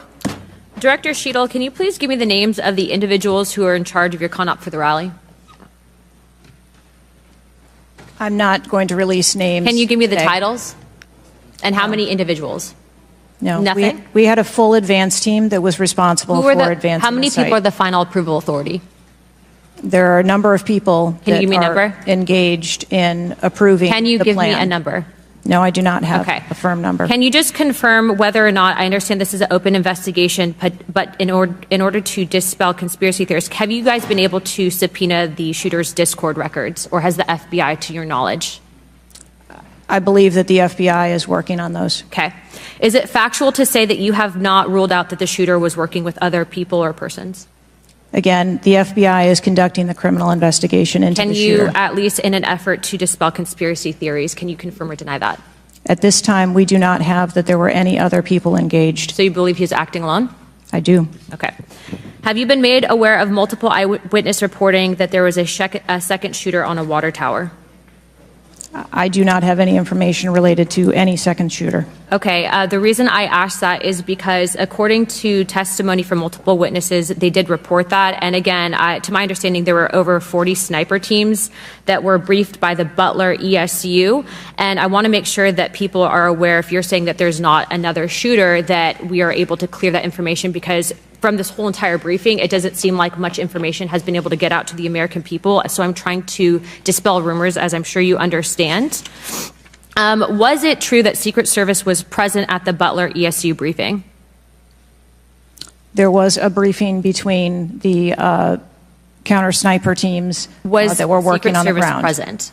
Yes, to my knowledge. Okay, I want to read you a report from people that seem to be throwing you under the bus and stated that they were in attendance and that Secret Service was not in attendance at the security briefing, according to individuals with knowledge, to also include that the AGR building where the shooter Thomas Matthew Crooks was located was actually not a part of their security perimeter for that. So there was not Secret Service present. It seems as though that when you were asked earlier from Rep. Krishnamurthy about whether or not Secret Service was aware of a threat, you had said no, they were unaware of a threat. And yet, according to communications, again, from law enforcement that were in some of these group chats, they actually had reported that Secret Service was made aware of a threat at around 5:59 p.m. as a part of the command, including Secret Service, aware of messages and requests about information about the suspect's location. Can you please tell me if you have knowledge of that at all? Again, I think we're conflating the difference between the term threat and suspicious. But you guys did have knowledge at 5:59 p.m. according to those group chats, did you not? Of a suspicious individual. Okay. Chairman, in my opinion, according to some of the testimony today, I feel that you have perjured yourself in some instances. And so I'm going to ask for a full review of the transcripts by staff. And if you find that to be the case, I do ask that you bring perjury charges against the director. I will say this, it is very frustrating, and I've talked to my colleagues and we've said it to your face, that you have been up here basically stonewalling our ability to get the answers to the American people. And what I will also say is that every single member of Congress does not feel safe with you in charge. You have heard that, and I think that we are all sitting ducks with you in directing the Secret Service currently. But more importantly, it sends a message to our adversaries that we are not protected, and we are one of the strongest countries in the world, so you have essentially made us a less safe country because of it. As a result of that, I'm asking you to formally step down. I share my same opinions as my Democrat colleagues, and I also think that your efforts to bring forward a full investigation and report in 60 days is unacceptable. And as a result of that, I'm going to do everything in my legislative toolkit to ensure that that happens sooner rather than later. And I'm sure that you know that we brought a vote on inherent contempt against Garland for essentially blocking a congressional investigation. And I don't think that you should be any different. So I will say that I am just completely disgusted by your performance today. And I understand that you're probably in a position where you're being told not to testify, which is why we had to subpoena you. I think that goes back to Garland. But again, that is part of the flushing that we need to get out of Washington, and I would be happy to assist in that process. Chairman, I yield the rest of my time. Chair now recognizes Mr. Langworthy from New York. Thank you very much, Mr. Chairman, and I appreciate you bringing this hearing forward with a subpoena. Director, yesterday I made the decision to get in my car and drive to Butler, Pennsylvania in preparation for this moment and asking you questions about the events of the assassination attempt on President Trump's life. I've done several presidential events in prior in my career, and I wanted to see this site with my own two eyes because I don't believe the video footage tells the whole story or looking at things on a diagram. And I was absolutely appalled when I went to the site, when I saw the fact that I could have stood on the roof of that building, the AGR building, and hit that podium with a 9-iron, and I'm a lousy golfer. And the fact that that was not included in the perimeter is a complete dereliction of the duty of the U.S. Secret Service. I mean, there are very few rooftops that needed to be secured. And the fact that Secret Service, as they were putting a site plan in place, did not think it was necessary to man those rooftops, you have completely walked away from your duties. You had one job, and that's to protect the future President of the United States or to protect all of the other protectees. And President Trump is only here today by God's grace because he had just something in him that made him turn his head just slightly, or we would be in a national period of mourning right now. And you have done nothing here today. I've rewritten these questions like 4 times during your hearing, and you haven't answered a damn one of them. You haven't given any information. You have hidden behind this FBI investigation, and I think you should be ashamed of yourself because you have brought more shame to your agency than I think that the assassination attempt has at this point. This is literally the worst performance I have ever seen in front of a congressional hearing. You have offered no reason for this committee, this body, or the American people to trust you or the Secret Service today. And you should resign. You have said that you've put new security measures in place after the assassination attempt. Can you tell us what those are? Because the American people want to know that you're taking real corrective measures. But today you've pointed to an investigation. Investigation or not, you still have a job to do with a zero-fail mission. But so far, there's been absolutely no accountability, and you've admitted that here today. Not one person's been suspended. Not one person's been put on a desk. Meanwhile, we've got the most contentious of elections in our nation's history, and protectees are in danger because of incompetent leadership. Not the agents. The agents piled on President Trump to protect his life. Those are heroes. But the administrators running your agency, they're not right now. They're not doing their jobs. And you certainly aren't doing. The most appalling part of Saturday's events is the countless opportunities that Secret Service had to stop Crooks before he even got on the roof. At 3 o'clock, Crooks raised suspicion by entering the rally with a rangefinder. At 5:45, a cop with a Beaver County Emergency Services unit saw Crooks eyeballing the roof at the AGR International Building. And then at 5:55, Secret Service was warned of a suspicious person and identifies Crooks as a threat. This was all before shots were fired 15 minutes later. Director, yes or no, did local law enforcement alert the Secret Service about Crooks' presence at the rally? Yes, they did. The shooter came to attention of law enforcement almost an hour before President Trump went on stage. Law enforcement alerted the Secret Service of the shooter. Over and over, you've said there's a difference between a suspicious individual and a threatening individual. Can you explain what the shooter needed to exemplify to be called a threat? So I'm not clear as to what identified him as suspicious to the individuals who originally clarified him that way. For the Secret Service, for an individual to be determined to be a threat, that individual would have to be seen with a weapon or capable of doing some sort of harm to our protectees. I mean, Director, an individual walking into a rally with a rangefinder, scoping out an unprotected rooftop, and he reportedly flew a drone over hours before. It sounds like a lot more than suspicious, especially at a presidential rally. Your operational lapses, your resource management, and poor judgment nearly resulted in the assassination of President Trump. I mean, the dereliction of duty here is just appalling. The fact that you haven't visited Butler is just maddening to me. That you're not taking this job seriously. Many people here have called for your resignation. I've introduced a resolution here into this body that hopefully will get a vote this week calling on the president to fire you, ma'am. You have not done your job. You have put 2 black eyes on your agency, and you need to go. Mr. Chairman, I yield back. Gentleman yields back. Chair now recognizes Mr. Burleson from Missouri. Director Cheatle, I just want to kind of get an idea of what you can answer, because outside of what the FBI is responsible for, you have full responsibility for the Department of Secret Service. So the question is, what is the mission? Who defines the mission? Our mission of the Secret Service is to protect the President, the Vice President, their immediate families, presidential candidates, the former presidents, and those by executive order. And we also have an investigative mission. And those are well defined?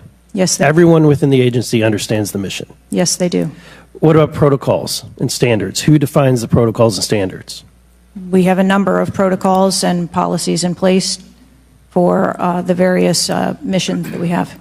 So would it be safe to say that you failed the mission, the ultimate mission? I have stated repeatedly here today that there was a failure. What about specific failures within protocols and guidelines within the agency? Again, I am certain that the investigation that is being conducted internally as well as the external investigation. You said earlier in the hearing that there was either a communication, there was errors in communication or in operations. Could it be both? In both errors in operational decisions and errors in communications? I think the investigation potentially could identify both. So I want to talk about communications. Representative Boebert asked earlier about using encrypted apps, that you said you have not used, I guess, Signal. Have you used any encrypted app to communicate from your personal device? I do, on occasion, use encrypted apps to communicate. So you use some form of an encrypted app to communicate with people within the federal government? With local law enforcement? Whom are you communicating using the encrypted apps? Many times it's with colleagues and associates. So you're communicating with colleagues on a personal device? There are times that the Secret Service, when we work internationally with some of our partners, that they don't have the same texting capability. And you're not able to do that with your government-issued device? Recently, we have been able to install some of those apps on government devices. Okay. Let's talk about some of the things that we can get access to. I'm actually shocked that you are using your personal device and encrypted communication tools. I think that might be the most shocking thing that I've heard today. I didn't expect for you to say that. We have requested, this committee has requested multiple documents, and this is not, under the purview of the FBI, this is under your purview. We requested a complete list of all law enforcement personnel, including Secret Service, Department of Homeland Security, local law enforcement with the roles in protecting the president, and we requested that for us to receive that by July 18th. Did you provide that?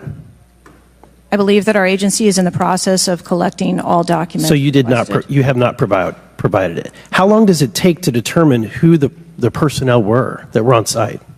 We are collecting a comprehensive list of all the documents that have been requested. We also requested all the audio and video recordings that your agency, not the FBI, but your agency has in possession related to the event. Did we receive those? Have you provided those at all? We are in the process of collecting all documentation requested.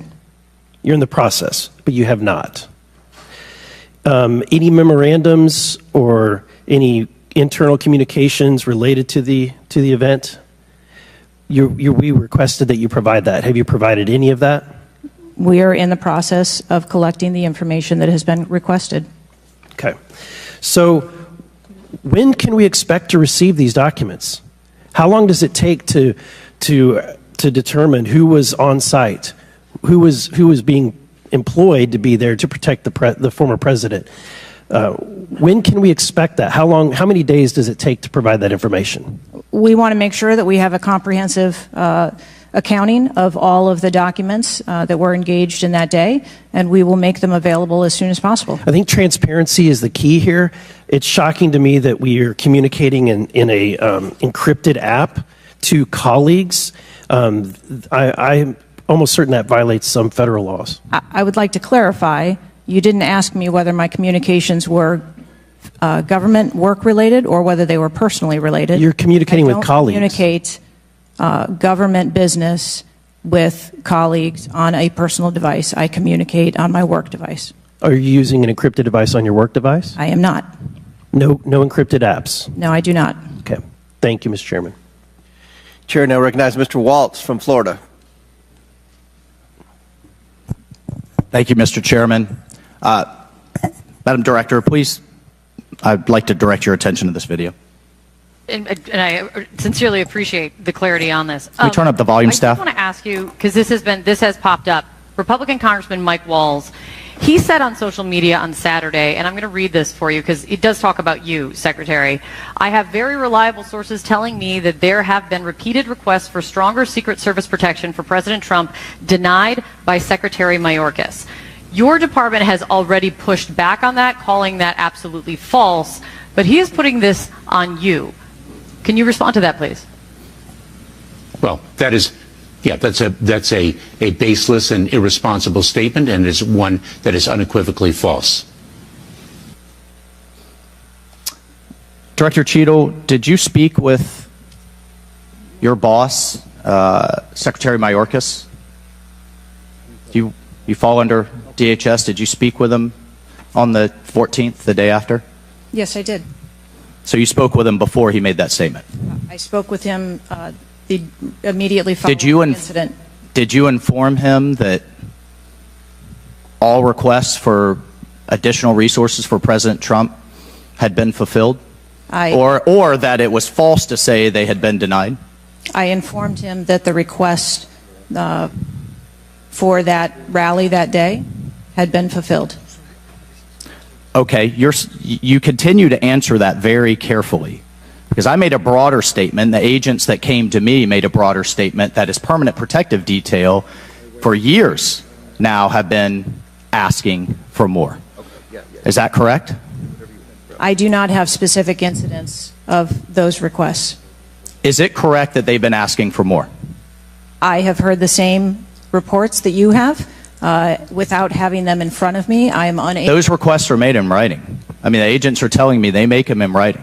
This isn't a verbal agency. Things are made in writing. I understand what you're saying. I don't have those requests in front of me here. I'm not asking if you have them in front of you. Are you aware that they were made? As I said earlier, there are times when requests are made, and depending on the availability of assets, or if there is a way that So there were times when they were denied? If there is a way that vulnerability can be mitigated in a different way, then that is why So there are times when they were denied, for a variety of reasons?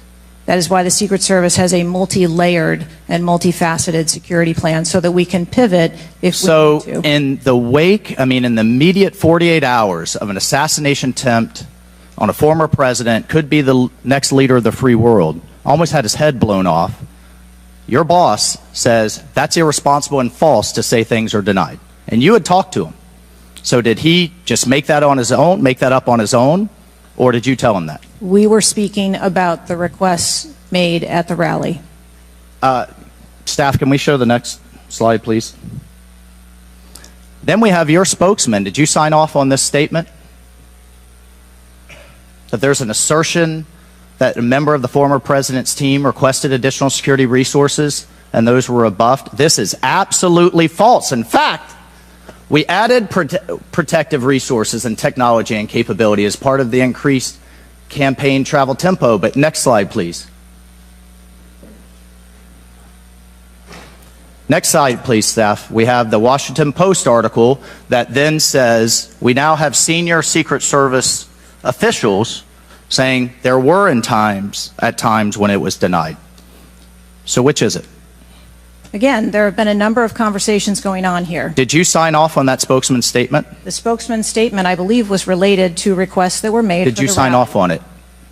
For the requests that were made at the rally. Did you sign off on the statement before it went out? I sign off on my press spokesman's statement before they go out. I would hope you would in the wake of an assassination attempt. Yes. You did? Mm-hmm. Categorically false that any requests were made. You signed off on it. Thank you for that. Thank you for that clarity. Madam Director, how many press conferences have you held since the assassination attempt? We have put out press releases. How many press conferences have you held? Gone to the mic, taken questions from the public, from the media? How many? I have not held any. How many has Secretary Mayorkas held? I don't. 0. How many has the FBI held? 0. How many has the Department of Justice held? I know you know the answer. I believe there was a press conference in Butler after the incident occurred. By local law enforcement, not by you and not by the Department of Homeland Security. So this is how misinformation flies. I mean, in the darkness, in the absence of information. Now we have 9 days later before a congressional committee, we all represent almost 1 million people, and you still don't have answers. Are you aware that national news anchors are saying this was a hoax? On national television, they're saying, no, the president wasn't shot, it was flying glass. Are you aware of that? I have not heard those reports. Are you aware that, I mean, there are rumors rampant online that there were multiple shooters? Yes. Are you aware that because the shooter had overseas encrypted platforms in Belgium and New Zealand and in Germany, that a lot of people are speculating there could have been foreign involvement, logically? Are you aware of that? Yes. And have you done anything to disabuse any of these notions today? No. You haven't. Madam Director, I would fire you, regardless of the failure, I would fire you just how you've handled it since. You should have been the first to the mics to say, America, world, I want to assure you we're going to get to the bottom of this. I want to assure you full transparency. Our agency clearly had major gaps here, and I want to personally take responsibility and accountability. You should have been the first, standing alongside Secretary Mayorkas, and I would even go so far as to say have daily press conferences, updating everyone on what we know. But you haven't had any of that. What are you hiding behind? I am not hiding. Because you're making the situation worse. I think you've heard that on a bipartisan basis here. You are making this situation far worse in the absence of information. Let's move on. This is truly astounding. I want to be clear, because you keep dodging the issue. Has President Trump's permanent protective detail requested additional assets over the last few years? He is clearly not your average former president. He's not Jimmy Carter in an old folks' home. He's not President Bush painting out in his barn. He has multiple residences, a lot of rallies. He's very publicly engaged, and he has a foreign threat in addition to domestic threats. Have they requested additional resources? That's the last question, but please feel free to answer. Thank you, Director. Thank you. We have continued, as I stated earlier, to increase over the past year the assets that are at the former president's residence and supplied to his detail. Mr. Chairman, if I could just ask for one more indulgence. It is clear you have not been to Butler, Pennsylvania. Leaders lead and should be on the ground. You have not been there. Instead, you went to the RNC, but you weren't originally even going to go there. Where were you originally scheduled to go besides the RNC, a national special security event? I was always scheduled to go to RNC. Mr. Chairman, I would like to enter into the record that the director was scheduled to go to Aspen, hobnobbing around with, I don't know what liberal elites go to Aspen. That was where you were originally scheduled to go to speak at a forum. I was scheduled to go to the RNC. I was going to leave the RNC for 24 hours and return back to the RNC. I hope, as your predecessor, Julie Pearson, with a security incident on the White House and under the Obama administration and Reagan's Secret Service detail lead, I will hope you would have the dignity for the sake of the agents in the service to resign. Gentleman's time's expired. Thank you. I'd like to enter a few things into the record. First of all, the remaining articles that Mr. Biggs was wanting to enter into the record, without objection, so ordered. Next, I have a written statement from Representative Mike Kelly of Pennsylvania. His district includes Butler, and he has a written statement that we'd like to enter into the record without objection, so ordered. A bipartisan 114th congressional report titled United States Secret Service and Agency in Crisis. This was prepared by former Oversight Committee Chairman Jason Chaffetz and former Ranking Member Elijah Cummings. And lastly, The issue subpoenaed compelling Director Cheatle's appearance at today's hearing without objection, so ordered. That concludes our question segment. I want to thank the Director for your testimony today. I now yield to the Ranking Member for closing remarks. Thank you very much, Mr. Chairman. And Director Cheatle, I also want to thank you for your patience over the course of what must have been a very long and trying hearing for you. It has been an unusually encouraging hearing and an unusually depressing hearing. And what's encouraging, Mr. Chairman, is that we came together to issue a strong statement deploring and categorically denouncing political violence in America. And I also didn't see any daylight between the members of the two parties today at the hearing in terms of our bafflement and outrage about the shocking operational failures that led to disaster and near catastrophe on July 13th, 2024. What is depressing is the extraordinary communications gap between the Director of the Secret Service and Congress. And I don't want to add to the Director's terrible, horrible, no good, very bad day, but I will be joining the Chairman in calling for the resignation of the Director, just because I think that this relationship is irretrievable at this point, and I think that the Director has lost the confidence of Congress at a very urgent and tender moment in the history of the country, and we need to very quickly move beyond this. But what I will say, Mr. Chairman, is that I took this hearing to be about two major policy failures, and one policy failure is the one that got the vast majority of the attention, which was the failure of the Secret Service to effectively respond to a gunman on a roof within 150 yards of a presidential visit and speech.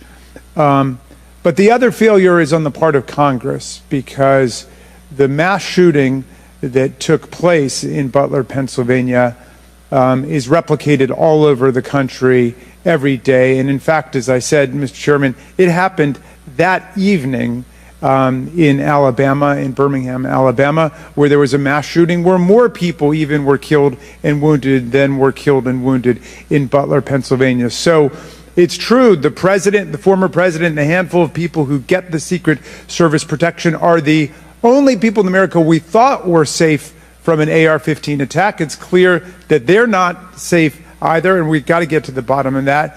But we also have to get to the bottom of the larger problem, which is that the whole country is living like this, in fear and in terror of assault weapon attacks in movie theaters, churches, synagogues, mosques, supermarkets, Walmarts,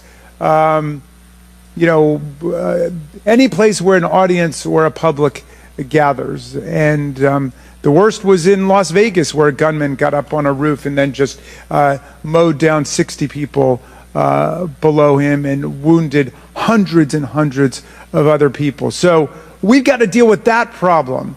Yes, we've got to move as swiftly as we can to deal with the problems of the Secret Service, but the broader problem is still there. And I just wish to the heavens that our colleagues that could get together on the question of presidential security against an AR-15 attack could get together on the question of public security against an AR-15 attack, because all of us are vulnerable. All of our families are in danger by this, and the rest of the world doesn't live this way. And we have to look to see how uniquely strange it is that we allow 20-year-olds to access AR-15s, weapons of mass destruction, and show up in public places to endanger other people. And I hope, Mr. Chairman, we can work together on that with the same spirit of bipartisan commitment to the public safety that was exemplified here today. And I yield back to you. The ranking member yields back. I'll deliver my closing remarks. Director Cheatle, I subpoenaed you to appear today to get answers for the American people about the failures that led to the assassination attempt of President Donald J. Trump. Unfortunately, you refused to answer today. And This committee is not known for its model of bipartisanship, but I think today we came together unanimously in our disappointment for your lack of answers. You've stated that the FBI will investigate and give a report, and you estimate 60 days. We've been waiting for months and months for lots of different bits of information from the FBI. We have no confidence in the FBI. The majority of this committee has no confidence in the FBI. I sincerely hoped that the hearing today would give not just Congress confidence in the Secret Service, but the American people would have confidence in the Secret Service. We don't have confidence, not just in Congress, but I don't believe the American people tonight when they go to bed are going to have confidence that the Secret Service is the best it can be at protecting President Biden, at protecting the First Lady, at protecting President Trump, at protecting their families. That's what the primary role for the Secret Service should be. And some people have said and speculated, well, there needs to be more money and more employees. As I stated early on, $3.1 billion, I believe next year it's going to be $3.2 billion budget, over 8,000 employees. If the Secret Service is spread too thin and doing things like inspecting counterfeit, which is what the Secret Service was created to do, was to inspect counterfeit money and things like that with the Treasury. If it's spread too thin, then we need to come together in Congress, and I think we can do that in a bipartisan way to narrow the focus of the Secret Service, to protect the leaders of our country, to protect our elections by protecting our candidates. And I don't believe we have any confidence that you can do that as the leader of the FBI. I sincerely hope that we would adjourn this committee hearing and have confidence not just in the Secret Service, but in you as director of the Secret Service. But we do not. Taking responsibility requires a lot of things. It means providing transparency. It means answering simple questions. It means providing a specific timeline of July 13th to this committee and the American people. I mean, it's been 9 days. There were people that were demanding that we have a hearing the next day or 2 days following the shooting. And I said, no, we need to give the Secret Service ample time to be able to answer those questions. 9 days. 9 days. And I don't think we answered very many questions that the American people have. I don't think there was I've never said this before, and I've presided over a lot of hearings. I don't think there was one question asked by anyone that the average American hasn't already asked at a diner or at church or at a ball game. The American people have questions. They deserve answers. Congress deserves answers. You were subpoenaed today to provide answers, and ma'am, you did not do that. So, as Ranking Member Raskin stated, he and I will be sending a letter requesting that you submit your resignation as a step toward accountability in what happened. And one of the biggest frustrations that many of us have, especially on this side of the aisle, is that there's never accountability in this administration. And when you look at the debacles prior to July 13th, I mean, it would be hard to beat the withdrawal in Afghanistan, the debacle there, and no one was held accountable. To this day, no one has been held accountable for that. But here we have clearly video showing people notifying the police, and the police are blaming the Secret Service. The Secret Service are blaming the police. Homeland Security is blaming everybody. But at the end of the day, after this hearing and after our request for information, we don't have any answers for the American people, and we don't have that confidence that you can lead the Secret Service to restore the confidence.